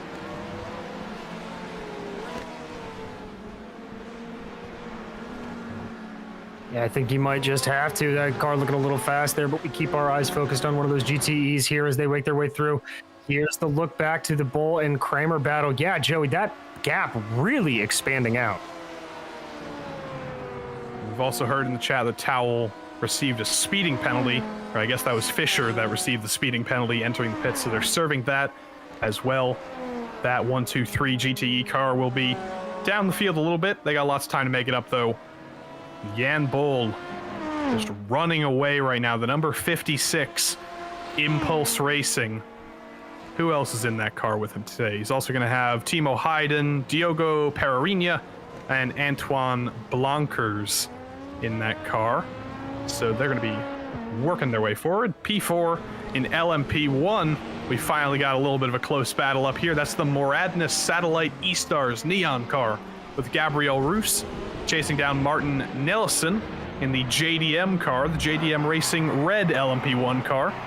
These two both actually closing down the Black Eagle SimRacing car of Ty Kebeth for third, but right now they've got to resolve this battle for fourth, navigating through a whole bunch of traffic. There's some... oh, that was a little bit of understeer from the Moradness car, almost like an oval race, getting a little bit of aero push on the outside. But Moradness getting very held up here. JDM's already way up the road. And a little bit of patience, maybe a little bit of impatience from Gabriel Roos. I thought there was going to be contact there between them and Andrew Roos of wannabe SRT Yellow in the LMP2. I don't know if there's relation between Gabriel and Andrew Roos, but if there is, or if there isn't, either way, that was an aggressive move making their way through there. That was a very, very aggressive move, but you could just feel the frustration there coming from Gabriel Roos, just trying to get by. He knew he had a chance at the JDM Racing Red machine and just couldn't exactly get by it. Now he's got to get past the 6th place LMP2 of Thomas King to be able to work his way forward again. And every minute he is, every second he spends behind one of these slower cars, it is just hurting him longer and longer in the long run. There he is able to get on by for now. That gap that was so close a little bit ago, it is now up to about 1.6 seconds. Nelson navigates through Bradley Philpott in that Butler Pyle Motorsports entry. They've made a driver switch there. Schmitz got out of the car. Philpott got in the car. We ride on board here. I believe that's on board with Roos. Down the straight, I think he's pulling a Cuero there. I saw him getting out of the draft on the straight. Maybe, actually, I think... Can you cool down the car at all getting out of the draft here? Like at Daytona or Talladega, does that do anything for you? It does, but normally these cars are set up because this is such a long race that overheating's not the biggest issue that you've got to think about unless you have just been absolutely up the gearbox of another car for, pretty much 5 laps in a row. You're not really going to be dealing with all that much overheating. So I'm not sure what driver's strategy here is. Yeah, if you do have overheating at the 4-hour mark, that is troubling. I hope that's not the case for him. I hope so too, but this battle looks like it's shaking out a little bit. We can go down to P13. I think we're seeing an eminent move coming in here. Harold Statler has gotten behind the wheel of the Texense Fitstye Hades, number 397. He's chasing down the Lotama Racing Team car piloted by Luis Felipe Pinto. And right behind them, it's a 3-way battle. That's Michael Schlacks in the Mag Performance SRT number 14 Porsche. So as we go down to the Mulsanne corner here, it's a 3-way battle, maybe a double draft for the Porsche against the 2 Corvettes. Will he go for a dive? No. They all stay in line for the moment. But right now, I think Schlacks is actually the fastest car in this whole train. So he's going to hope that the Texense Fitstye Hades car can get by here and he can just sneak through. Here comes Statler to the outside of Pinto. We're going to go down to Indianapolis here. Can Pinto be late enough on the brakes to hold off Statler? Or will he just let that move happen? Statler almost in the grass on the inside. And here comes our overall leader. Pure Sims Esports LMP1 car navigates through. And Statler is through there up into 11th place in class. Great stuff by these drivers. Yeah, this was initially a battle for 14th with Schlacks trying to close in on Stadler. And then they all of a sudden caught Pinto. Pinto fell way off the pace the last couple of laps. And here he is, susceptible to going down 2 spots. That Porsche right behind him, Michael Schlacks to the inside. He's got the preferred line, and he's got that position as well. Didn't look like there was too much of a fight put up by Pinto there. Through goes Schlacks, and now he's got to focus on Statler in the Texense Fitstye car. Schlacks has been the fastest of these 3 over the last couple laps. It was only a 2/10 difference or so, but he's only 3/10 behind. So if he can just make up those 2/10 here, maybe make a move into Dunlop as we navigate through these final chicanes. Schlacks definitely highly committed, but I tell you who else was highly committed. Pinto was fantastic through the Forge chicanes and is already right at the back of this battle again. So we thought it was down to a 2-way battle, but Pinto proving that definitely still a 3-way battle. Yeah, he's hanging with him. He likes these cars in front of him right now. Look at how much he gets, reels in the Schlacks there. With a little bit of draft here, if he can hold with him through here, he might be in a good spot to take these 2 spots back. It'll be very interesting to see the double draft here. Pinto falls back just a little bit, maybe trying to set up some of that double draft. As we go through Tertre Rouge, down the Mulsanne straight for the umpteenth time. What lap we're on? We're on lap 72. These guys are 11 laps down, so they're on lap 61 at the moment. Lots and lots of laps turned. Here comes Schlacks around the outside of Stadler. Is he going to be clear into the corner? I think he will. I don't. Stadler will go for a dive. No, Stadler falls back in line. Down into 2nd in this battle and down into 11th overall. And here's Pinto. He's ready to bite. He's ready to fight. Going around the outside, that's De Silva. That's one of the LMP1s. Jeez, that was close. I think he almost hit the outside Armco there, squeezing his way through the traffic. But here's Pinto in the draft once more, trying to take advantage of Statler getting taken off guard just a little bit, but he doesn't seem to want to go for a move. I think he's happy to stay in that double draft and save a little bit of fuel. Yeah, I think Stadler gave Schlacks the line through the first Mulsanne chicane. Oh, in front of him! Schlacks! Oh, there he goes. Schlacks into the Armco. That's a big hit on the outside wall. I think he just got in the throttle a little bit too early. We're going to go to a replay there. I think he clipped the grass. I think he was way too far out on the track. And I think he just hit a divot in the grass and shot him up. Oh, he hit a curb. He hit a little bit of a bump on the curb on the outside, and that is unfortunate. I wonder if he even knew that that was out there, because that's a hard location to actually hit, but he maybe just wasn't paying attention, and then nothing he could really do there. That car just thrown up into the air. That's super unfortunate, because that car had a lot of speed. Yeah, I mean, it's pretty blind to the naked eye. It's just, man, what a heartbreaker. They're running so well. He was clearly the fastest of those three. He will probably take that thing into the pits to get some damage. That rear wing is quite bent, but we're going to go up to the leader, Justin Richardson, in LMP1, still leading the way. The gap falling with every lap. It's only 5.2 seconds up front this lap, so this is going to be a very interesting battle to watch as the race goes on. Down in LMP2, it's still the Allen's LMP2 team leading the way. Chris Lullum leading over the Williams Esports Chill Blast team. And then down in GTE, speaking of Williams Esports, it's the Williams Esports Ben Q team. Sammy Matti Trogan leading the way in GTE. But for right now, as we reach the 20 hours to go mark, we're going to go to a little bit of a break, and we'll see you in just a couple minutes for more Le Mans action.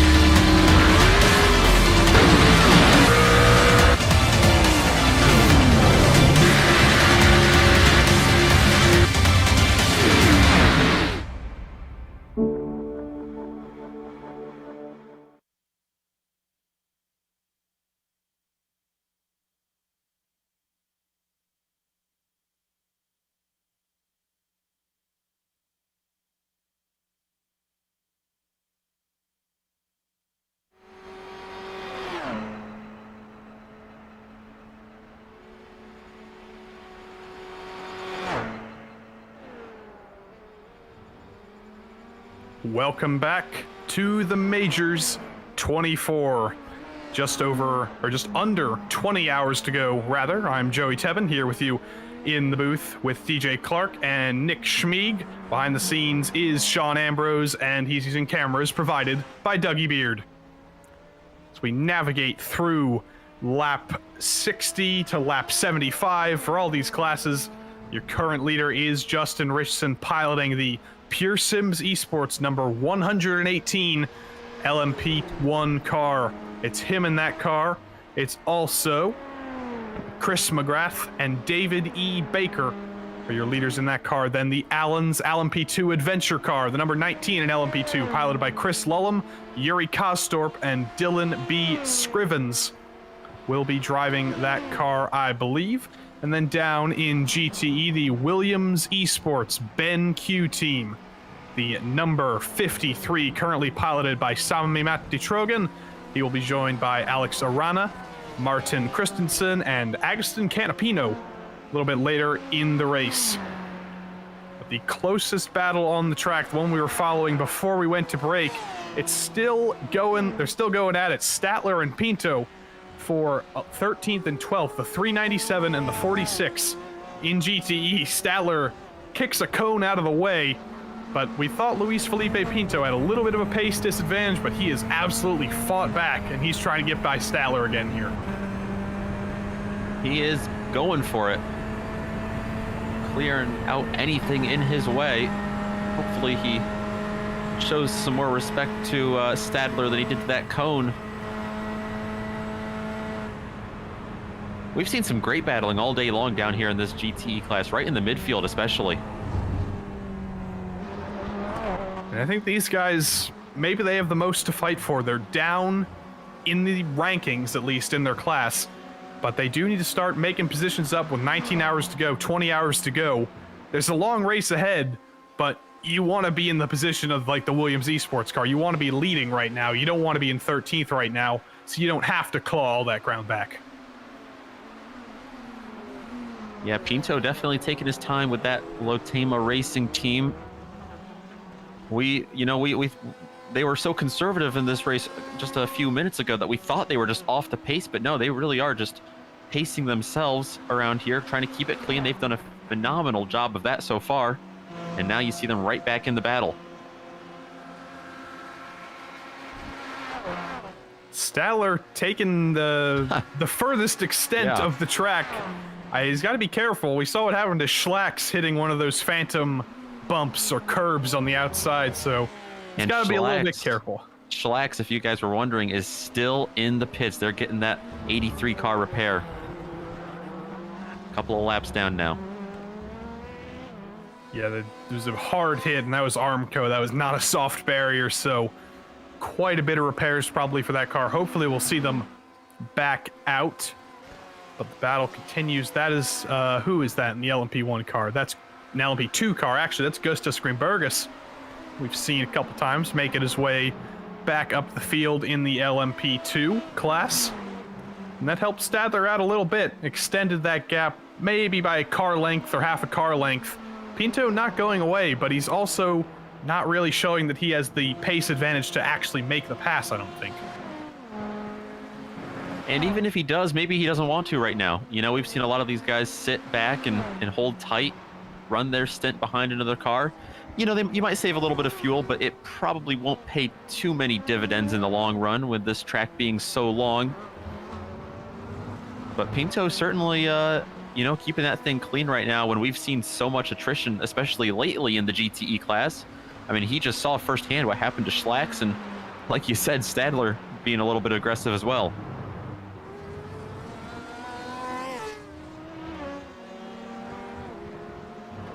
I'm looking around on track, seeing if there's any other close battles. Actually, I tell you what, for 5th or 6th in class, the .exe esports team, the 168, piloted by, I believe, Marcus Brewer, or Marius Breuer, followed by the Pure Sims Esports GTE car, which is piloted by Daniel Ferguson. So the Pure Sims Esports GTE team trying to follow what their LMP1 co-drivers are doing, making their way up the GTE field. The gap between them and the .exe esports team, just over a second. Gap is definitely coming down as Ferguson chases down Breuer.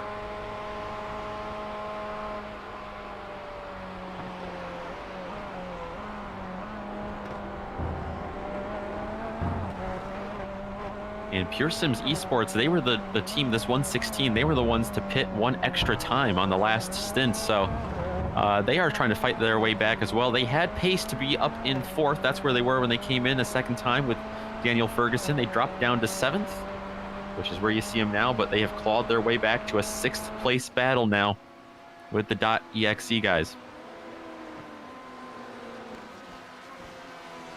Can't quite see the difference between their last 2 laps because our timing screen is messing that up just a little bit, but the gap, like we said, definitely coming down. Last lap for Ferguson, 3:49. Oh, there it is, 3:49 and 3:48 for Breuer. So it's only a 3/10 difference, but I say only. 3/10 is still a decent amount, and especially with the draft down the back straight here, it's going to be very important for Ferguson to take advantage of that. And I think, is that car ahead of them for position? It is. That is Fabio Ponta for the Leo Racing Team GTE number 21. So this 2-car battle will become a 3-car battle as Ponta is running just a little bit slower of a pace than these two for 5th place in class. Yeah, battle for a top 5. How about that?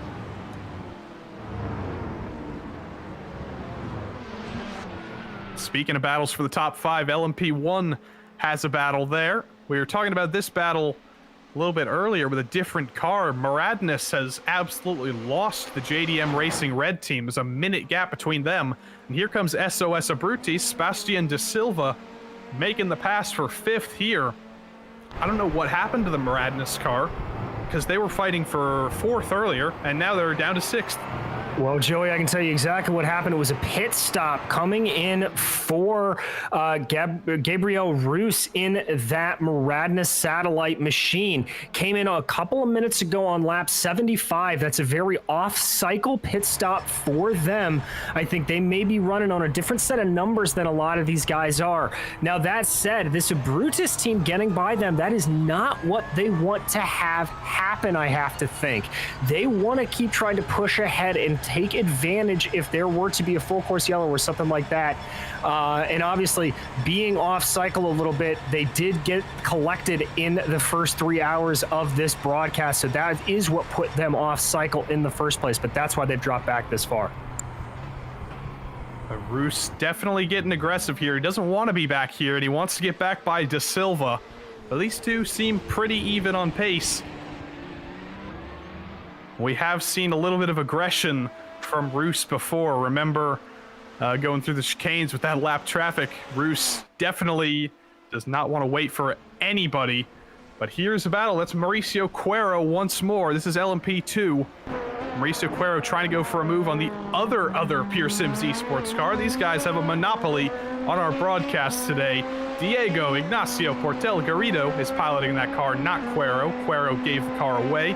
And behind the wheel of the Pure Sims Esports car is Paulo Munoz, who's another driver we've seen in the PRL Sports Car Series. So a little bit of a rivalry already in place there.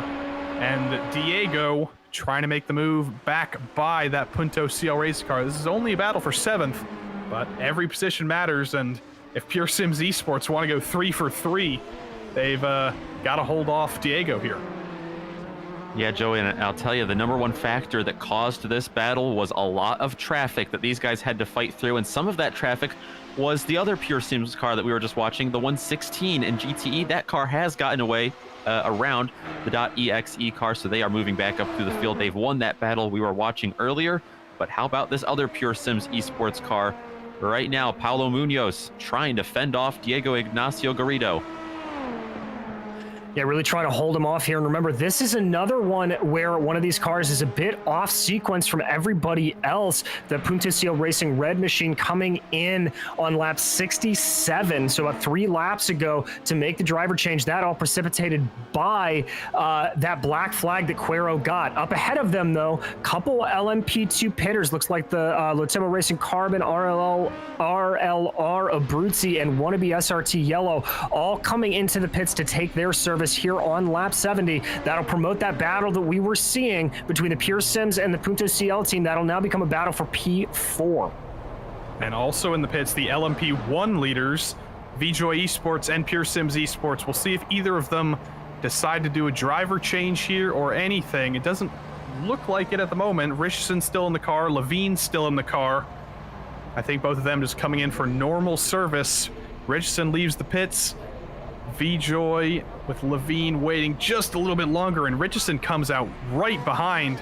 That's an LMP2 car of Nuno Enriquez in the Lotema Racing Carbon. They're in 4th place, dispatches them pretty easily. Here's Nuno Enriquez trying to maybe stay behind the LMP1 for as long as he can, get a little bit of a draft, but I think that'll be a foregone conclusion there.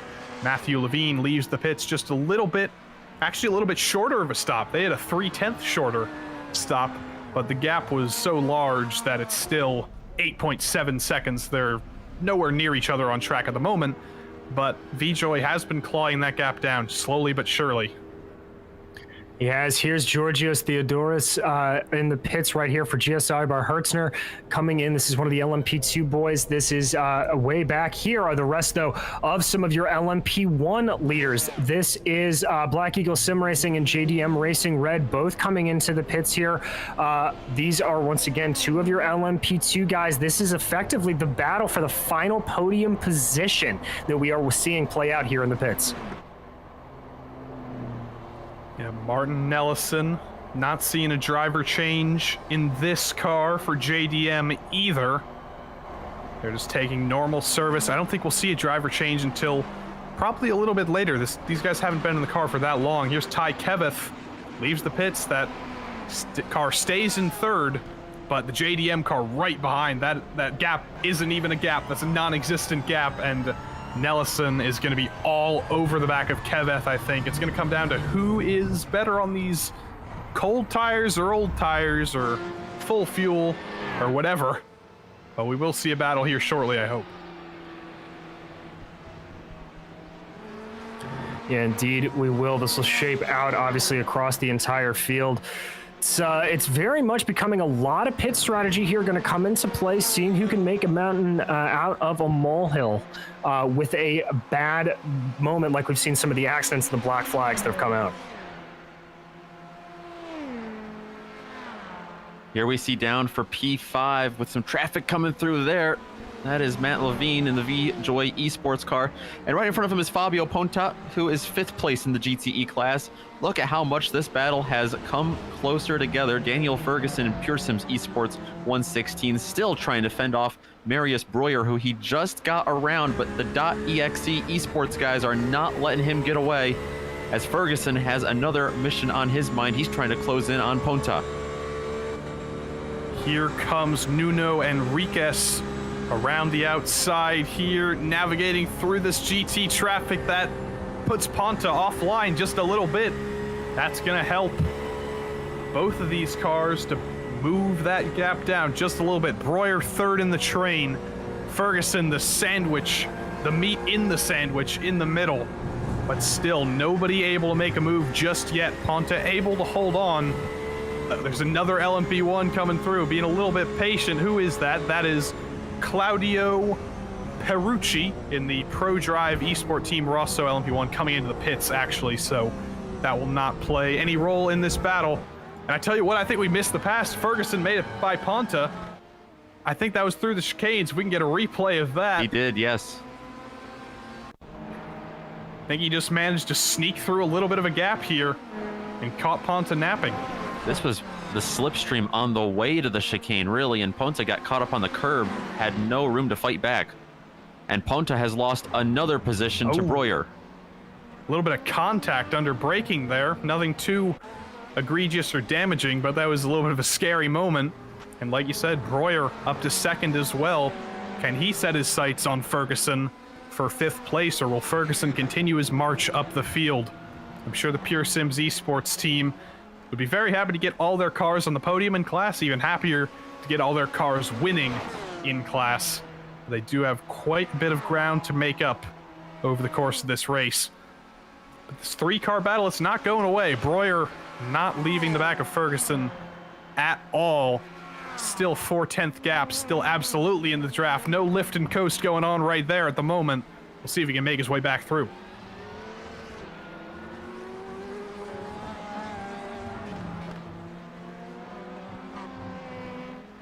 Breuer a little bit sideways there, getting off of the chicane, but it's still a good run. I think they've left Ponta in the dust.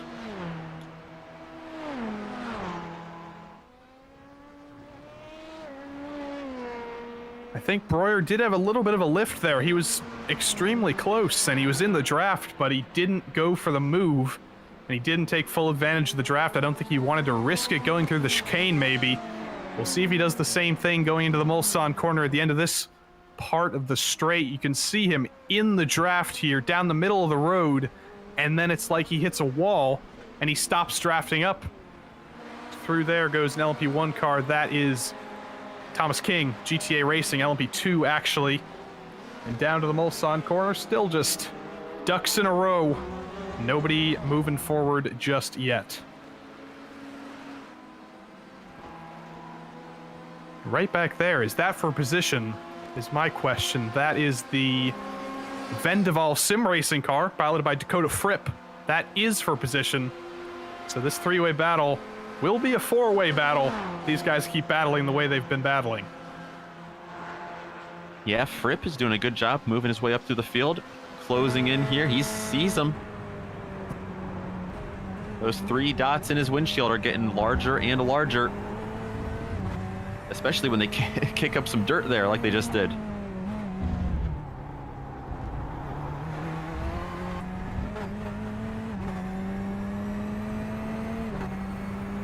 I think, unfortunately, we've seen an issue with the Aquiver Motorsports Huttokaupet LMP2 team, the number 86. I think they may be out of the race. I didn't see what happened to them, but they don't appear to be on track right now. I'm going to look back. It was Jesse Kramer in the car. Maybe they just got disconnected. Maybe they crashed and I missed it. I'm not sure. I think they were in the pits for a while, but I'm not quite sure why. Yeah, we'll see if we can get some info on that. But we will go back to our leader, Justin Richardson. I wonder how much fun he's having right now up front. He's had no one to battle with. He's just been moving his way through traffic. He's been seeing the gap to Levine fluctuate between like 7 or 10 seconds. Do you think he's enjoying his time out front right now? You know, I have to think he is, Joey. It's one of the joys of multi-class racing is the fact that you're never really alone. You're always having to sit there and race against somebody else, so you're always constantly looking around, keeping an eye on all of the other drivers and other classes, so you are almost constantly going. Yeah, it's hard to get bored, especially with 3 slower classes, 2 slower classes. Well, I guess if you're the leader, every car is slower than you, so the LMP1 class might be a slower class for Justin Richardson. But he is pulling away right now, trying to see if there's any other close battles in LMP1. The battle for 3rd, it's close, but there are gaps between each car. There's a 2-second gap between the JDM Racing red car and the Black Eagle Sim Racing number 52, and then behind them there's 3 seconds back to SOS Abruptus. And then back from them, there's 5 seconds to the Muradness team. So this is pretty close in LMP1, but it's not quite close enough to watch at the moment. Here is the Butler Pal Motorsports car, driven by Bradley Philpott. Right now, Bradley Philpott is in the car, but someone else who will be driving that car is our very own Stefan Schlacker. Steph, how has the race been going so far for your team, do you think? Hey guys, yeah, it's been quite a good race so far for us. We most definitely qualifying weren't where we expected pace-wise. seems like we miscalculated a little bit the amount of grip we're gonna have for that qualifying. But overall, quite a good race. Had a few mishaps happen already, but we're fighting back, and so far have gained 5 positions in quite a great race. Looks like you're the only driver who hasn't gotten into this car in the race yet. When do you think you're going to get behind the wheel? Sorry. Got to interrupt you. Full course yellow. Full course yellow on the track. I did not see what caused that. I'm looking through the field. This might be the random. I think it's maybe a random full course yellow. Sorry to cut you off, Steph, but the race has just been changed extremely.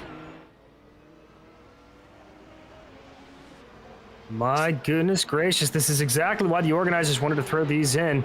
This is going to bring everybody close together, obviously. Getting right now everybody back onto the lead lap. This will take a minute to get sorted out, but it's going to be incredibly helpful. And I think the driver who's going to be most unhappy is Justin Richardson, just dominating this race. 8 seconds up front, and suddenly it's just all taken away. Yeah, Joey, I mean, that team knew it was coming. They just didn't know when it was coming. And we know that there's going to be, at least one. There could be other ones in this race, but Justin Richardson, you can't be too mad at that. They've got the best car out there. They've just got to keep it, keep their head on and get back at it here. I'll be interested to see, just really how this stacks up the field and if anyone's able to take advantage of this. Well, looking through the field, I do think some of the guys that it may help a little bit is going to be some of the drivers that were waiting to take a pit stop here. Specifically looking at the Punta Racing Red machine in the LMP2 field. Remember, they had extended that stint a little bit. Everybody else ahead of them had just come in about 7 laps ago. So because Punta had been able to hold this out, they'll be able to dive in the pits once they open and not lose too many positions. I think the GTE drivers as well, they've been quite long on their stint as well, so they're getting close to a pit stop. Speaking of GTE drivers, Steph, you're still here in the booth with us. Without revealing too much of your top secret team strategy, what do you think you're going to do here with this caution as we come to the pits right now? Quite honestly, I have no idea what we're going to do. Probably, I mean, for the GT, I mean, it's pretty much clear what everybody is going to do, I would say. There isn't really anybody who is on a different strategy. And with this caution, you're not going to gain too much if you don't pit. So quite honestly, I'm expecting pretty much the whole GTE field to pit unless they are on a completely different strategy, which I think only is like 1 or maybe 2 cars. So yeah, I'm pretty sure everybody's going to pit in the GT class here with us. We will see if that happens. I'm looking at some of the GTE cars just desperately trying to catch the back of the pack here so they can all be close together. I think most of them are navigating the second chicane on the Mulsanne straight. I'm not sure if the pits are open right now, so I'm not sure if any of these cars will be able to come in just yet. We may have to wait for the whole field to get packed up. Yeah, if I remember correctly in the driver's briefing, it's the second lap where the pits open, so we're still gonna have a full another lap until everybody can pit. But yeah, it sure is gonna be interesting from here on out, because the big strategy that comes into play is taking tires, because obviously you're gonna lose less time right now than on a green flag pit stop. We saw tires come into consideration a little bit earlier. Jordan Fisher, I think, was fighting you guys or some team close to you guys and had a couple spins on one lap because those tires were so old. Yeah. Is it worth it to stay out and not take tires just to get track position, or will it slow you down in the grand scheme of things and you should just take tires anyway? It depends on where people are on their tire strategy. From what I've seen and also from other teams, it seems like the second stint is really where it starts to feel the wear of the tires on the car. So right now, if anybody's gonna try triple stint, it would most definitely be quite courageous. Tire wear is good enough to do that third stint on the tires. That's for sure. You're not going to run into any tire problems because your tire wear is so low. But I would honestly be surprised if anybody is going to try triple stint at this time of point. Quite honestly, I would even be surprised if anybody tries triple stinting in the night. Well, as we wait for the parade of cars, we got a whole bunch of wave arounds. We got a whole bunch of cars trying to make their way into the pace car bunch. It'll take a couple minutes here. So DJ, Nick, anybody in the chat, if you guys have any questions, throw them in here.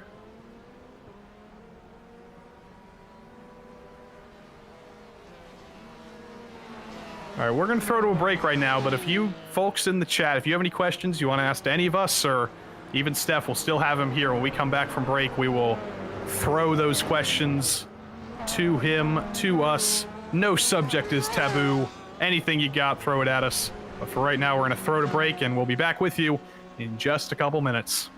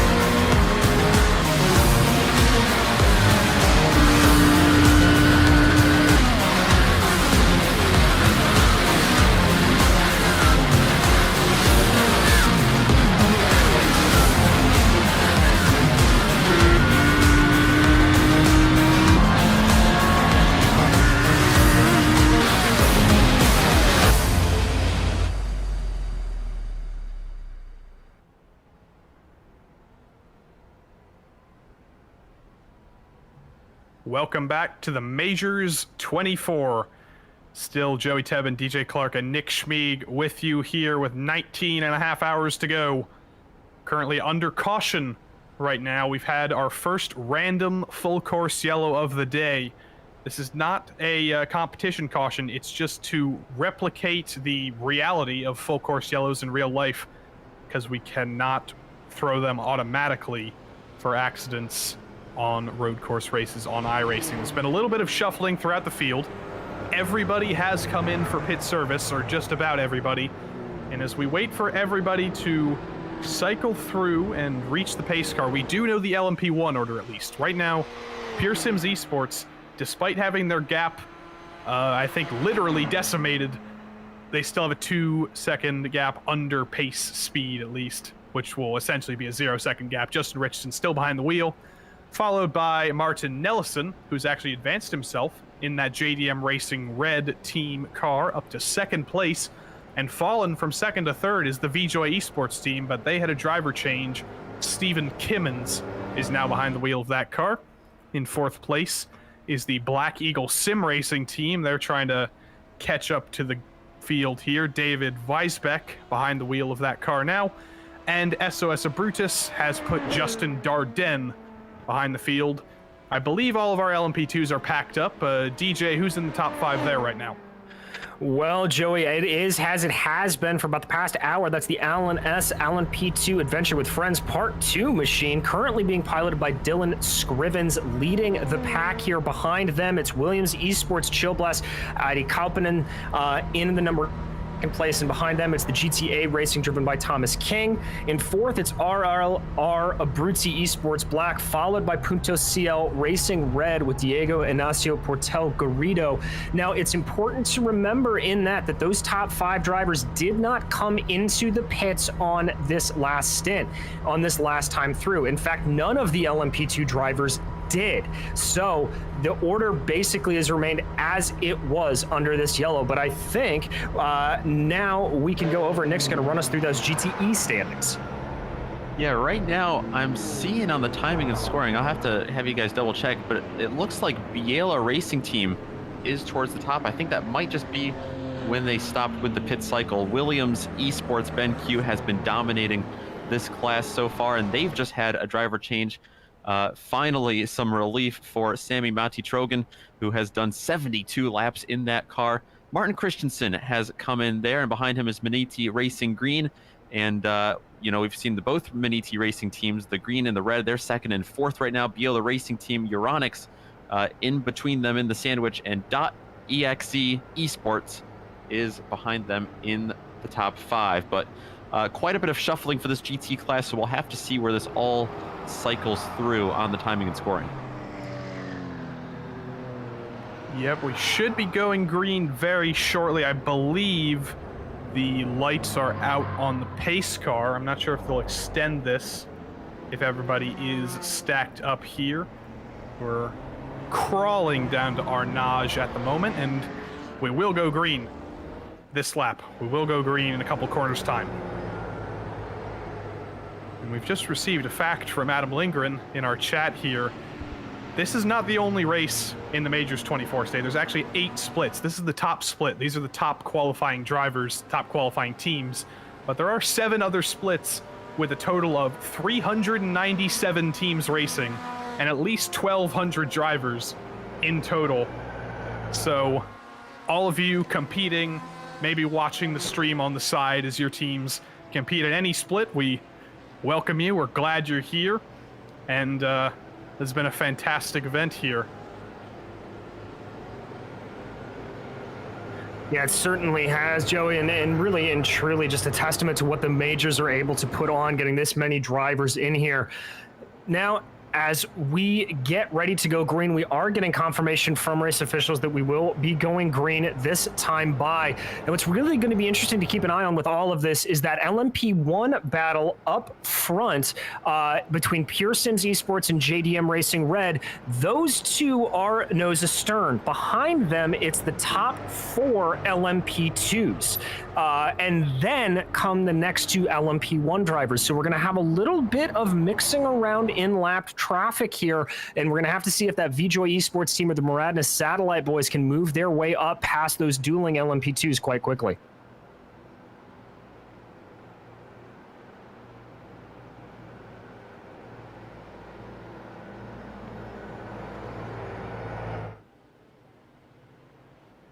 Just hearing a little bit of strategy news. The 450, the Bila GTE team piloted by Luca Kita, the current leaders, did not take tires. Also, the number 10 DRS Wave Italy GTE team did not take tires. We haven't mentioned them much at all, but currently piloted by Francesco Lubinu, up into P8 at the moment in class. So a couple strategy movers and shakers. We'll see if that works out for him in the grand scheme of the race, but we're crawling through the last couple corners of the track here.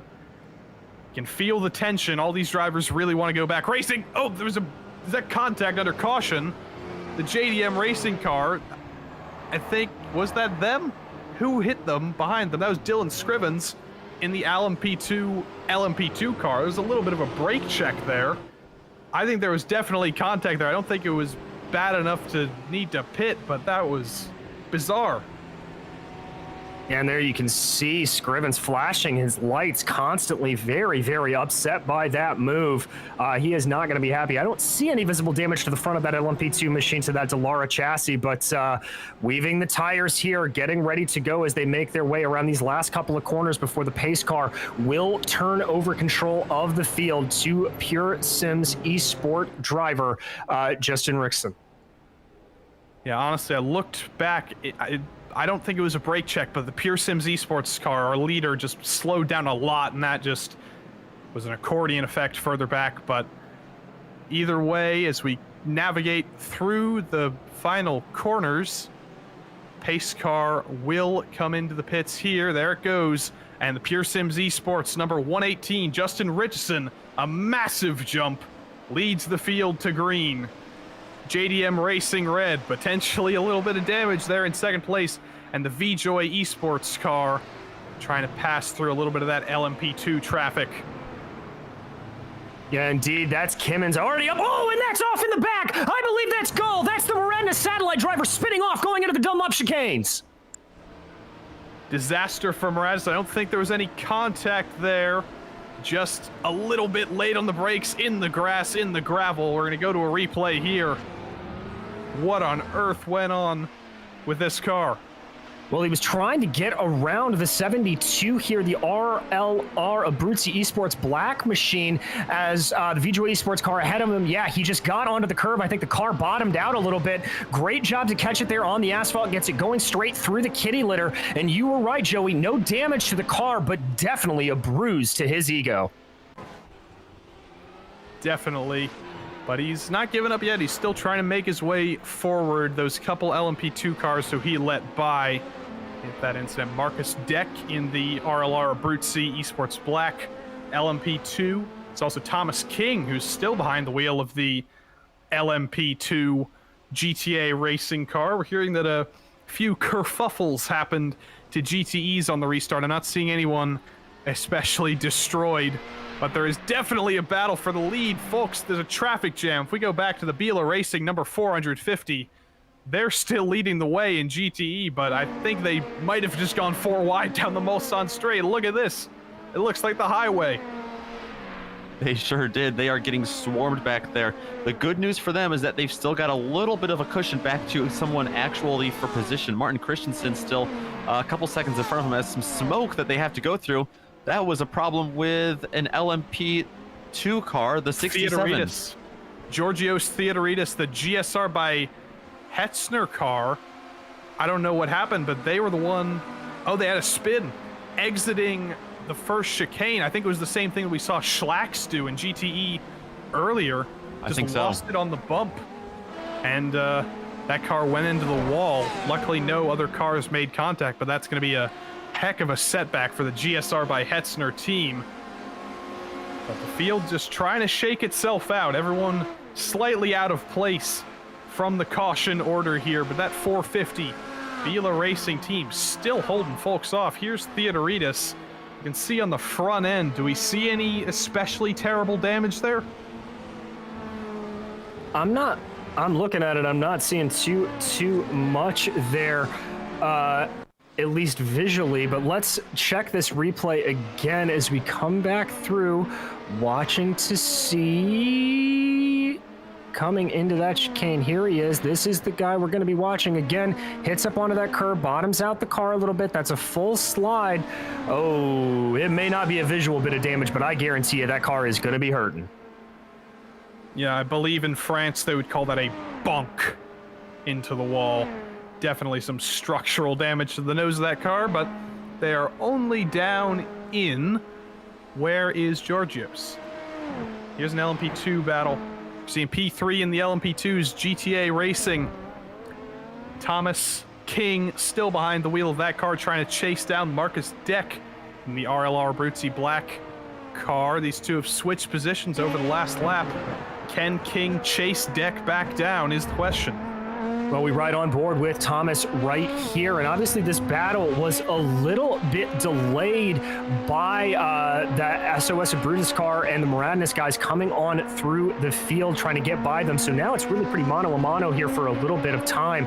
King just trying to catch up the best he can, but I've got to say that Abruzzi Esports Black Machine and Marcus Deck doing a really good job to keep distance. The gap is about a second, so GTA Racing's King will be able to get a little bit of the draft, but it's not going to be enough to really pull him in as much as he'd like to.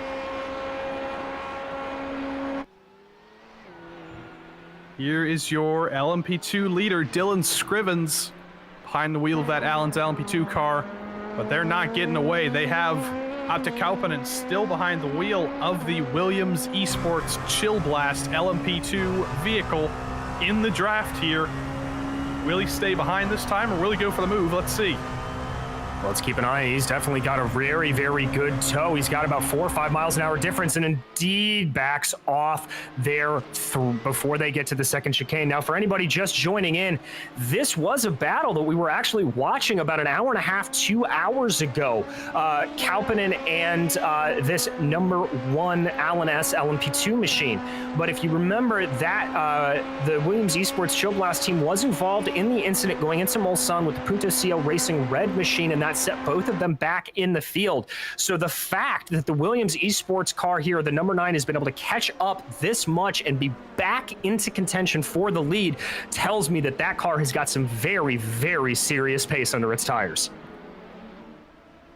Indeed, and he had enough pace to probably go for the move on that back straight, but he just backed out of it. Got almost close enough to be bump drafting the Allen's car, but stayed out of it. They're currently getting passed by Tom Bindloss in LMP1. And I tell you what, there goes Atte Kauppinen. He takes advantage and sneaks through around the outside. Williams Esports takes the lead there. That was sneaky, but that was smart. Not normally an area you'd see an overtake on that right-hander going into Indianapolis, but if you've got the speed there, Kauppinen says, I want this, and he did it. Now, these guys on the relatively the same pit strategy. Remember, no of the LMP2s came in during that yellow flag period. David Weisenbeck there getting around these LMP2s, but I've got to say, Scriven's not looking like he's going way too easy. He's going to stick very close during the Porsche curves. He's going to have to fight off a lot of aero wash from that number 9, but if he can keep this tight, he may be able to have a room down the front stretch. See if he can fight back here. He didn't put too much of a fight to keep the Williams car behind. And through these last couple corners, he's not going to be able to make a pass yet. But I tell you what, someone who might be making a pass, I'd like to go back to the GTE class, the number 12 Butler Powell Motorsports car. Bradley Philpott still behind the wheel. We've got another three-way battle. These guys have been stuck together for a while. There's the Texans Fitzstye Hades car. Harold Statler still behind the wheel. Joachim Franosch has taken the seat in the FSR and Friends, number 377, Joachim, rather. Those German pronunciations, they can mess you up, but we got him. And the Butler Powell Motorsport car. Steph, it's your car. You're third in the train right now. Do you think that Bradley will just have to go for a little bit of a double draft move here? Probably, hopefully, maybe.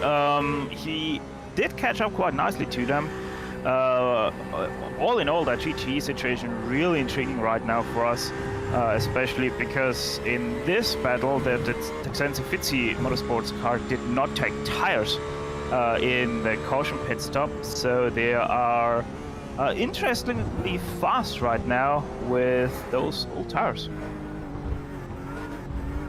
Yeah, the GTE battles right now, it is just, I mean, there are just groups of 3 or 4 cars at a time that are just nose to tail. They, even up in front of these guys, we saw Fabio Ponta leading Raymond Yip and Ashley Finch there for what looks to be 4th place right now, 5th place rather. And then right behind them is the battle you were just talking about, Steph. That's definitely of notice, of interest for your team.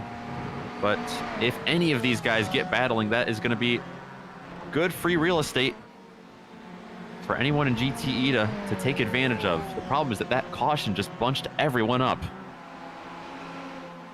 Yeah, we've got a real train here following Ponta in 5th. Then, like you said, Yip, then Finch, then that DRS Wave team. That team did not take tires. Francesco Lubinu behind the wheel of that car in 8th place. Is kind of a meat in the sandwich of 2 3-car battles.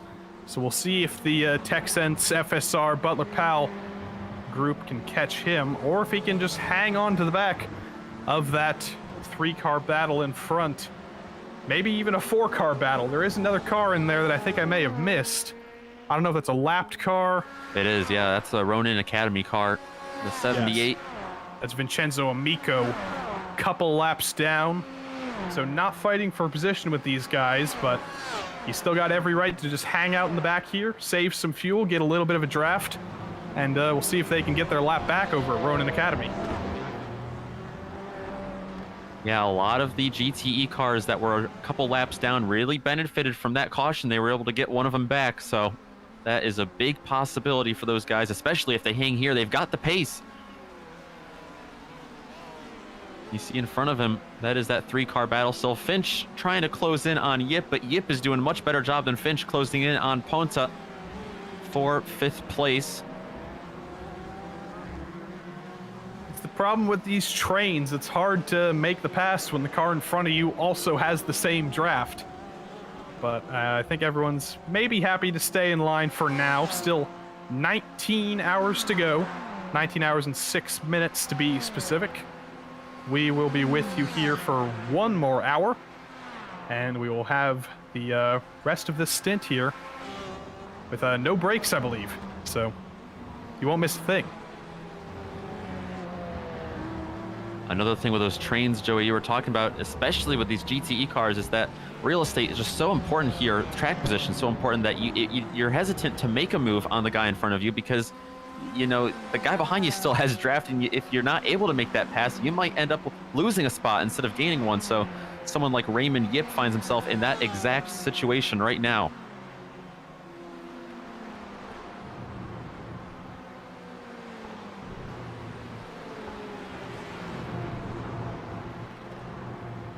Looking around to see if anybody else is getting aggressive, getting close. DJ, I think you've been following the lead battle in LMP2, the 9 and the 19, Williams and Allens going at each other still. Yeah, indeed they are. Kaupinen not really able to pull too much of a gap away from Scrivens. Unsurprisingly, that number 2 Allen P2 machine lost a little bit of time coming through the Porsche curves as to be expected with that aero wash. But interestingly, I think he had the room to make a move going down into Indianapolis, much like we saw the Williams driver do on the last lap. But Scrivens decided to back off a little bit, so I think he may be playing a bit of a fuel-saving game. And that's especially interesting coming from that 19 machine, considering the fact that they were able to go 1 lap longer on their last stint. Now, with all of that in mind, the other thing to keep in mind is the car directly behind them. It's about 2 seconds back in the road. That's the RLR Abruzzi Esports Black machine, currently parked by Marcus Deck. That car was able to go 4 laps longer than the Williams machine. He is the in the top 4. He is the driver who was able to stay out the longest. So I've really got my eye here on this 72 machine. I think that this may play into his advantage if he plays his cards right. And if anyone was wondering, I guess I should clarify this. The Williams Esports team, yes, that is the same Williams you know and love from Formula One. So it's great to see them getting involved in esports of all types, and right now it's paying off for them. They've got a car in the lead in LMP2. They've got a car in second place who has been leading for most of the race in GTE. It's going pretty darn well for Williams, I'd say. Certainly is.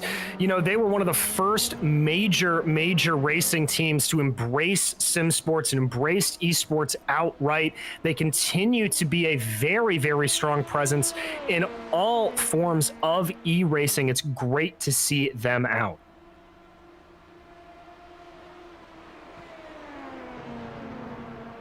And if you were wondering there, Joey just mentioned that the Williams Esports Ben Q car, they've been dominating the whole GTE race. We should clarify, yes, they are in second. That is because the 450 Biela racing team did not take tires, so we'll have to see. I was wondering if Martin Christensen would be able to get up there, but between that, the fact that the 450 didn't take tires under the full course yellow, and the fact that the Williams Esports team had a driver's swap, they've fallen back to second place, and they can't seem to quite get things going for them now. We'll have to see over the course of the race if they're able to get back up there and gain some more ground. Yeah, and the driver they've put in the Ben Q car, that is Martin Christensen, he just doesn't seem to have the pace that Luca Kita has right now in the lead. Kita about a tenth a lap faster, so the gap is about 5 full seconds between first and second. You would think Kita with the old tires would be falling back, but evidently not. That strategy does seem to be working out for Biela Racing Team Euronics. Still fairly early on this stint. Of course, not for Biela with those tires, but you know, the question that you've got to ask yourself, especially if you're Biela Racing Team, is what do you do under the next green flag stop? You're going to have tires, but that's going to put you on a whole different cycle than the rest of the GTE field, except for just a couple other cars further back that also didn't take tires. So certainly could be a gamble here very early in the race that might pay off over the course of a 24-hour run.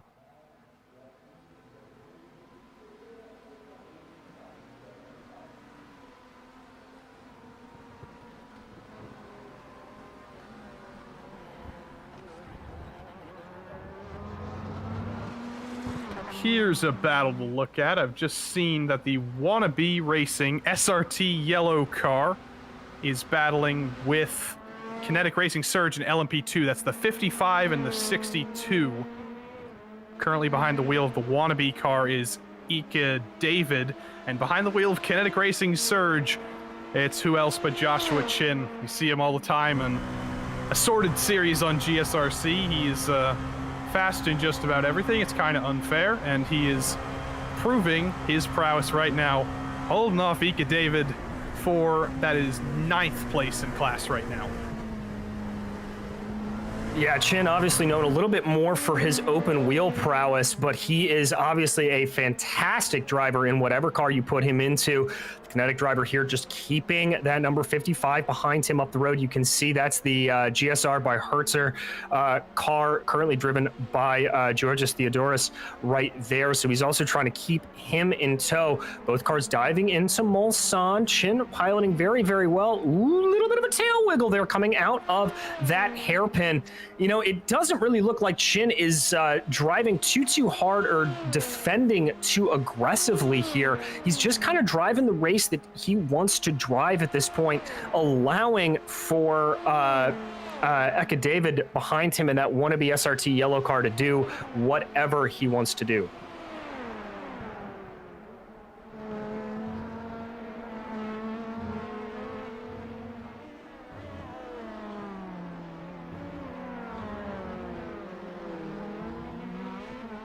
So we're hearing from the GTE teams on the pit wall. They're all working out their strategy. They're working out what other teams are doing. Steph, you think you may have figured out what the Biela Racing team have done without taking tires in the lead on that last caution? Yeah, it is. I mean, it is a little bit interesting that they did not take tires.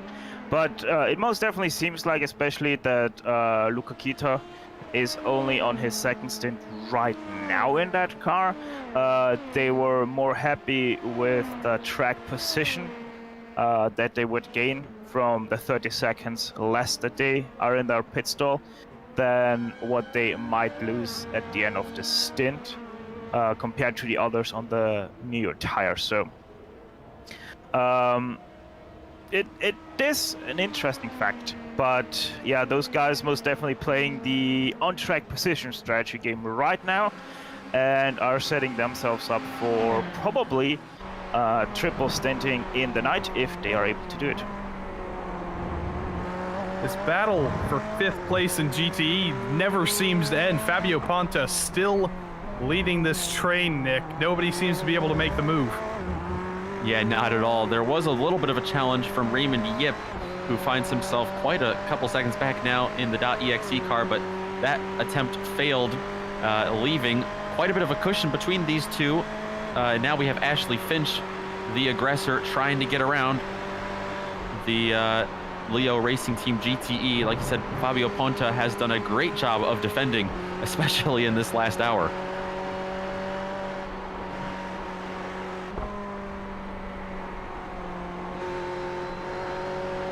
We saw Finch get a little bit on 2 wheels there. That was a big curb jump.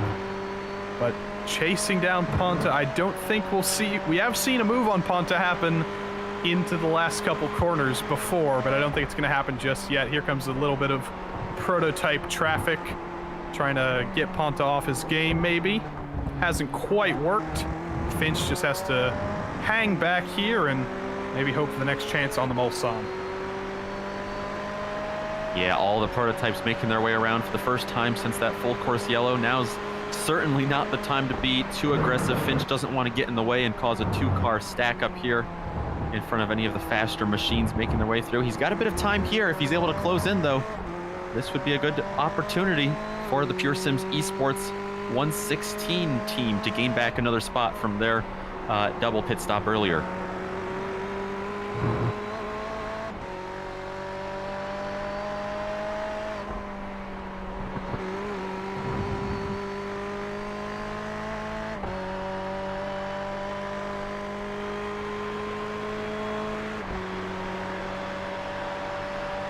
Definitely closing in here. We heard the beautiful sounds of these cars full throttle down the Mulsanne straight. I think Finch might finally go for the move here. Down the inside. Will the Pure Sims Esports car be late enough for the brakes? Absolutely. Ponta does not put up a fight. Ashley Finch up into 5th place in the class. And unfortunately, we've just heard that the Simsa Esports number 66 has crashed. I didn't see what happened. Ramez Azam behind the wheel of that car. I didn't see what happened to him. We'll see if we can catch a replay of that. DJ, did you see what happened to Ramez here? I was not watching it live, Joey, so we'll have to come in here and check this out. Looks like going into Indianapolis. Oh, just gets punted there. Again, though, as we've seen a couple of times over the course of this race, good job by Azam to be able to keep that thing off the wall, who would take a bird's eye view of it. Yeah, just a little bit of misjudge of the braking zone sends him spinning around. Very common to see. That was Joshua Chin, I believe, in that blue car. But this is the rear view of Azam. I think it was just a case of a little bit of a switchback. It was super close and nothing too egregious there. Shouldn't be much damage on Azam's car. But just, I've got my list of anecdotes about our drivers for each day, and this guy has one of my favorite career stories. We might get to talk about that a little bit later. But right now we've actually got his teammate, the Simsa Esports driver, Mr. Gustas Grinbergus. The team's had a little bit of a misfortune so far today, but overall, how much fun have you been having? Well, yeah, we had our little incident at the start, but we've been having fun, trying to recover as much as we can, hoping for maybe a few more yellows than some of the other guys, and just getting those laps back, getting those positions back in, and seeing where we end up. So looking in the order overall, you do have a couple laps behind the other LMP2s, but what kind of strategy moves, strategy calls do you think you're going to have to make up all that ground and get back in the fight here? Well, obviously we're just hoping for safety cars. those the pass arounds will help us a lot throughout the course of the race, just to make back those laps. So our only strategy is keep pushing, keep getting those places back. We're faster than quite a lot of the cars. We, I guess, unlap ourselves, at least unlap once ourselves, and we just keep going, keep our heads down. We know it's not over, and we keep pushing. I'm going to bring in DJ here. He's been watching the LMP2s very closely over the course of this race. DJ, what have you got for us? Well, I'm wondering a little bit about strategy calls here. We're starting to see, groups of this field, everybody, pitting last time on 76, but a couple guys on and off. Do you anticipate that having a big effect as we get into the night? Do you think people are going to be able to stretch out maybe a stint or two over the course of this race, or is it pretty much all pretty equal territory? I think there's a few strategies going on right now from what we're looking at. The safety car really mixed the field up, and the race leader, of course, still race leader, but might not be race leader for long, will have to pit because they didn't stop on their safety car. So the strategies are kind of branching out, and that's what makes this race interesting. And I don't think you'll be able to tell who's going to be where until probably the last half hour of the race.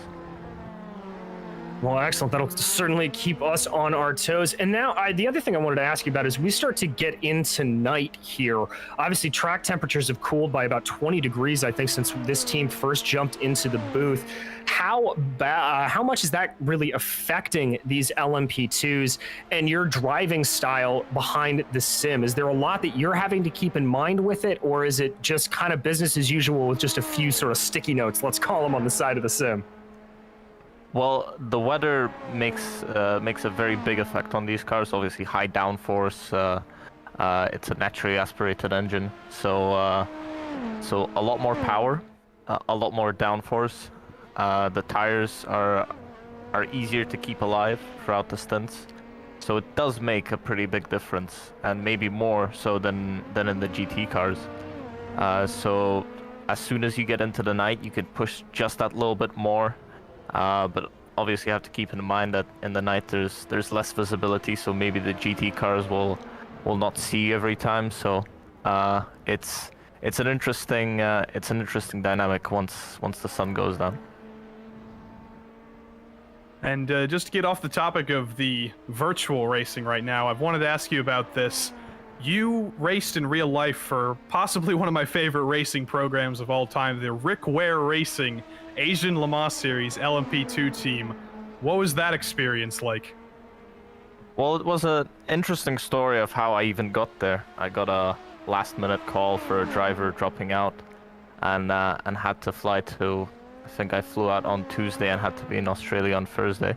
A pretty long flight from Lithuania. It's like I think I spent 1.5 days traveling.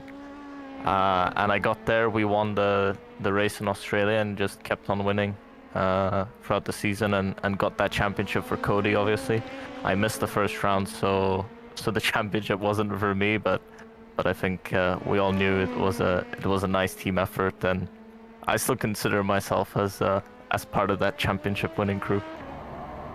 I mean, you were teammates with Cody for, I think on the page you were there for all but one race, so I'd take the credit where credit was due. But thanks for coming in and talking to us. Do you know when you're going to get back in the car, if you're going to get back in the car today? I think in probably an hour or two I should be back in. It's obviously going to depend on maybe if we get another safety car, then it's going to be a bit earlier. But I should be the next person in the car. And yeah, should be interesting going into the sunset finally into the night. All right, well, we wish you and the whole Simsa Esports team good luck. Gustas Grinbergus, driver of the number 66, they've got to make up some ground, but they will definitely be able to, I think. And on screen right now, currently driving that car, Ramez Azam. He raced in another one of my favorite series ever, the Speed Car series. It was in 2008 or 2009. They got a bunch of legends racing in that series, but we'll come back to that actually, because we have a battle, I think, for the lead in LMP1. It's actually, I think, yeah, I was there. You got me. You beat me to it, Joey. I've been keeping an eye on this. This is Kimmins and Cho in the VJoy Esports and Aquiver Motorsports LMP1, respectively. SOS Brutus and Justin Dardenne just up the road from them. These two guys were swapping back and forth on parts of the Mulsanne like nobody's business. And that is especially important because I think these guys are about to come to the end of their pit cycle. We've seen everyone outside of the top four, for the most part, in these LMP1s coming into the pits, so I wouldn't be surprised if this battle is going to continue as they dive in here, coming around Arnage. A couple of GTE cars to pilot their way around.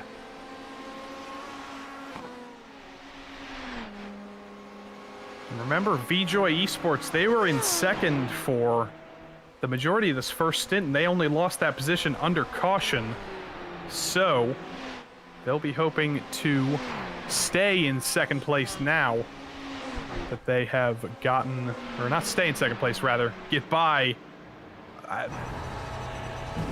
Yeah, the timing is slightly confusing as Pure Sims Esports are they in the lead? They're not in the lead.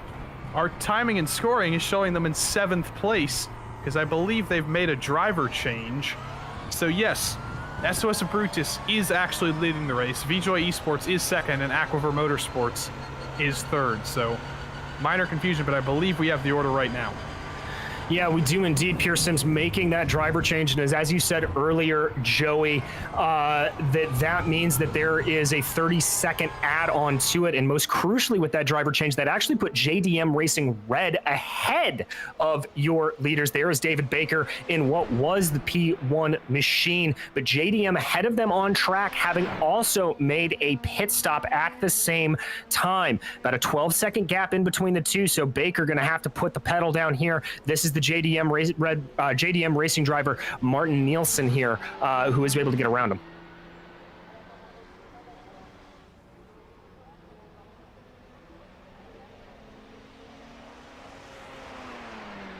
Hearing that, Steph, you've been hanging out with us for last couple minutes, maybe an hour total. We've got to let you go to fulfill your duties with your actual team today, but before we kick you out, you got anything else you want to leave us with?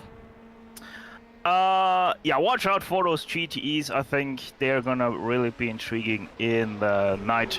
I've said it a few times already, but the tire strategy will really be extremely interesting at the forefront of this class. Bila with the old tires going on a different strategy compared to pretty much everybody else. And yeah, apart from that, thanks for having me, guys. I'll be driving in the night for a double stint. So still quite some ways to go until I am able to hop in my car, but yeah, no, it is going to be a very, very awesome race indeed.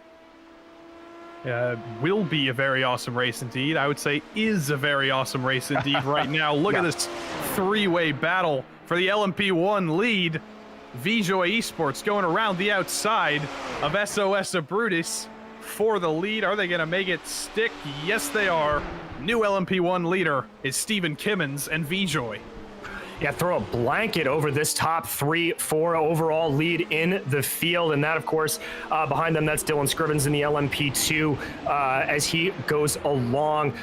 But, oh my goodness, this is just absolutely incredible here, guys. I mean, we are, what, 5-6 hours into this race, and these guys are this close. This is exactly the kind of racing you want to see at Le Mans.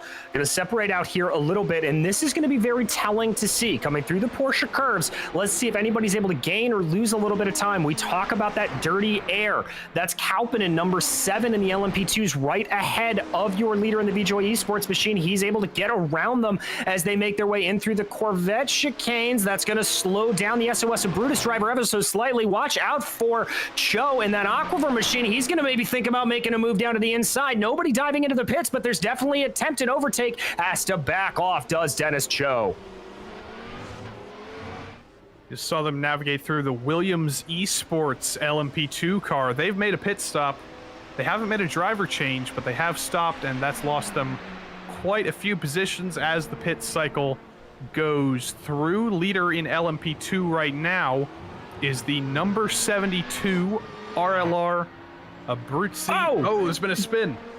That was Cho. That was Dennis Cho spinning, coming up to the Dunlop Bridge, just lost control of the car, dropping him well back. We're going to jump to check out the replay here, Joey. Looks like he just lost it through the first part of it. And did anyone make contact with him coming through? Ooh, no, he just had enough room, I think, to rejoin safely. Yeah, let's check out the onboard here, coming up and over, getting ready. A little bit of a lot of curb there. Yeah, I think that was a combination. He may have bottomed out ever so slightly coming over that first curve and just took a little bit too much of the second. We talked about it a little bit, but not really enough here in this broadcast. You know, these LMP2s, they do not like curbs. They've got a very, very stiff frame, and if you're too aggressive, or these LMP1s rather, if you're too aggressive coming up and over the curbs, it can really unbalance the car. And if you get into a situation like that where the left front is very, very unbalanced, you've got to be ultra smooth with your steering to make sure that nothing happens. But as you can see on your screen, what this has really done is this has allowed for the Muradinus Satellite E-Stars team to catch right up to the tail of Dennis Cho. That's Alex Gall in the 43 behind him. The draft is strong. We're going to ride on board with Gall here. Doesn't seem like he wants to take that much of the draft of Cho and go for the move just yet. Maybe just happy to hang back for the moment. But down to Mulsanne corner, hard on the brakes. Gal maybe a little bit later on the brakes, but I'm not sure how much Gal really wants that position right this second. Yeah, I'm not sure either. I think he may be a little content to save fuel, but even as I say it, he goes around the outside trying to make that pass going down into Indianapolis, and the sweeper right hand before, they're going to be side by side, and he's got it done going in. So day going from bad to worse for Dennis Cho here. Cho was really slow on the straight. I don't even think it was a case of a bad exit. I wonder if that car, either they have a little bit of damage or they're doing something different with the setup. I'm not... that car didn't look like it was entirely at full speed there. No, I think Cho may be playing a little bit of fuel strategy game, maybe just thinking things out in the long run, but definitely okay with falling back there. I think he lifted a little bit going into that right-handed sweeper.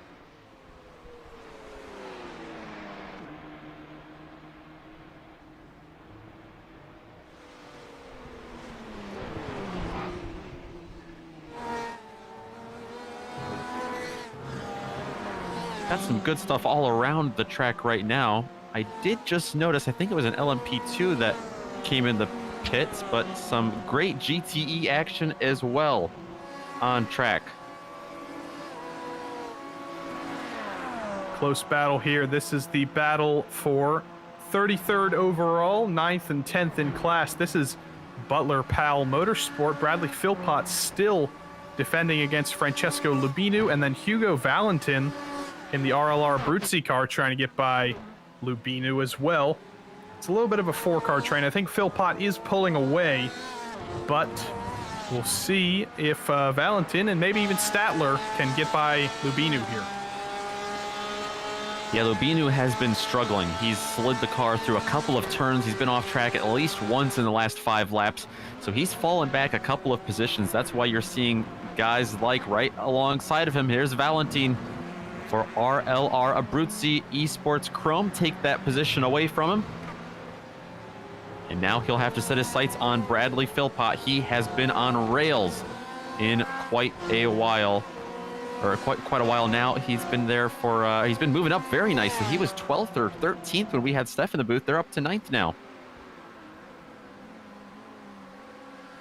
Believe we've seen some pit stops in the LMP1 class. DJ, have you been seeing what's going on up there?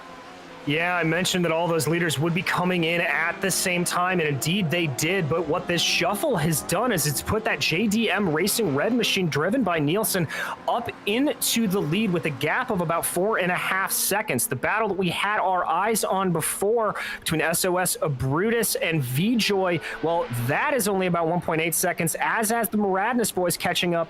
And Dennis Cho in that Aquifer car is keeping it nice and tight.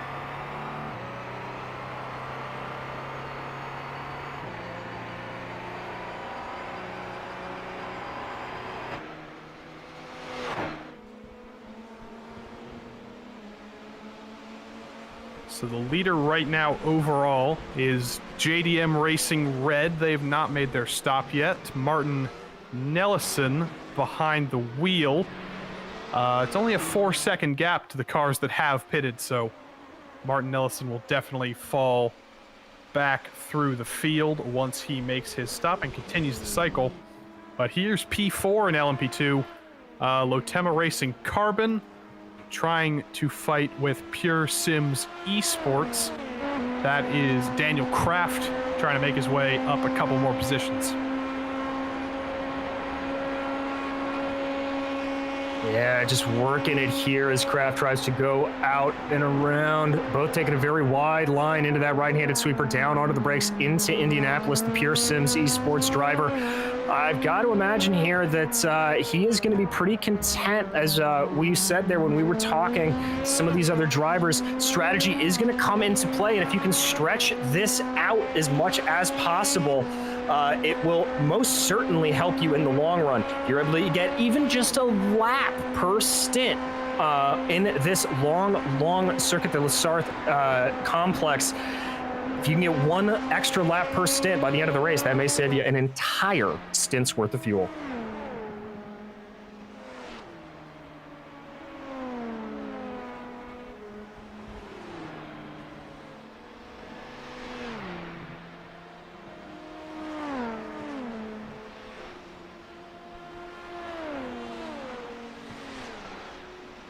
Just watching these guys, still full commitment through these curves. The latter half of the track. You need very high commitment through the last sector of the track, and we've still got 18 and a half hours left, but these guys pushing 100%. Hugo Brandau leading this little battle in 4th place. I'm going to P8 in GTE. The train continues. Bradley Philpott in the Butler Powell Motorsports car trying to get by Raymond Yip now. I think Raymond Yip either had a pit stop or made a mistake as he's fallen back quite a bit, but he's now at the lead of this GTE train. And this is a 5-car train, all 4 position, a group of 3, and then a small gap back to Francesco Lubinu, who is being challenged by Stadler. That's a group of 2, but up front you saw Philpott have to go defensive to keep in front of Raymond Yip. All sorts of great action happening down in the midfield of the GTEs.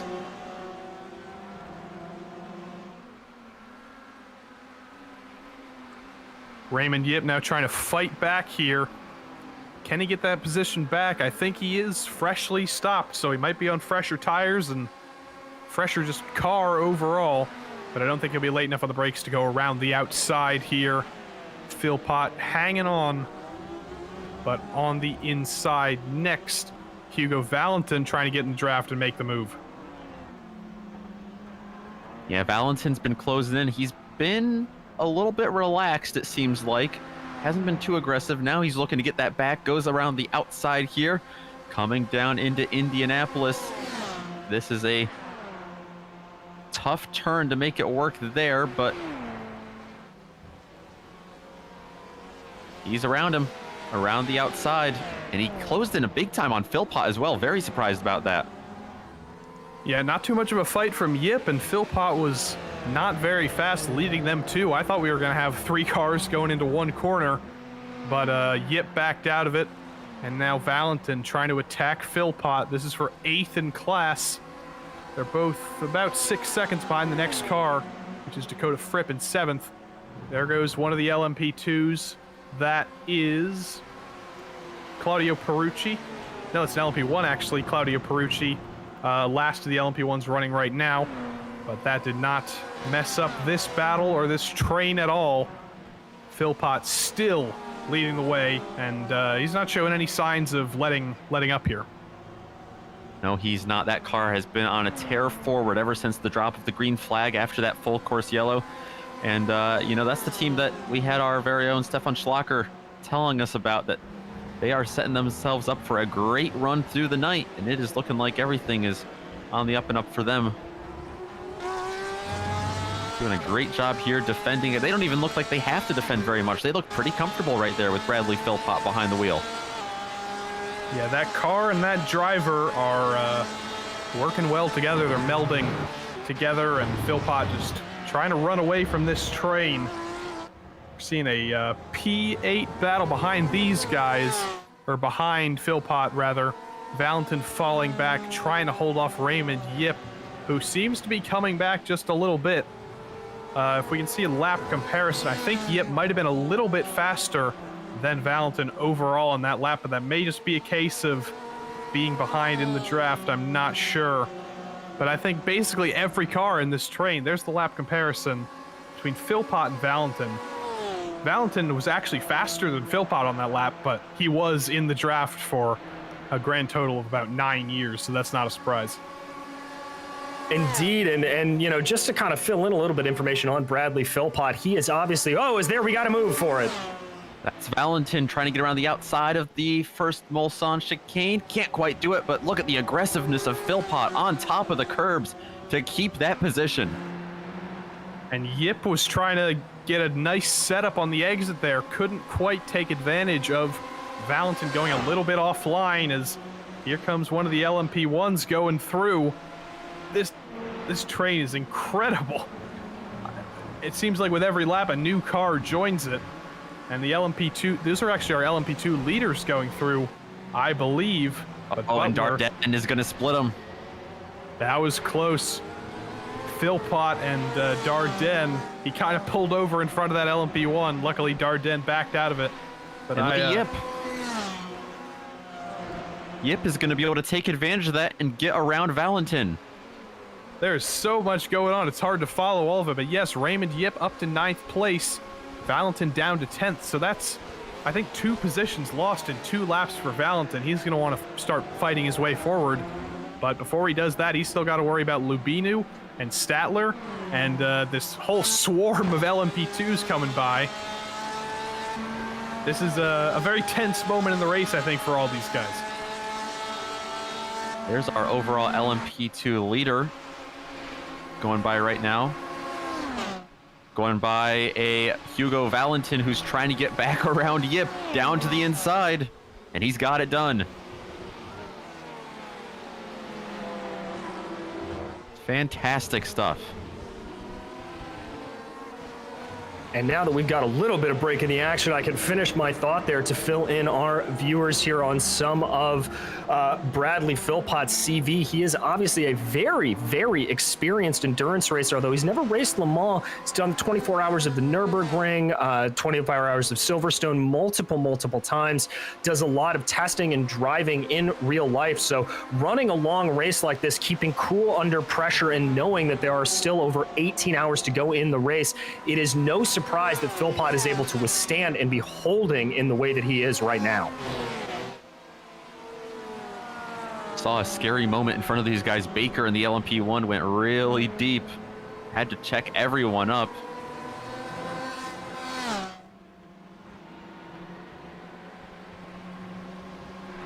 You know, Joey, one driver in this GTE battle that we didn't see really take advantage of this at all was Harold Stadler, who's down in 12th place. That Texans Fitzy Hades car, I think they've been struggling these last few laps. They had a lot of pace, the caution flew, and all of a sudden, nothing from them.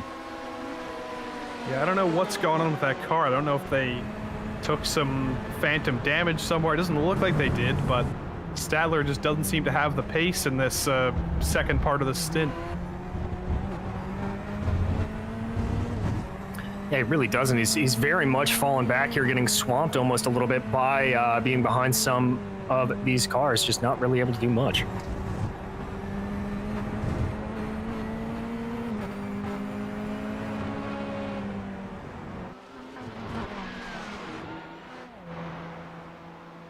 The lead of the race.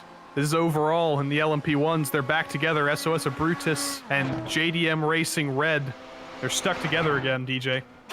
They are indeed. I've been keeping an eye on this. This is Dardenne behind him trying to find a way past Nielsen here. He's going to try to poke his nose to the inside, but not going to be enough. Maybe hoping to pick up a little bit of the draft from that Corvette in front of them.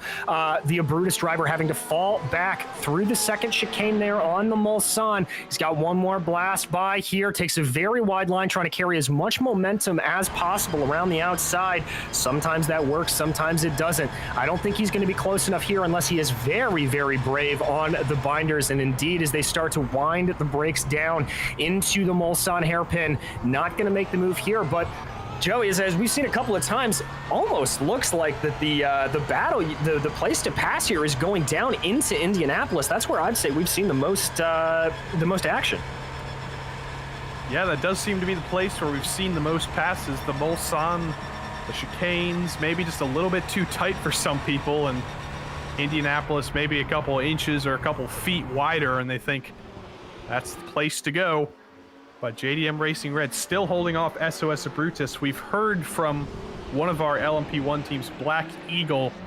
They are quite a few seconds back. They're in 7th in class right now. They say that someone made an illegal overtake on them into the pits under yellow, and it gave them a penalty, so they had to start all the way from the back of the field. And that is why the number 52 Black Eagle SimRacing car is about 22 seconds off the lead right now. Well, I mean, that's the kind of thing that you just hate to see in a long endurance race like this. You don't want to have to be clawing your way back forward. You want to stay up top and be competitive as much as possible. But kudos to them. Staying on the lead lap is going to be very, very crucial for them. As the sun goes down, they're going to really hope to do that. Keep our eyes here fixed, though, on this battle for P1. I got to say, Dardenne and that SOS Brutus car able to keep up relatively close to the JDM Racing Red machine in front of him. It's a really, really good job. We've seen a lot of guys fall off pace through the Porsche and Corvette curves, but not looking like a Brutus, team of Brutus here is having that problem.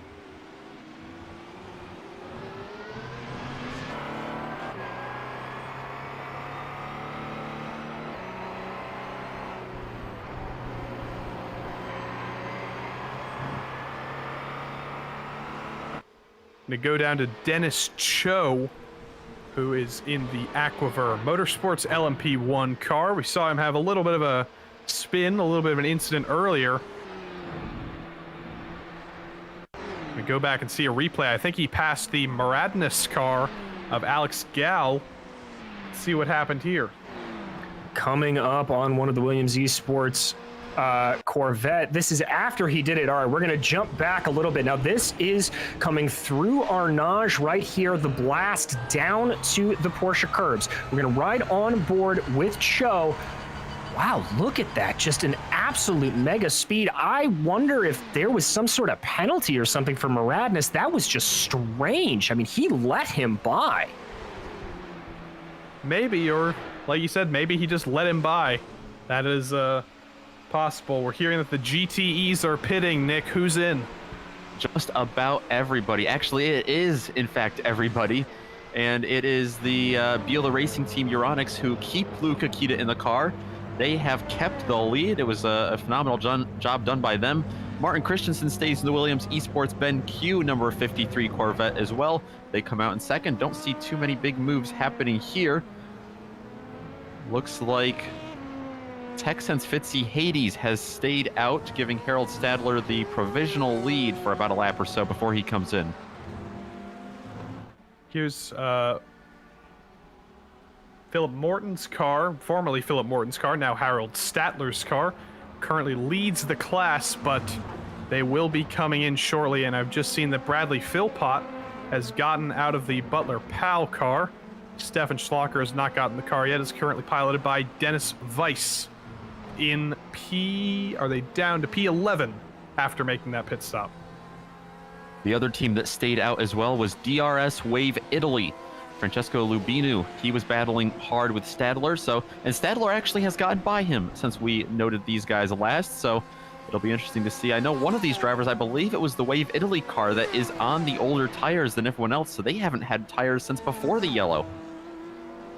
Yeah, and those no tire calls for the 450 for Biela, for the 397 for Fitzdi Hades, and for the 10 DRS Wave, the no tire call seems to be working for all of them, because they've all been able to make up a good couple positions. And for Bila, it's going to be the lead overall for them. Yeah, and if they can make that triple stint strategy through the night work as this track cools down immensely, it is down to 76 degrees Fahrenheit right now, and it'll only get cooler as the sun sets. If they can get that strategy hooked up, this could be very easily a winning call for them. But still 18 hours to go, so anything can happen. 18 and a half hours, actually, as we tick down the clock here. Going up to the front of this class, Harold Statler will see if he comes in this lap. Doesn't look like Lubinu is being too aggressive trying to go for a pass here. I wonder if they'll both come in simultaneously, or one of them will try and go for a little bit of an overcut.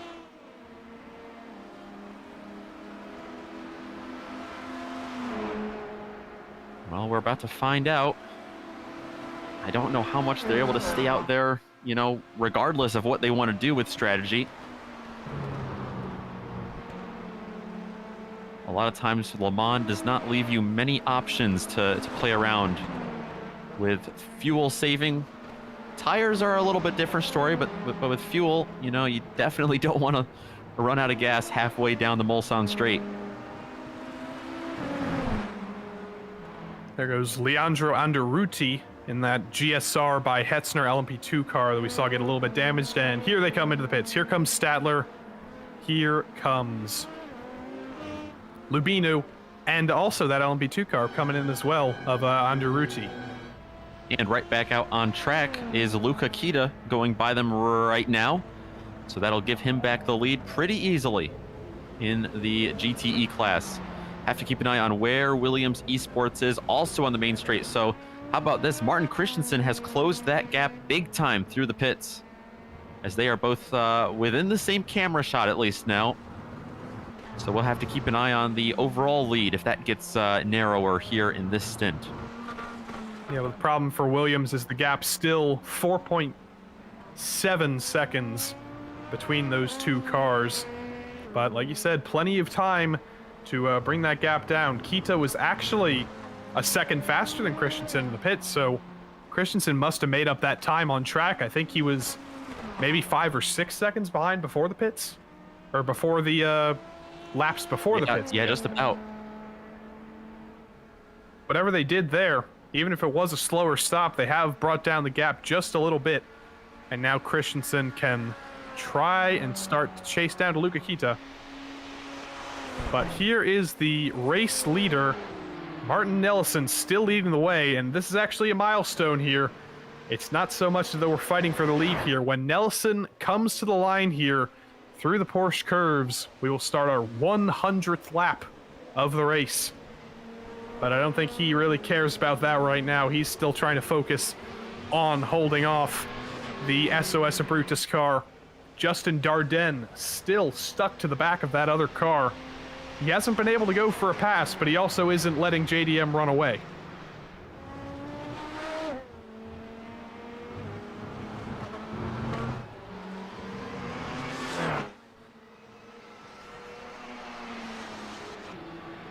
Yeah, definitely keeping him in check here. It's got to be nerve-wracking to make this many laps around Le Mans with an LMP1 battling with you for the overall lead behind you in your mirror. Certainly a very good study session right now for Dardenne and the SOS Brutus guys, as they are closely stalking the JDM Racing Red team.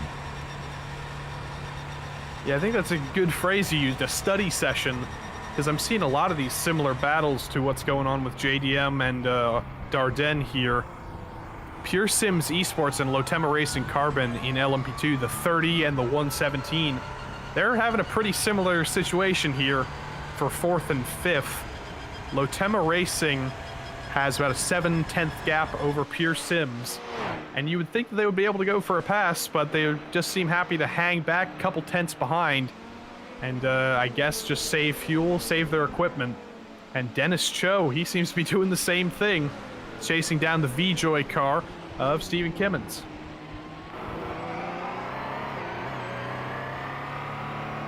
Indeed he does, Joey. There you see as we ride on that right front bumper of Dennis Cho, just sticking behind in the draft. I was listening a little bit to his throttle input. I think he's maybe just got, let us call it, a millimeter or two of lift coming down the straight. So definitely thinking a little bit about fuel saving here for him. The other thing to keep in mind with these LMP1s, remember, they do run on a hybrid system. So if you see these guys doing a little bit more braking, maybe not going as fast, could be a little bit of energy saving trying to get those batteries spooled up to their optimum position.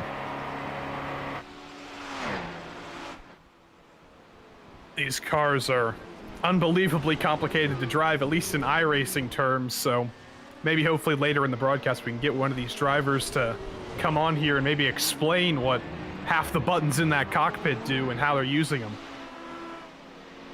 Well, I know if we are able to do that, I will certainly be taking notes, as I've never really been able to figure out how to drive these things to the utmost perfection. But here we watch that VJoy Esports machine piloted right now by Stephen Kimmins, being chased by Aquaver's Dennis Cho right now, coming through the Porsche curves, just trying to see if he can get anything by. Ooh, a little bit of lap traffic there. That's going to slow him down ever so slightly, but it's going to affect both cars.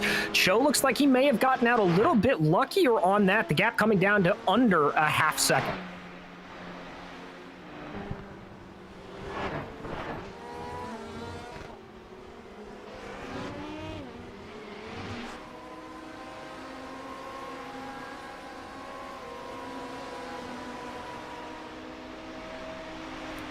See if he thinks about going for a move into Dunlop here. I don't think he'll be quite close enough to even try. That's an LMP2 car that they just navigated their way through. And that's actually going to put a wrench in things for Cho.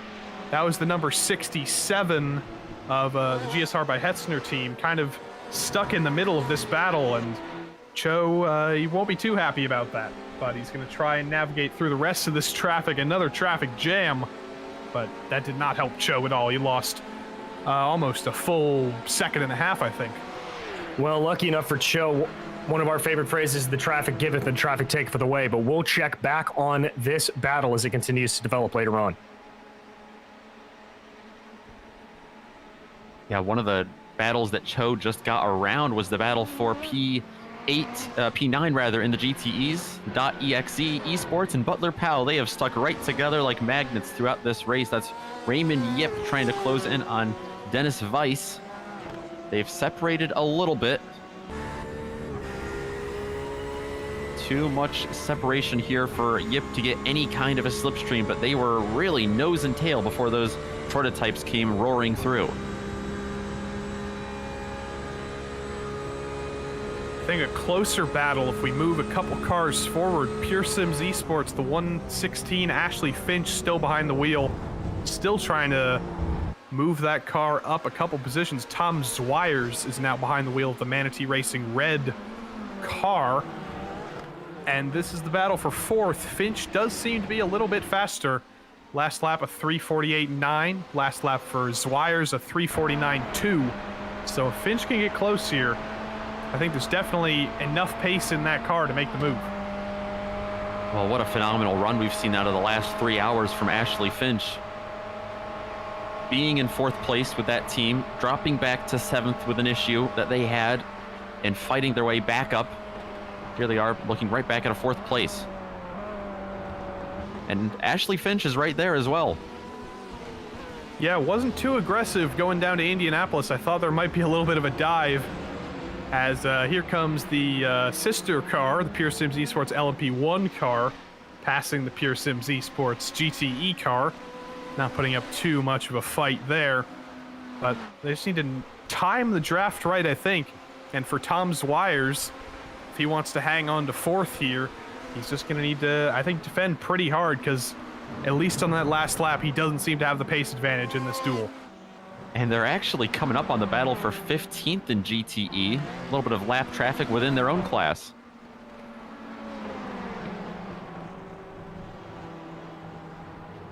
Here's Jake Feinerman in the Precision Esports 111, navigating his way through here. Not holding up either of them too much. didn't really help either car, but we're going to ride on board with Feinerman here. Oh, yeah, that was strange. He almost had to park it in the middle of the track. I think that Corvette was trying to be a little bit too nice by letting him by and caused a little bit of a stack up. That was Diogo Pais Solipa in the Corvette, but Feinerman does get through eventually. Yeah, he does. Now he'll have a little bit of spare pace around him. Good gaps on either side, just focusing in on doing his laps. Here's the Pure Sims Esports LMP1 car, the leaders of the majority of the race. They've been on the back foot a little bit on this second stint, at least. I don't know when this strategy will get them back to the lead, if it ever will, but as of right now, they're, I think, 6th overall. Yeah, but once again, as we've talked about and we saw earlier in this stint that we've been on for, those yellow flags could throw everything up for grabs here, depending on when these full course yellows get thrown by race control. Could make for some very, very interesting strategy. And I think some of these guys that may be a little bit worried about being off pace or just hoping they can catch those full course yellows a little bit better, or maybe just get a lap or two extra out of that fuel tank.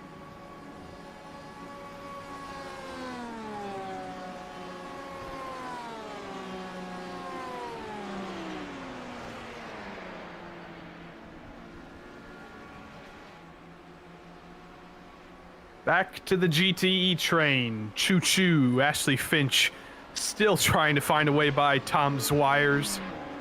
Not quite close enough this time. And I tell you what, this little holdup here, that's allowing the Vendaval SimRacing car of Dakota Fripp to catch up. There are a couple lapped cars in the middle here.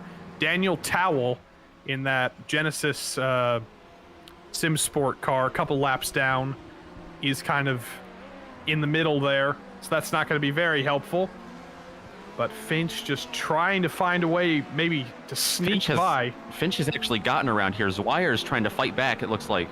Yeah, that's the lap car. That is Diogo Solipa, who they're trying to lap. But Finch maybe getting a little bit held up here. And gotta be the Solipa kind of parking it in the middle of the track here. Finch goes almost off the track to finally get through. And a little bit of light flashing from Zwires, but it looks like they'll both be able to clear Solipa here. Yeah, this is the last thing that Pure Sim needs right now. Pure Sims Esports, rather, needs, is because they were just fighting Zwires. We watched for about half a dozen laps, it seemed. Everyone kicking up a little bit of the dust there. So Zwires trying to fight back, not happy with this 5th place. He's trying to get that 4th back.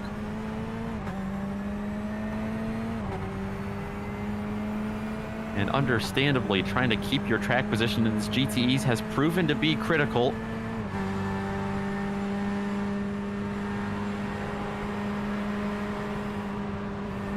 As Nellison gets around him, Zwires hangs tight.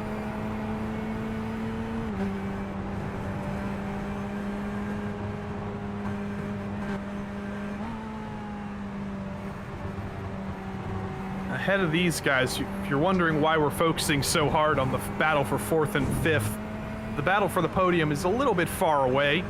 3rd place is 23 seconds ahead of Ashley Finch. So that'll be a little bit of an uphill battle, but 18 hours to go, like we keep saying. They'll make it up there eventually, but we're going to go up to the LMP2 class here. And this is the battle for 2nd place. Talking about the podium, one class at least has a battle for the podium going on. This is Pure Sims Esports and Lotema Racing Carbon. This battle's been going on for quite a few laps, I think, with Brandau and Kraft, but right now it's the battle for 2nd. It is indeed, Joey, and there you see that was Kraft, I think, running a little bit wide on the exit of Arnage. But I get the sense here that Brandau is just kind of taking his time. I think he knows he's got more speed than the number 30 in front of him, and he's not really pushing the issue too much. He's just trying to fill up his wing mirrors right here, just making it as tough as possible to focus on the road up ahead.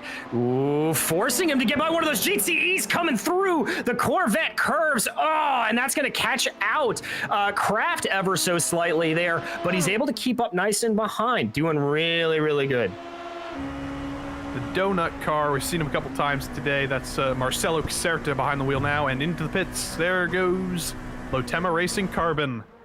Down into the pits brings Hugo Brandau, and Pure Sims Esports will get promoted up to second place here. Yeah, indeed they will. And so those strategies that we talked a little bit earlier with Gustas about starting to come into play here. Your two leaders right now, Pure Sims Esports and RLR Abruzzi Esports Black, they're staying out. They are able to go a little bit longer. Behind them, Lotema coming in right now at this point. Williams Esports Chill Blast has been in. Alan S, Alan P2 has been in. Kinetic has been in. A lot of these guys are able to make this fuel last a little bit longer, and we'll have to see if that plays out. Seeing battles for second in just about every class, and this one still thundering along. VJoy Esports, Aquiver Motorsports, LMP1, Cho, and Kimmins. Cho maybe getting a little bit frustrated, not being able to make this move. And I tell you what both of these drivers are doing. Both of them are catching SOS Abruzzi in the lead. Justin Dardenne, our leader, doesn't quite seem to have the same pace. Or actually, he does have a little bit more pace, but the gap's still staying under 2 seconds at least between the entirety of the top three. Yeah, and that's really and truly what you want to see if you are in these second or third place positions right here, even going back as far as fourth place with Muradin's Satellite, only about 3.4 seconds back from this battle. They're within striking distance. That's what you want to keep up and keep doing over the course of this race. It doesn't matter if you're leading at this point with about 18 hours left to go. You just want to be in the conversation, and these guys are doing exactly what they need to do in that regard. And as we reach hour 18, or rather hour 6 with 18 to go, we just like to remind you that in a couple minutes we will be switching to the next part of the stream. If you click on the link in chat or you click on the GSRC YouTube page, you'll see the next stream, which is hours 6 to 12 of the Majors 24. It'll not be this same stream. You will have to move over, but we hope you'll follow us, and we'll see you there in a few minutes' time. But for right now, we still have 7 more minutes to go until we hit hour 6, and there's still tons that can change here. See Justin Dardenne actually pulling away. I mentioned that he might not have the pace to hold off those two behind, and I think I was completely wrong, because he is streaking away right now. Yeah, he really is. I think he may have just gotten held up in a little bit of traffic on that last lap. And looking at the last lap comparisons, I've got to say he was able to do a 3-minute, 10-second .4 lap behind him. Kimmins only able to put in a 3:11.8, so about a second and change there in time. Some very, very good laps coming from this SOS Abruzzi driver. We stay focused on the battle though between Kimmins and Cho. Cho again not looking like he wants to be too aggressive here. I really think this is just the time in the race, like I said, where you're maybe seeing if you can force a mistake out of your competitors, just seeing what you can do.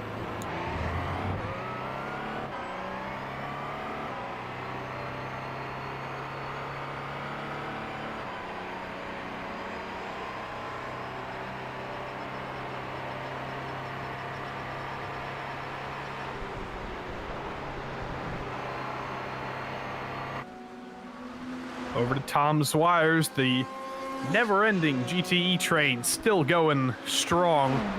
Zwires defending from Dakota Fripp, actually. So Zwires falling back, almost going to lose fourth place here. And definitely will lose fourth place here. Fripp easily clear, crosses over into the braking zone, and up into fourth place. Vendaval SimRacing, piloted by Dakota Fripp. Something has gotten into that number 54 machine. It's been incredible from Fripp. He's gone up from 6th, now into 5th, and now into 4th, as Ashley Finch got passed earlier, and now Zwires has to settle from behind him. Yeah, we saw Finch make the move. I don't know I don't know where all the time went. I don't think that car pitted, but Ashley Finch lost 2 or 3 positions over the course of the last couple laps. But speaking of pitting, here's Daniel Kraft, Pure Sims Esports, LMP2, pits from second, and that's going to promote the Williams Esports LMP2 up to the lead. Yeah, exactly. Shuffling these things around a little bit. And that Williams Esports driver, you see him there on your screen, that is Outi Kauppinen. And still, he has got about a 4.5 second advantage over Alan P2 team there, with now RLR Abruzzi Esports Black shuffling out and making up your top 3.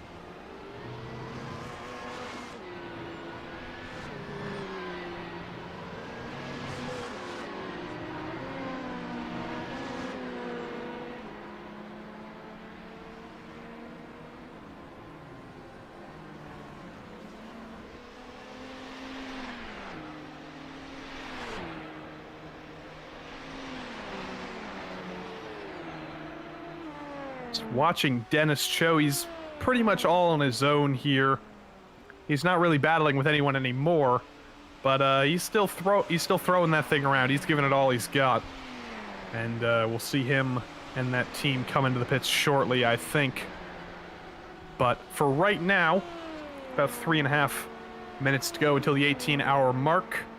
We will go through the field for you. So let's start with LMP1. Let's tell you where everyone is. In the lead still is SOS Abruzzi, piloted by Justin Dardenne. At the moment, second place, Dennis Cho, behind the wheel of the Aquiver Motorsports LMP1. And then in third place is Stephen Kimmins for VJoy Esports. In fourth place is Maradness. Oh, JDM is in third place. We've seen a little bit of a change in the order. Martins Nelson is in third, and then fourth place is VJoy Esports, rather, with Stephen Kimmins. And then rounding out the top 5 is Alex Gall, piloting the Maradness Satellite E-Stars Neon. Jumping back into the LMP2 field, which has been just as competitive now that pit stops have cycled. Outi Kauppinen continues to lead in that Williams Esports Chill Blast machine. Number 9, following on his heels and trying to get in the gap down, is the Alan S. LMP2 Adventure with Friends Part 2 machine, currently piloted by Chris Lulum. Behind them, it is the RLR Abruzzi Esports Black, number 72, Marcus Deck behind the wheel, and that rounds out your podium. Behind them, it's Lotema Racing with Hugo Brando, having a big gap to make up the road, but doing his best to do it, and GTA Racing behind them with Thomas King currently behind the wheel. The GTEs, it's been a wild day so far for this class of 20 starters. It's Biela Racing Team Euronics, after taking a gamble with pit strategy, staying out under the full course yellow for tires. They've held the lead for about 20 or 30 laps, but Williams Esports BenQ, who dominated the first 3 hours of this race, they are fighting back. They've got that gap down to 1.5 seconds now, with Martin Christensen behind the wheel. Mantini Racing has had a good showing of their 2 teams here. Their green team is currently up in third place. They have a steady lead over a wild group of cars behind him. Fourth place, Vendaval SimRacing. Something's gotten into that 54 team. They've hit the afterburners with Dakota Fripp. They've gotten around Mantini Racing Red with Tom Zwires in P5, and Ashley Finch is right in tow with them in P6 as well, guys. There's your top 5 in each class right now, but you know, in 2 hours and 6 hours and 18 hours from now, I wouldn't be surprised if every single one of those top 5s is in a completely different order. But for right now, we're going to throw it to a break. DJ, I don't think you'll be back with us for the rest of the night, but Nick Schmee will be back with you at around 7 p.m. I'll be with you on the graveyard shift from 11 to 3. And next up, Justin Prince, Rocco Stallone, and Robert O'Brien are waiting in the wings for you. Now remember, go to the second stream, either click on the link in the chat or click on the YouTube page and click on the stream that says Majors 24 Le Mans, hours 6 to 12. We'll see you there, and we'll see you in a couple minutes.